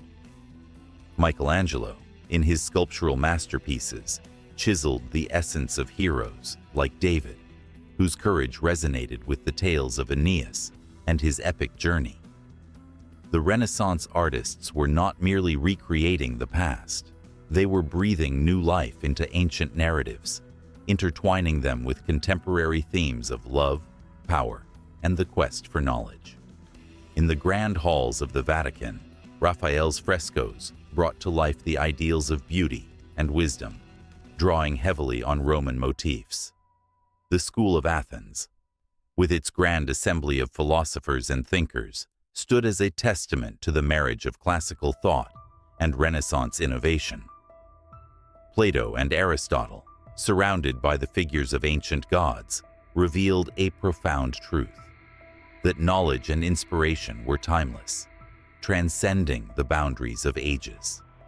Here, the legacy of Roman mythology didn't just inspire art, it was woven into the very fabric of human thought. As the sun dipped lower in the sky, casting a warm glow through the open windows of art studios and libraries, an electric energy coursed through the streets. The legacy of mythology was not without its tensions. The artists, reflecting on the works of their predecessors, felt the weight of expectation on their shoulders. They struggled to find their own voices while paying homage to the greats who had come before them. It was a delicate dance of honoring tradition while daring to innovate. In the bustling marketplaces, merchants and scholars engaged in animated conversations about the latest poetic works that echoed the grandeur of Virgil and Ovid. The people of Florence, filled with hope and ambition, yearned for tales that spoke to their own aspirations. In the romanticized stories of gods and mortals, they found solace and inspiration, stirring a collective imagination that propelled the Renaissance forward. Meanwhile, the powerful Medici family, patrons of countless artists and thinkers, understood the magnetic pull of these ancient stories. They commissioned works that celebrated the gods, weaving their influence into the very identity of Florence. The Medici knew that by fostering the legends of the past, they could elevate their own status, connecting their legacy with that of the divine. The statues, paintings, and literature that emerged during this period were not just expressions of creative genius. They were powerful tools that shaped the political and social landscape. In quiet corners of the city, scholars pored over ancient texts, breathing life into forgotten myths. They sought to understand the significance of these stories, their moral teachings relevant even in a modern context. The tales of transformation, sacrifice, and redemption resonated deeply, as those who read them found comfort in the idea that they too could transcend their circumstances, much like the heroes of old. As twilight settled over Florence, the stars began to twinkle overhead, casting a mystical glow over the city. The stories of Roman mythology, infused with the vivid creativity of the Renaissance, created a tapestry of human experience that was both breathtaking and profound. The legacy of the ancient gods lingered in the air like an intoxicating perfume, intoxicating and alluring. With the dawn of a new day, the cycle of inspiration continued, each artist, philosopher, and poet adding their voice to the chorus of creativity. The legacy of Roman mythology was alive, pulsating with energy, urging them to seek beauty in their world and tell stories that would echo through the ages. The past did not fade. It transformed and mingled with the present, ensuring that the lessons of love, ambition, and the divine would forever resonate in the hearts of those who dared to dream. The canvas awaited, and beneath the surface of every stroke lay the promise of eternity, a reminder that even in the depths of struggle, the essence of the gods was but a heartbeat away. In the flickering light of a cozy cafe, a young woman clutched her coffee with trembling hands, her heart racing as she turned the pages of a tattered book. The cover showed a fierce warrior, a goddess draped in battle armor, her eyes blazing like the stars in a twilight sky. It was a retelling of ancient Roman myths. But these weren't just stories of gods and mortals. They sang of love, betrayal, and the eternal struggle between fate and free will. The words leapt off the page, weaving a spell that drew her deeper into a world where the divine brushed fingers with the human. Not far away, a group of students gathered in a dimly lit classroom, their faces aglow with the blue light of their laptops. Here, a professor animatedly recounted the tale of Aeneas, the Trojan hero destined to found Rome. His voice rose and fell like the tides, drawing gasps of awe when he described Aeneas's journey through the underworld. The students, their eyes wide, were captivated by the haunting image of Dido, the queen abandoned by her love, her heart shattering like glass. In this modern retelling, the ancient themes of love and loss resonated, echoing the pain of their own lives. Lost loves, ambitions dashed, dreams unfulfilled. In the city, a street artist splashed colors onto a crumbling wall, transforming it into a mural of Bacchus, the god of wine and ecstasy, surrounded by swirling vines and grapes. Each brushstroke captured the essence of celebration, but there was a hint of darkness lurking in the corners. Bacchus was not just a figure of joy. He was a reminder of how easily indulgence could slip into excess. Passers-by stopped, their jaws dropping at the beauty, but also feeling the pang of warning. How often had they danced too close to the edge? Later that evening, in a packed theater, a modern adaptation of Medea unfolded. The actress, her face a mask of fury and sorrow, channeled the fierce spirit of the ancient sorceress. As she recited her lines, the audience felt every stab of betrayal, every ounce of rage. Here was a woman scorned, her story told anew, a reflection of the struggles women face today. The audience held their breath, teetering on the brink of understanding the depths of her sorrow and the ferocity of her revenge. The energy in the room crackled, as if each viewer could feel the weight of centuries pressing down upon them. A few blocks away, a writer tapped away at keys, crafting a new novel that intertwined the fates of Roman gods with the lives of modern-day heroes. The protagonist, a young man grappling with his identity, was visited by Mercury, the messenger god, who whispered secrets of destiny and free will into his ear. With each word, the writer laid bare the struggles of today's youth, their battles with expectations, dreams, and the relentless push of time. Readers would soon devour this story, feeling the pulse of history mingle with their lives, a tapestry woven from ancient threads. Television screens flashed with a new series, one where gods walked among mortals in bustling cities, their ancient powers clashing with the mundanity of modern life. Jupiter, now a wealthy entrepreneur, wielded influence like a double-edged sword. The show's writers pulled from the well of Roman mythology, breathing fresh life into characters steeped in antiquity. Each episode left viewers gasping, their emotions flaring as they witnessed love triangles, family feuds, and the eternal battles between power and humility. How could these ancient tales feel so relevant? At a local bookstore, an elderly man shared stories of the past, recounting the ancient myths with the kind of passion that made listeners believe they were there, standing on the shores of the Tiber River. His audience, young and old, hung on every word, their imaginations ignited by tales of gods who walked among them, of heroes who faced insurmountable odds. The laughter, the tears, and the gasps of recognition filled the room, mingling with the scent of old paper and coffee. In a world where ancient myths spilled into the veins of modern lives, the connections grew ever stronger.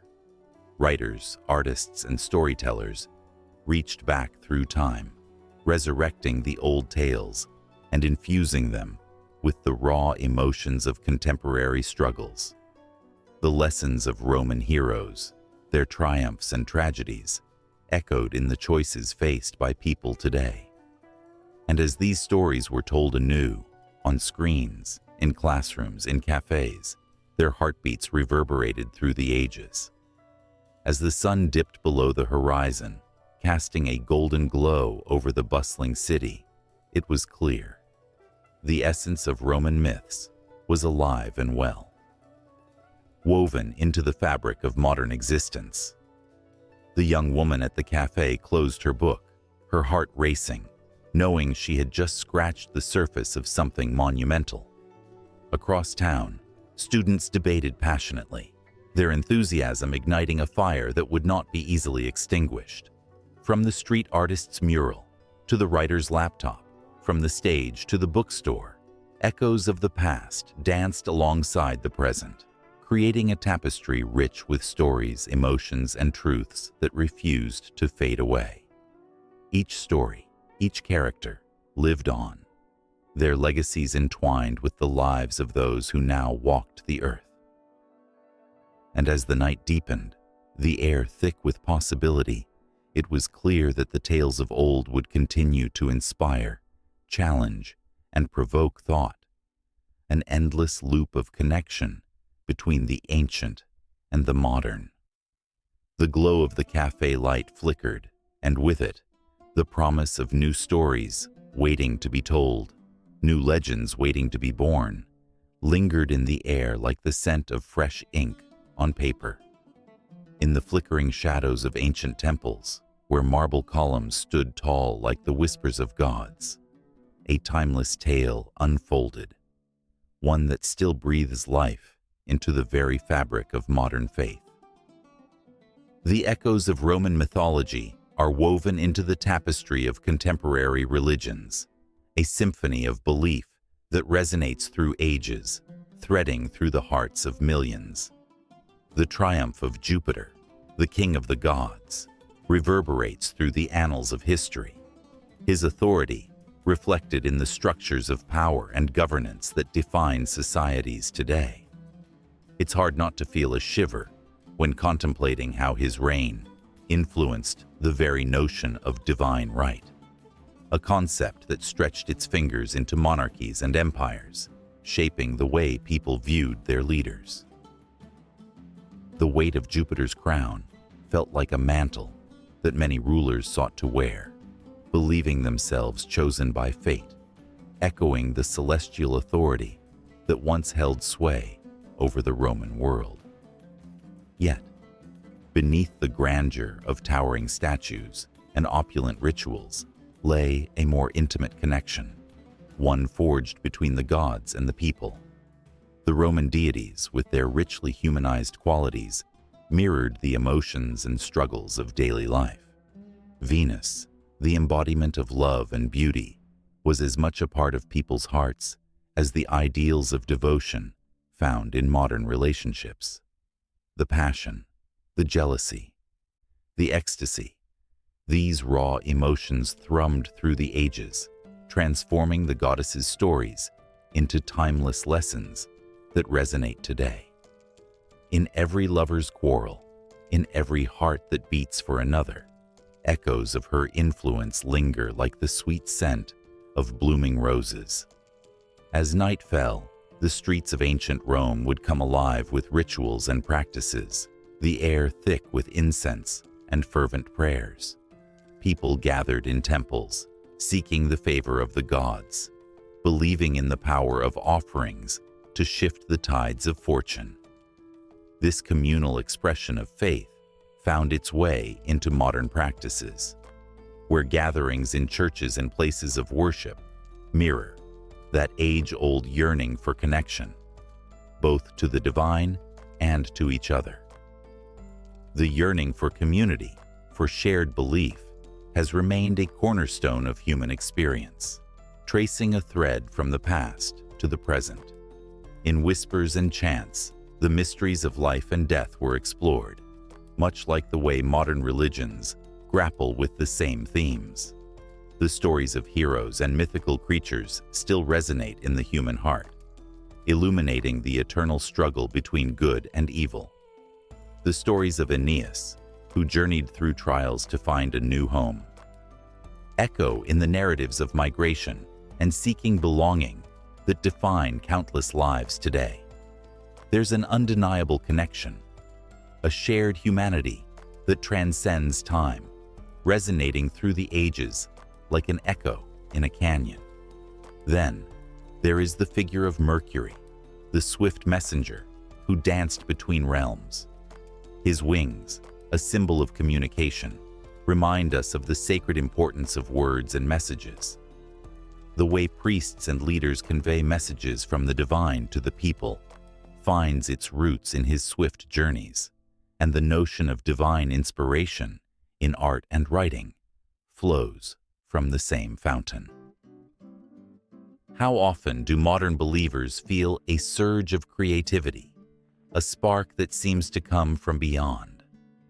Mercury's legacy lives on in every artist who feels driven to capture the divine in paint or prose, in the unspoken connection between creation and creator. The gods may have faded from the temples, but their stories persist, reshaping the narratives of modern religions. Christianity, for example, absorbed elements of Roman thought, adapting and transforming ideas to fit a new paradigm. The concept of the afterlife, the moral teachings, and the very notion of a divine presence watching over humanity resonate with shadows of Roman beliefs. The transformation from polytheism to monotheism didn't eradicate the echoes of the past. Rather, it reshaped them, creating a new framework for understanding the divine. The passion of Bacchus, the god of wine and revelry, spills into the cups of modern celebrations, where wine becomes a symbol of unity and communion. The rituals surrounding his worship, feasting, dancing, and sharing, remain a reflection of human joy and festivity. Every time a toast is made, a little piece of Bacchus lingers in the air, reminding individuals of the power of connection and celebration in faith. Yet, it's not just the gods of joy and love that shaped modern beliefs. The darker aspects of Roman mythology also seeped into consciousness. The fear of the Furies, the relentless avengers of wrongdoing, resonates in the moral compass many seek to navigate today. The struggle between justice and vengeance, between right and wrong, is a timeless dance that keeps the heart racing. How often do the stories of ancient retribution warn contemporary souls against straying from the path of righteousness? The lessons of the past remain emblazoned in the minds of believers, a haunting reminder of the consequences of choices made in the shadows. As human beings continue to grapple with the profound questions of existence, the stories of Roman gods provide a framework, a lens through which to understand the complexities of life. Each character, with their triumphs and failures, reflects the essence of humanity. The gods may have been immortal, but their struggles were deeply relatable, providing a sense of comfort to those navigating their paths. In every prayer offered, in every tear shed, the echoes of those ancient tales remind the faithful that they are not alone in their struggles. The tension between the divine and the human experience reaches a crescendo in the stories passed down through generations. Each retelling carries nuances that resonate with the hearts of those who listen. There's a pulse of emotion, a flicker of hope that threads through these narratives, drawing people closer to their beliefs. The rich fabric of Roman mythology enriches modern faith, creating a tapestry that is vibrant and alive. And as the moon rises high, illuminating the remnants of ancient stones, it becomes clear that the influence of Roman mythology is far from a distant memory. It lives and breathes in the prayers whispered in quiet corners, in the rituals that bind communities, and in the hearts that yearn for understanding. Just as the gods once watched over their people, they continue to cast their shadows over the beliefs and practices that shape the world today. Each story, each whisper, weaving a connection that transcends time, drawing ever closer to the next revelation that awaits just beyond the horizon. In the dim light of a forgotten cavern, an ancient figure emerges from the shadows, echoing the whispers of an age long past. The flickering flames of torches cast a warm glow on weathered stone walls, revealing intricate carvings of gods and heroes, their stories frozen in time. These are not mere myths. They pulsate with life, waiting for the thread of a human touch to weave them back into the fabric of memory. As dust dances in the air, the heart quickens, sensing that something extraordinary lies just beneath the surface, yearning for acknowledgement. Not far from the bustling heart of Rome, excavators stumbled upon a hidden treasure, a mosaic depicting the legendary tale of Aeneas, the Trojan hero destined to found a new city. As the sunlight broke through the layers of soil, illuminating the vibrant colors of the mosaic, the scene burst forth. Aeneas, valiantly carrying his father on his back, guiding his son by the hand, bravely navigating the perils of the underworld. This visual echo of sacrifice and devotion stirred emotions, drawing connections between ancient struggles and modern love. Each tile, a story of courage, laid bare the timeless human experience. The excavation site became a hallowed ground, awakening passions that had lain dormant for centuries. People gathered, eyes wide in wonder, as stories of gods and mortals intermingled, each discovery revealing the deep roots of Roman beliefs. Among the artifacts, a small, tarnished statue of Venus, the goddess of love, caught the sunlight, glimmering with a soft allure. It whispered tales of passion, devotion, and the inevitable heartbreak that accompanies desire. The crowd held its breath, captivated by the sheer intimacy of her gaze, as if she were sharing secrets of love that transcended the ages. In another part of the city, workers unearthed a temple dedicated to Bacchus, the god of wine and revelry. Rows of amphorae, once filled with the finest vintages, lay scattered like fallen leaves in the autumn chill. The laughter and music of ancient feasts echoed in the air, as the scent of aged grapes and spices lingered, wrapping around the senses like an embrace from a long-lost friend. The stories of indulgence and liberation poured forth, igniting a fire within the hearts of those who dared to dream. Here was proof that the pursuit of joy was as sacred as the pursuit of wisdom. As scholars examined the inscriptions on the temple walls, they unearthed a poignant truth. Romans celebrated their myths not just for entertainment, but as a mirror reflecting their own lives.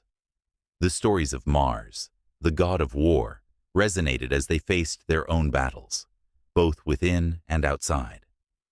A statue of Mars, fierce and proud, stood sentinel over the site, his gaze unyielding, echoing the aspirations of a people who believed in the might of their destiny. Each broken piece of marble told a story of strength, resilience, and the unwavering spirit that defined a civilization. A chilling discovery sent shivers down spines, a burial ground where remnants of a long-lost ritual were found. Bones of sacrificial animals lay interspersed with offerings of food, coins, and personal items, hints of a deeply held belief in the afterlife. The priests, clad in white robes, had once whispered prayers to the gods, hoping to gain favor in the next world. Time had eroded their voices, but the echoes remained, as if the very earth mourned their absence. Emotions swirled in the air, a mix of reverence and sorrow, of gratitude for the lives lived and lost. Then, as the sun began its descent, casting an orange hue across the horizon, a chilling artifact was unearthed, a bronze mirror inscribed with the words of a cursed poet. Once it was said that every gaze into this mirror revealed the truth of one's soul, the allure of vanity intertwined with the fear of self-discovery. It was a reminder that facing one's reflection could lead to liberation or devastation. The crowd gasped, drawn into the gravity of the moment. Who had looked into this mirror? And what truths were revealed? What sacrifices had been made for the sake of vanity, and who had paid the ultimate price? Amidst the excitement, a hush fell over the crowd as they approached a forgotten shrine dedicated to Proserpina, the goddess of the underworld. The air grew thick with emotion, a palpable tension that resonated deep within the souls present. There, in that sacred space, offerings of flowers and tokens of love lay scattered, remnants of the devotion of mourners who had sought solace in her embrace. The stories of loss and longing enveloped the gathering, weaving a tapestry of grief that connected them all. They felt the weight of centuries pressing down, a reminder that even the brightest stars must one day dim. As day turned to dusk, the discoveries became a chorus of human experience, revealing truths that resonated through history and into the present. The tales of Roman myths, once thought to be mere stories, transformed into a living testament of the human spirit, full of passion, sacrifice, love, and loss. Each artifact, each echo from the past, breathed life into tales that had shaped the very foundation of a civilization. The crowd lingered, entranced by the unfolding narrative, as they sensed the connection between their lives and those of the ancients. Each whisper from the past tugged at the heartstrings, reminding them that they were part of something greater, a continuum of existence that spanned the ages. The ancient gods, with their heroic exploits and tragic flaws, were not merely figures in a storybook. They were reflections of humanity itself. As night descended, the stars glimmered like the shimmering mosaic pieces scattered across the earth, each one telling its own story. The myths of Rome, once shrouded in silence, now roared to life, demanding to be heard, felt, and understood. The emotional resonance of these discoveries lingered in the air, intertwining with the hopes and dreams of those who dared to listen. Yet, as the evening deepened, a sense of unease crept in, hinting that the past was not yet fully at peace. What other secrets lay buried beneath the earth, waiting for the right moment to resurface? The air tingled with anticipation, as if the very ground beneath them held its breath, ready to unveil more of its treasures. The stories of Rome were far from complete. They were a tapestry woven through time, begging to be continued, to merge with the lives of those who dared to seek their truths in the shadows of ancient myths. The sun hung low in the sky, a blazing orb casting long shadows across the ancient cobblestones of Rome. The air hummed with the whispers of 1,000 stories, each echoing with the weight of history. Beneath the grandeur of marble columns and the watchful gaze of the Pantheon, myths came alive, weaving a tapestry that defined the very essence of what it meant to be Roman. These stories, rich with gods, heroes, and epic battles, were not mere tales. They were the lifeblood of a civilization that sought identity in the very fabric of its legends. In the early days, When Rome was a humble village on the Palatine Hill, a myth was born. The tale of Romulus and Remus, twin brothers suckled by a she-wolf, was more than a narrative. It was a declaration of destiny. Each Roman child grew up hearing how Romulus, driven by ambition and a fierce desire for greatness, became the founder of Rome after a tragic fratricide. This tale, steeped in blood and valor, filled the hearts of the citizens with pride and purpose.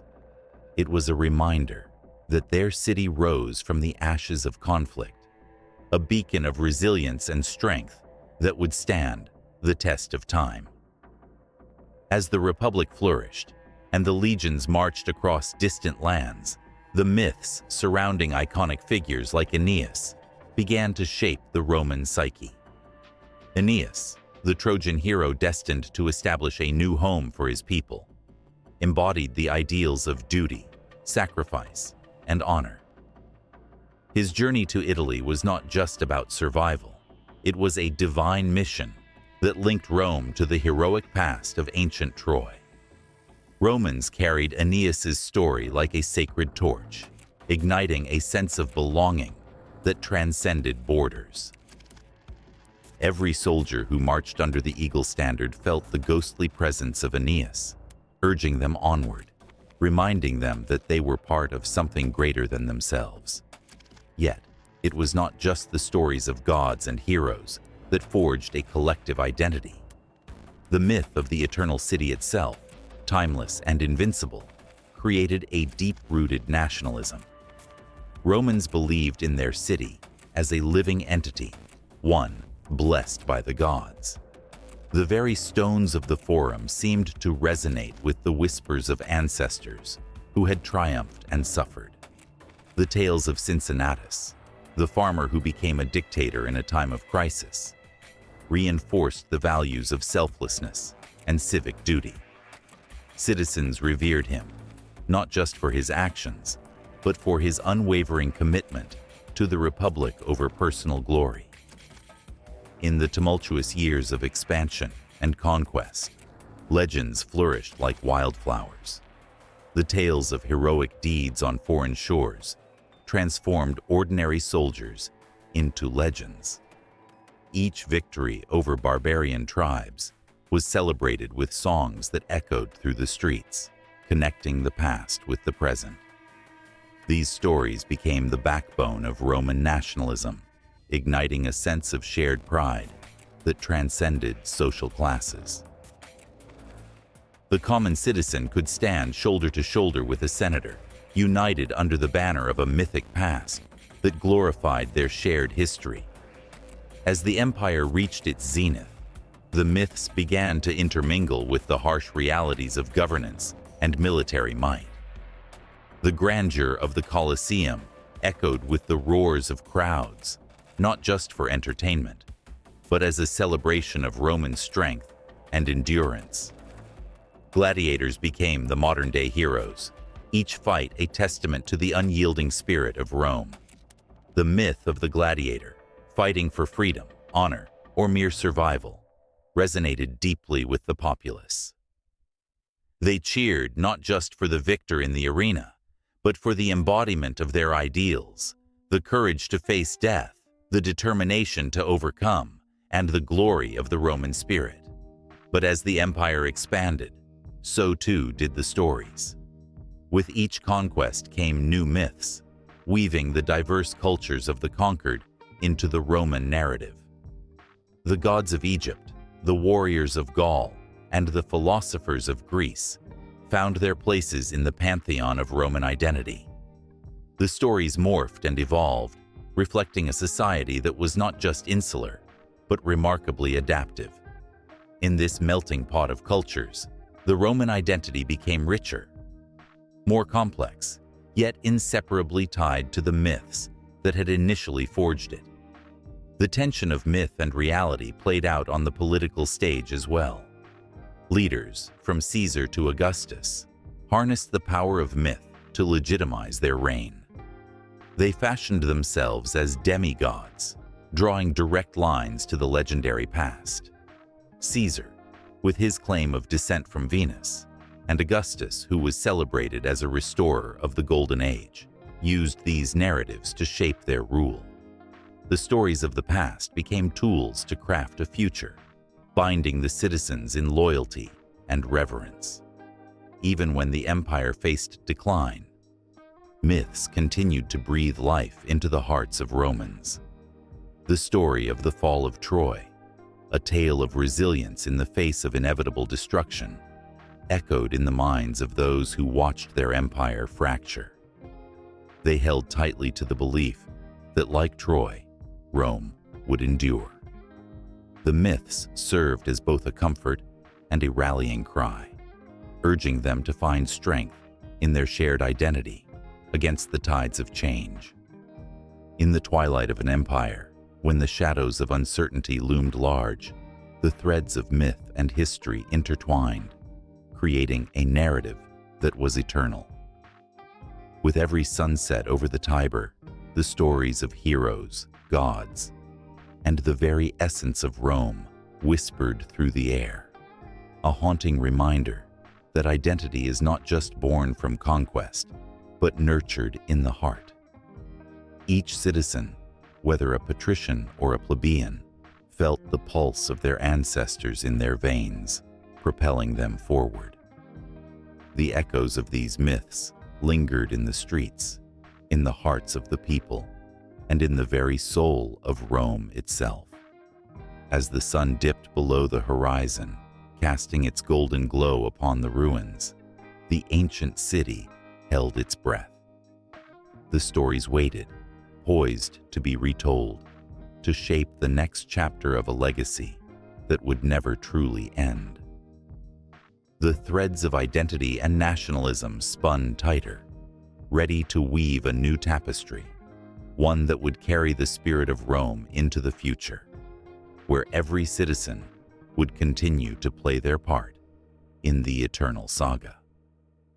In the hushed shadows of the temple, where whispers of gods and mortals entwined, a flickering torch cast dancing shapes against ancient stone. This was no ordinary place. It pulsed with stories of women whose names echoed through the ages, their fates interwoven with the divine. Here, in the heart of Rome, women wielded an agency that sometimes shimmered like gilded armor, sometimes crumbled like forgotten statues. Juno stood tall, her presence a blend of strength and vulnerability. She was the protector of marriage, yet her own heart bore the scars of betrayal. The stories told of her fierce jealousy, a tempest that often erupted upon discovering Jupiter's infidelities. Yet, in those storms lay her power. Juno's rage was not mere emotion. It was a force that reshaped the world around her. With a single utterance, she could grant blessings or unleash curses, wielding her influence to protect the sanctity of women in a society that often sidelined their voices. The stark contrast of her role, both a nurturing figure and a fierce warrior, echoed in the hearts of women who yearned for acknowledgement and agency amidst the male-dominated tapestry of Roman life. Then there was Venus, the goddess of love and beauty, whose very existence sparked passions that ignited wars and forged destinies. She was the embodiment of desire, yet the tales of her relationships revealed depths beyond mere allure. Venus's affair with Mars, the god of war, painted a vivid picture of love's unpredictability. Their union, a clandestine dance of longing and conflict, exuded a raw emotion that resonated deeply with those who dared to love fiercely. Her actions, not just her beauty, shaped the very fabric of human experience, suggesting that women could transcend the boundaries set for them. That love could be a catalyst for change and empowerment. As the stories unfolded, Minerva emerged as another titan of agency.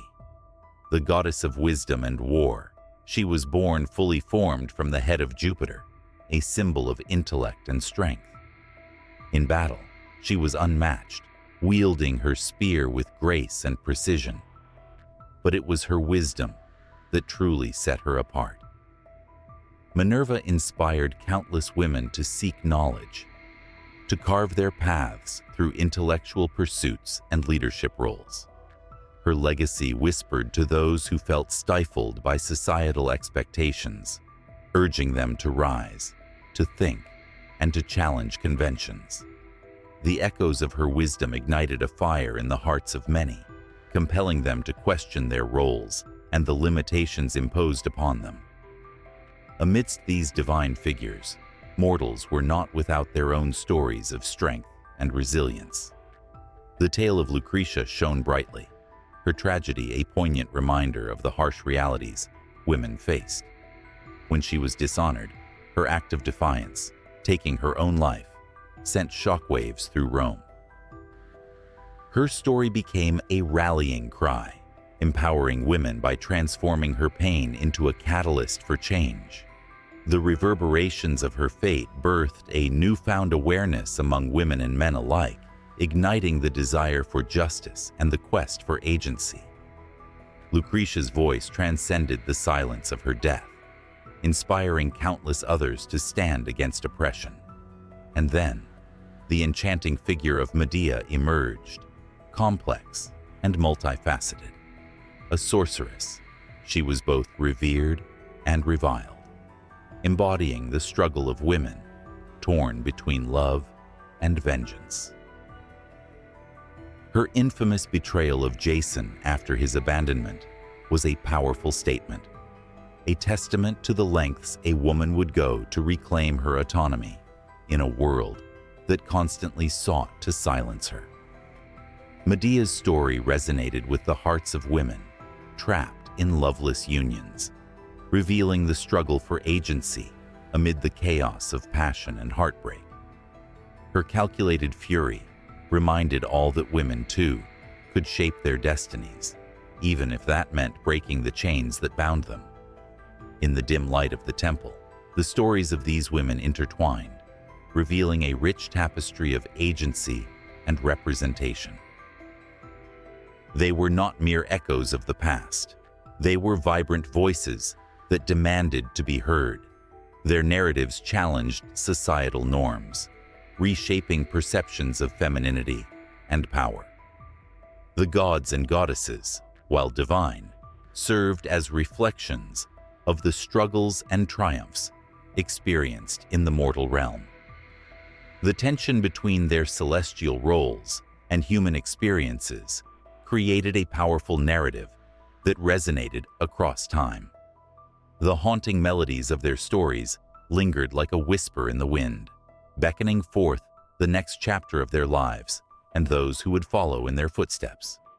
The temple walls, once mere stone, became a canvas painted with the emotions of rage, love, wisdom, and sorrow.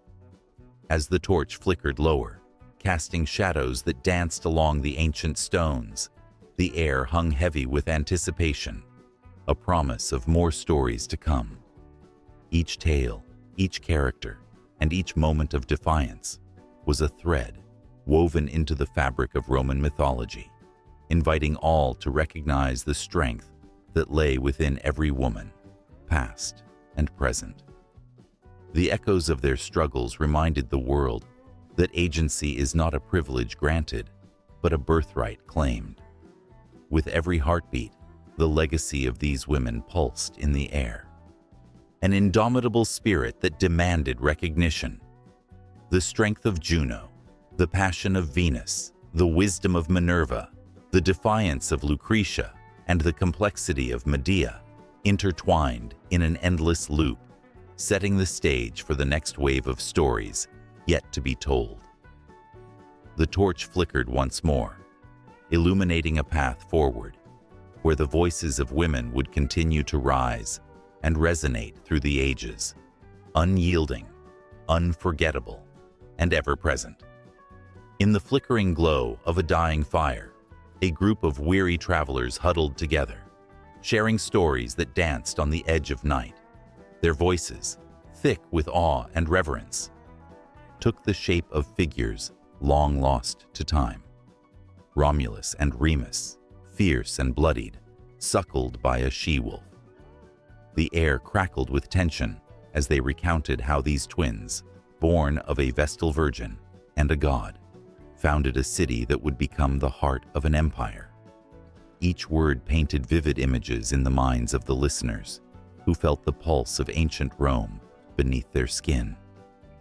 Roman myths began as whispers among the common folk, tales passed down from one generation to the next. They were not mere stories, they were lifeblood. Each legend, each god and goddess, embodied the struggles and triumphs of the people. Jupiter, the king of gods, wielded a thunderbolt that could strike down any foe, reminding them that even in their darkest times, divine power was just a prayer away. Venus, radiant and alluring, taught them about love's sweet agony, while Mars instilled courage in their hearts, pushing them to battle for glory. As the centuries cascaded like grains of sand in an hourglass, these myths evolved, reflecting the people who told them. The stories morphed, intertwining with the lives of emperors and the fates of ordinary citizens. The legend of Aeneas, a Trojan hero, became a symbol of resilience and hope. His journey from the ruins of Troy to the shores of Italy resonated with Romans, who saw parallels to their own struggles. The tale was not just about one man, it was about the very soul of a nation finding its place in the world. With the rise of the Republic, the myths sharpened, embracing themes of virtue and duty. The story of Cincinnatus, who left his plow to save his country before returning to a quiet life, became a beacon of honor. Romans admired loyalty to the state above all, a narrative thread woven into the fabric of their society. In those tales, they found the echoes of their own sacrifices and commitments, a reminder that greatness came not from the pursuit of personal glory, but from serving the greater good. Yet, as empires rose and fell, so too did the myths. When Rome's borders expanded, it absorbed new cultures, new stories, creating a rich tapestry of beliefs. The gods of conquered peoples were welcomed into Roman pantheons.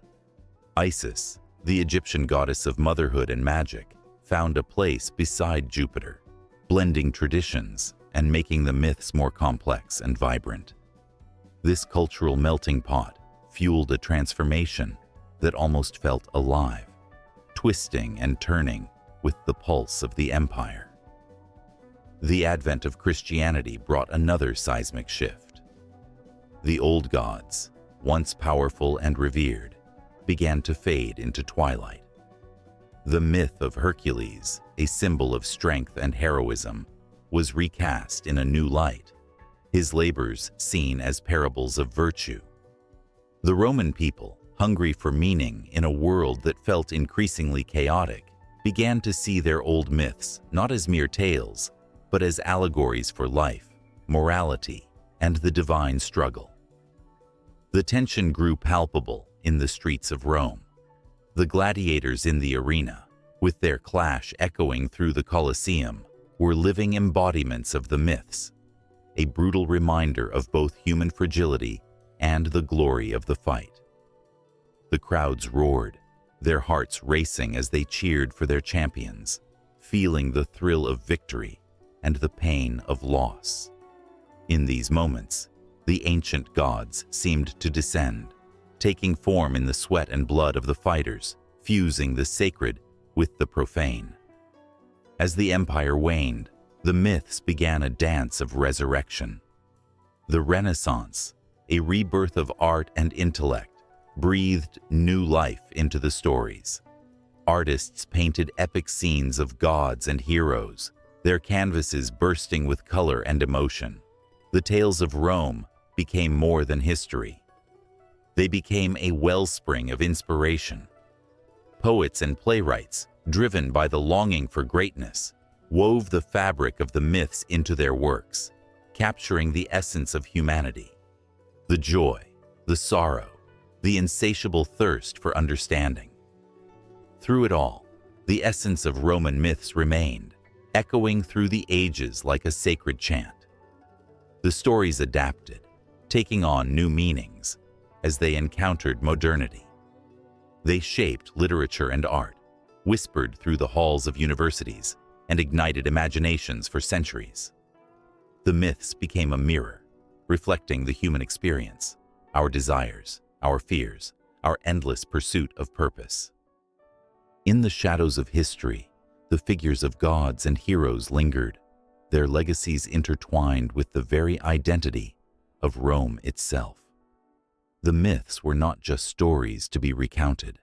They were the heartbeat of a civilization, a bridge connecting the past to the present. The whispers of ancient Romans filled the air, intertwining with the dreams of future generations, urging them to remember and to believe in something greater. As the fire burned low and the last embers faded into the dark, the travelers knew they held a piece of that history within them. They were not just recounting myths, they were breathing life into them, igniting a flame that would never die. The stories would continue to evolve, adapting to the struggles and triumphs of each new era, always reminding those who listened that the past is never truly gone. It waits, ever patient, ready to inspire those willing to listen, willing to feel the weight of their legacy. As twilight fell over the rugged horizon of the Roman frontier, shadows danced along the weathered stones of an ancient watchtower. The air crackled with the unspoken tales of warriors long gone and whispers of the conquered peoples whose lives intertwined with the might of Rome. Each gust of wind seemed to carry the ghostly echoes of legends, stirring the heart with a mix of dread and enchantment.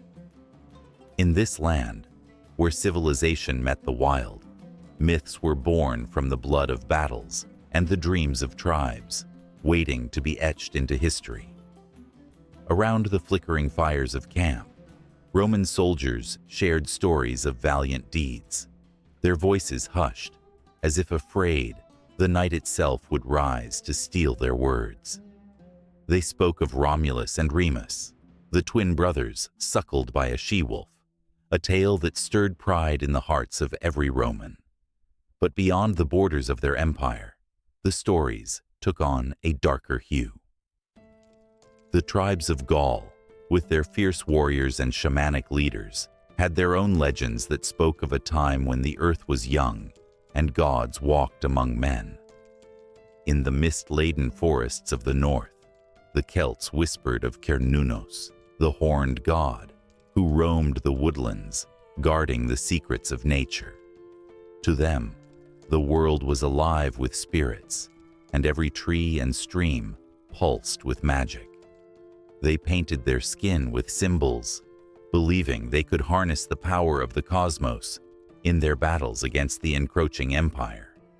And as the Romans marched forward, their boots pounding the rich earth, they would inevitably clash with the ancient ways of those who had called this land home, long before the eagle banners flew. The air was thick with tension as a Roman legion approached a Celtic settlement one fateful night. A young warrior named Aedan, barely more than a boy but filled with the fire of his ancestors, stood at the forefront of his people. Clad in leather and iron, he could feel the weight of destiny on his shoulders as he listened to the elders chant the ancient incantations, calling on the spirits for protection. The soldiers had come to conquer, but Aedan and his kin were determined to resist, fueled by legends of giants and ancestors who had never backed down. When the first arrow flew, piercing the heart of the darkness, it was more than just a shot. It was a declaration. The clash of steel rang out like a funeral bell, echoing the pain of countless skirmishes fought on this very soil. As Aedan charged into the fray, He recalled the stories of the great hero Cuchulainn, whose battle frenzy made him invincible. With each swing of his sword, he felt the spirit of his forefathers surge within him, and for a fleeting moment, he was invulnerable, a living legend in the making. Yet, not all stories were of glory and heroism. The Romans, with their gods of war and empire, told of the fearsome Furies who punished the wicked. They believed in the might of Mars, the god of war, but in the eyes of the conquered, their gods were more nuanced, entwined with the fabric of the earth itself. They whispered of the Morrigan, the phantom queen who hovered over battlefields, choosing who would live and who would die. The air grew thick with myth and dread, as fate itself seemed to hang in the balance. As the battle raged on, the moon hung low in the sky, casting an otherworldly glow over the chaos. The cries of the wounded and the clash of armor created a symphony of strife. But in the heart of the turmoil, Aedan caught a glimpse of a figure cloaked in shadows, a spectral presence that seemed to glide over the battlefield. Was it the Morrigan herself, watching over the souls of the brave? Or perhaps a spirit of the land, a reminder that the very ground they fought upon was sacred, belonging to no one but itself? In that fleeting moment, time stood still. The world around Aedan faded, and he felt connected to something greater. He was not just a boy fighting for his tribe. He was a thread in a vast tapestry of stories woven through centuries. Each life lost, each victory claimed, became part of a larger narrative, the mythos that would live on long after the clamor of swords fell silent. But as dawn broke over the battlefield, it brought the bitter taste of loss. The once proud warriors of Aedan's tribe lay scattered among the grass, their stories unfinished, their legends unrealized. The Romans advanced, their banners unfurling in the morning light, yet the echoes of resistance lingered in the air. For every life taken, a new tale emerged, a story of courage in the face of overwhelming odds, whispered through the ages by the wind. As the Roman legions pushed deeper into the heart of the conquered lands, the legends grew richer, like an ever-expanding river of myth that fed the imagination of generations. Villagers spoke of the brave woman Boudica, whose fury ignited the hearts of her people against the Roman might. The flames of rebellion danced in their eyes as they shared the stories of their ancestors, rallying them against the tide of conquest. Amidst the clash of cultures, the Romans too began to adopt the myths of those they sought to subjugate. From the gods of the Celts to the spirits of the Gauls, the echoes of the conquered began to seep into the very fabric of Roman belief. The stories intertwined like roots of an ancient tree, each tale nourished by the soil of struggle and survival.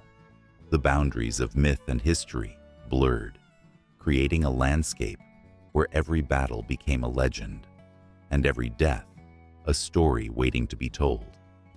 And so, the cycle continued, the frontier a living canvas painted with blood and bravery, where the myths of the conquered peoples mingled with the legacies of the empire.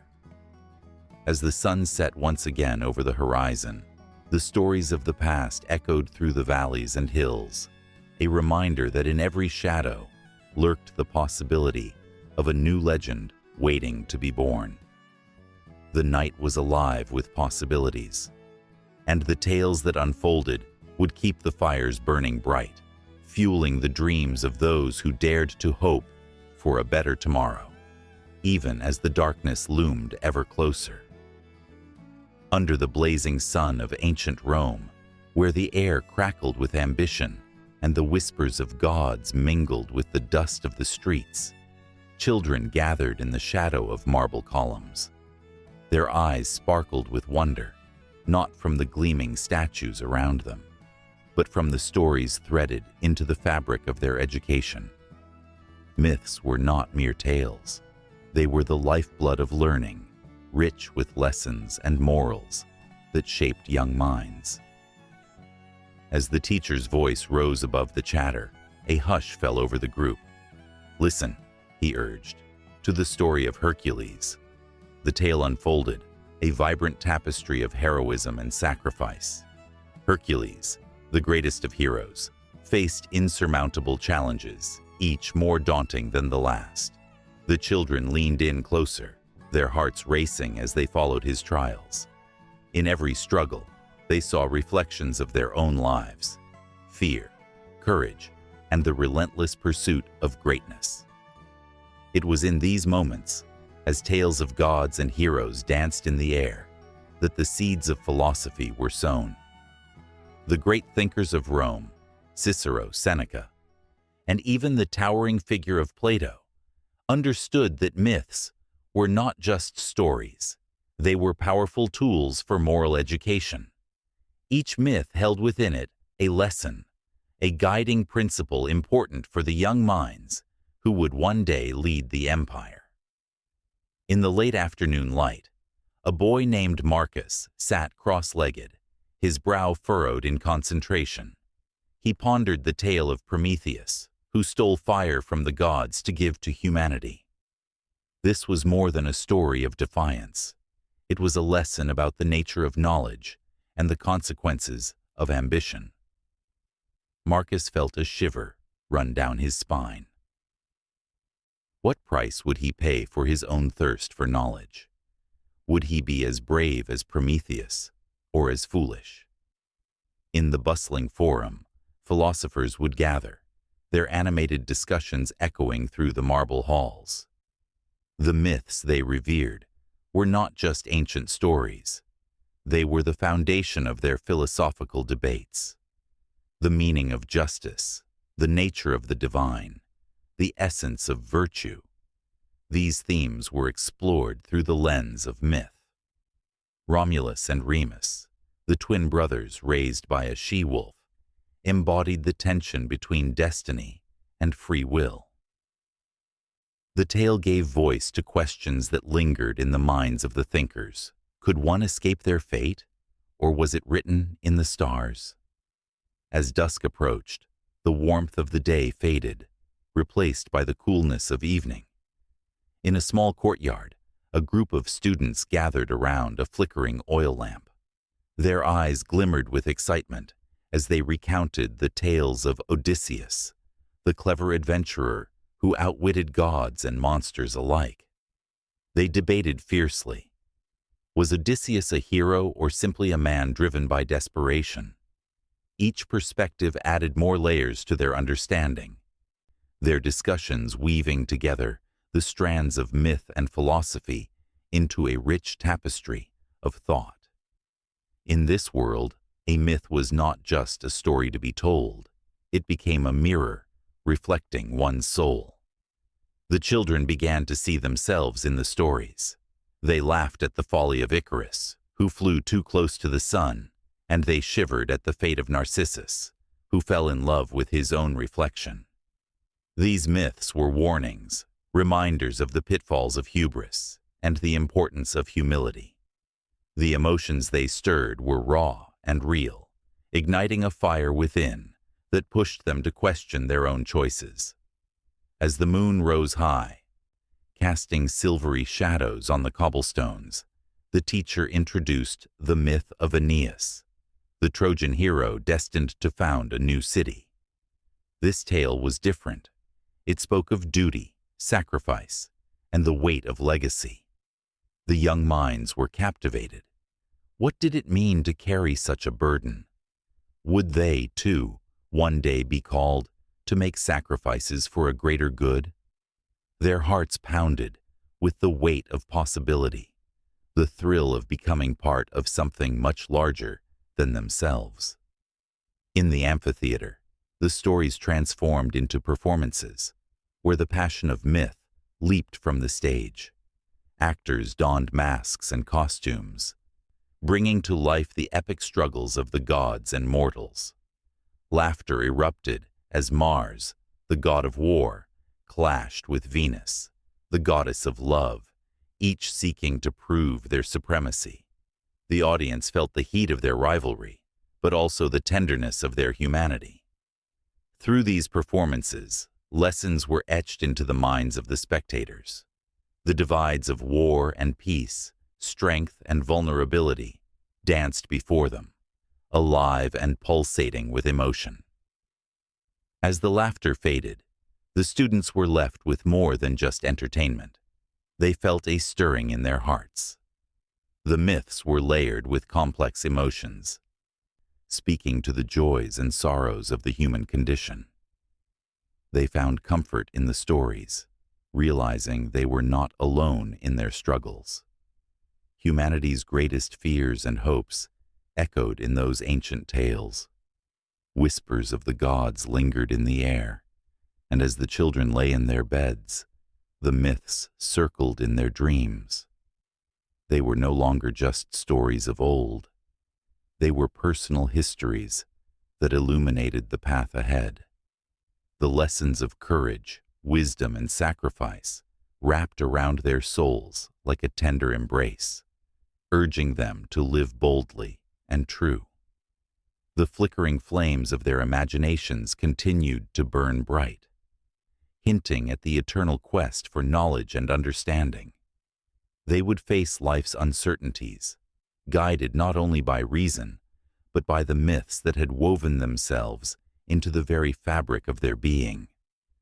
And as the sun rose on another day, the stories would beckon them forth into a world that was both familiar and uncharted, a landscape where the lessons of the past intertwined seamlessly with the dreams of tomorrow. In the flickering light of a campfire, shadows danced like ancient spirits, each flame a whisper of stories long past. A group of friends huddled together, eyes wide, as they recounted tales of Mars, the fierce god of war, and Venus, the goddess of love, their fables weaving through the night like the threads of destiny. The very essence of Roman mythology seeped into their veins, igniting a spark of wonder and nostalgia. It's in these moments that the legacy of Roman mythology breathes, a living tapestry that clings to the hearts of those willing to listen. From the majestic halls of the Roman Forum to the quiet corners of modern homes, the impact of these ancient myths lingers on. Every corner of contemporary life feels the echo of Jupiter's thunder and the allure of Juno's jealousy. The tales once told in marble-floored temples now resonate through movies, books, and even social media, their relevance shining brighter than ever before. But how? What alchemy transforms these age-old stories into the lifeblood of today's culture? Take a seat in a cinema, and the screen flickers to life with the exploits of superheroes. Beneath their capes and masks, one can find traces of Mars and Hercules. The struggle between good and evil, the quest for identity, the fight against insurmountable odds. These are the very narratives crafted by the Romans thousands of years ago. Today's audiences cheer for characters that embody traits of the old gods, their stories echoing the timeless human condition. It's as if the legends of Rome have found a new vessel, one that races through the hearts and minds of a generation hungry for heroism and hope. In literature, the ink of poets and playwrights has not dried. Authors in our time reach back to the fables of ancient Rome, reimagining them for a new audience. An epic romance might echo the passionate, tumultuous love of Dido and Aeneas, reminding readers that love can be as fierce as it is tender. These adaptations pull at the strings of the heart, igniting emotions that transcend time. The tales of gods and mortals remind us of our own struggles and victories, offering a mirror in which we can see ourselves reflected. Art, too, remains a powerful conduit for these ancient stories. From classical sculptures that grace the halls of museums to contemporary paintings that reinterpret mythological scenes, the legacy of the Roman pantheon remains vibrant and alive. Artists, inspired by the grandiosity of deities and the drama of their tales, create works that compel viewers to feel, to ponder, and to dream. The brushstrokes may differ, but the emotions captured remain timeless, wrapping around the viewer like an embrace from an old friend. Even in the realm of gaming, where immersive experiences dominate, Roman mythology resurfaces. Players don the armor of gladiators, wielding swords reminiscent of those once used in the Colosseum, and they battle not just for victory, but to honor the spirits of the past. Each quest reflects the moral dilemmas faced by heroes like Aeneas, where choices can determine fate, just as they once did in the shadow of temple altars. Gamers are not merely players. They become part of an ongoing narrative, stepping into a lineage that stretches back to the days of emperors and oracles. The connection to Roman mythology also permeates our language. Everyday expressions, rooted in these ancient tales, slip into conversation without a second thought. When someone feels woeful, they are unknowingly invoking the spirit of a tragedy that might have been penned by Ovid.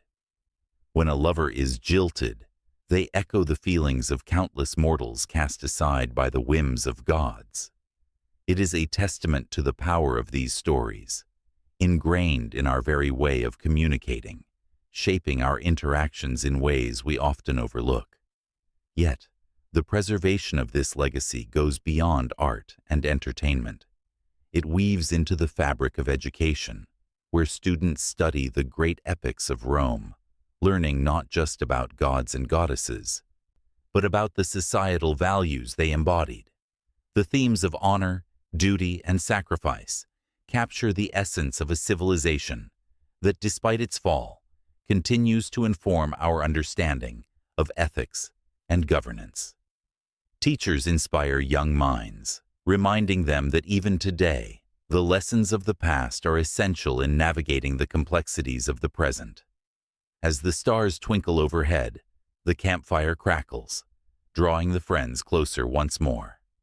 They share their hopes and dreams, and in their laughter, the essence of Roman mythology pulses vibrantly. The gods are no longer distant figures carved in stone. They live on in anecdotes, personal struggles, and aspirations. The weight of their stories crushes the silence, sparking passion and connection, a recognition that these ancient tales are as relevant now as they ever were. The legacy of Roman mythology is a river that flows through time, its waters nourishing the roots of our culture. Each adaptation, each reference, and each story shared brings forth the emotions of laughter, sorrow, and triumph. It transcends the barriers of time and space, binding generations together in a shared human experience. As the night deepens, the friends understand that they are not just telling stories. They are part of an ancient narrative that continues to unfold. What lies ahead in the shadows?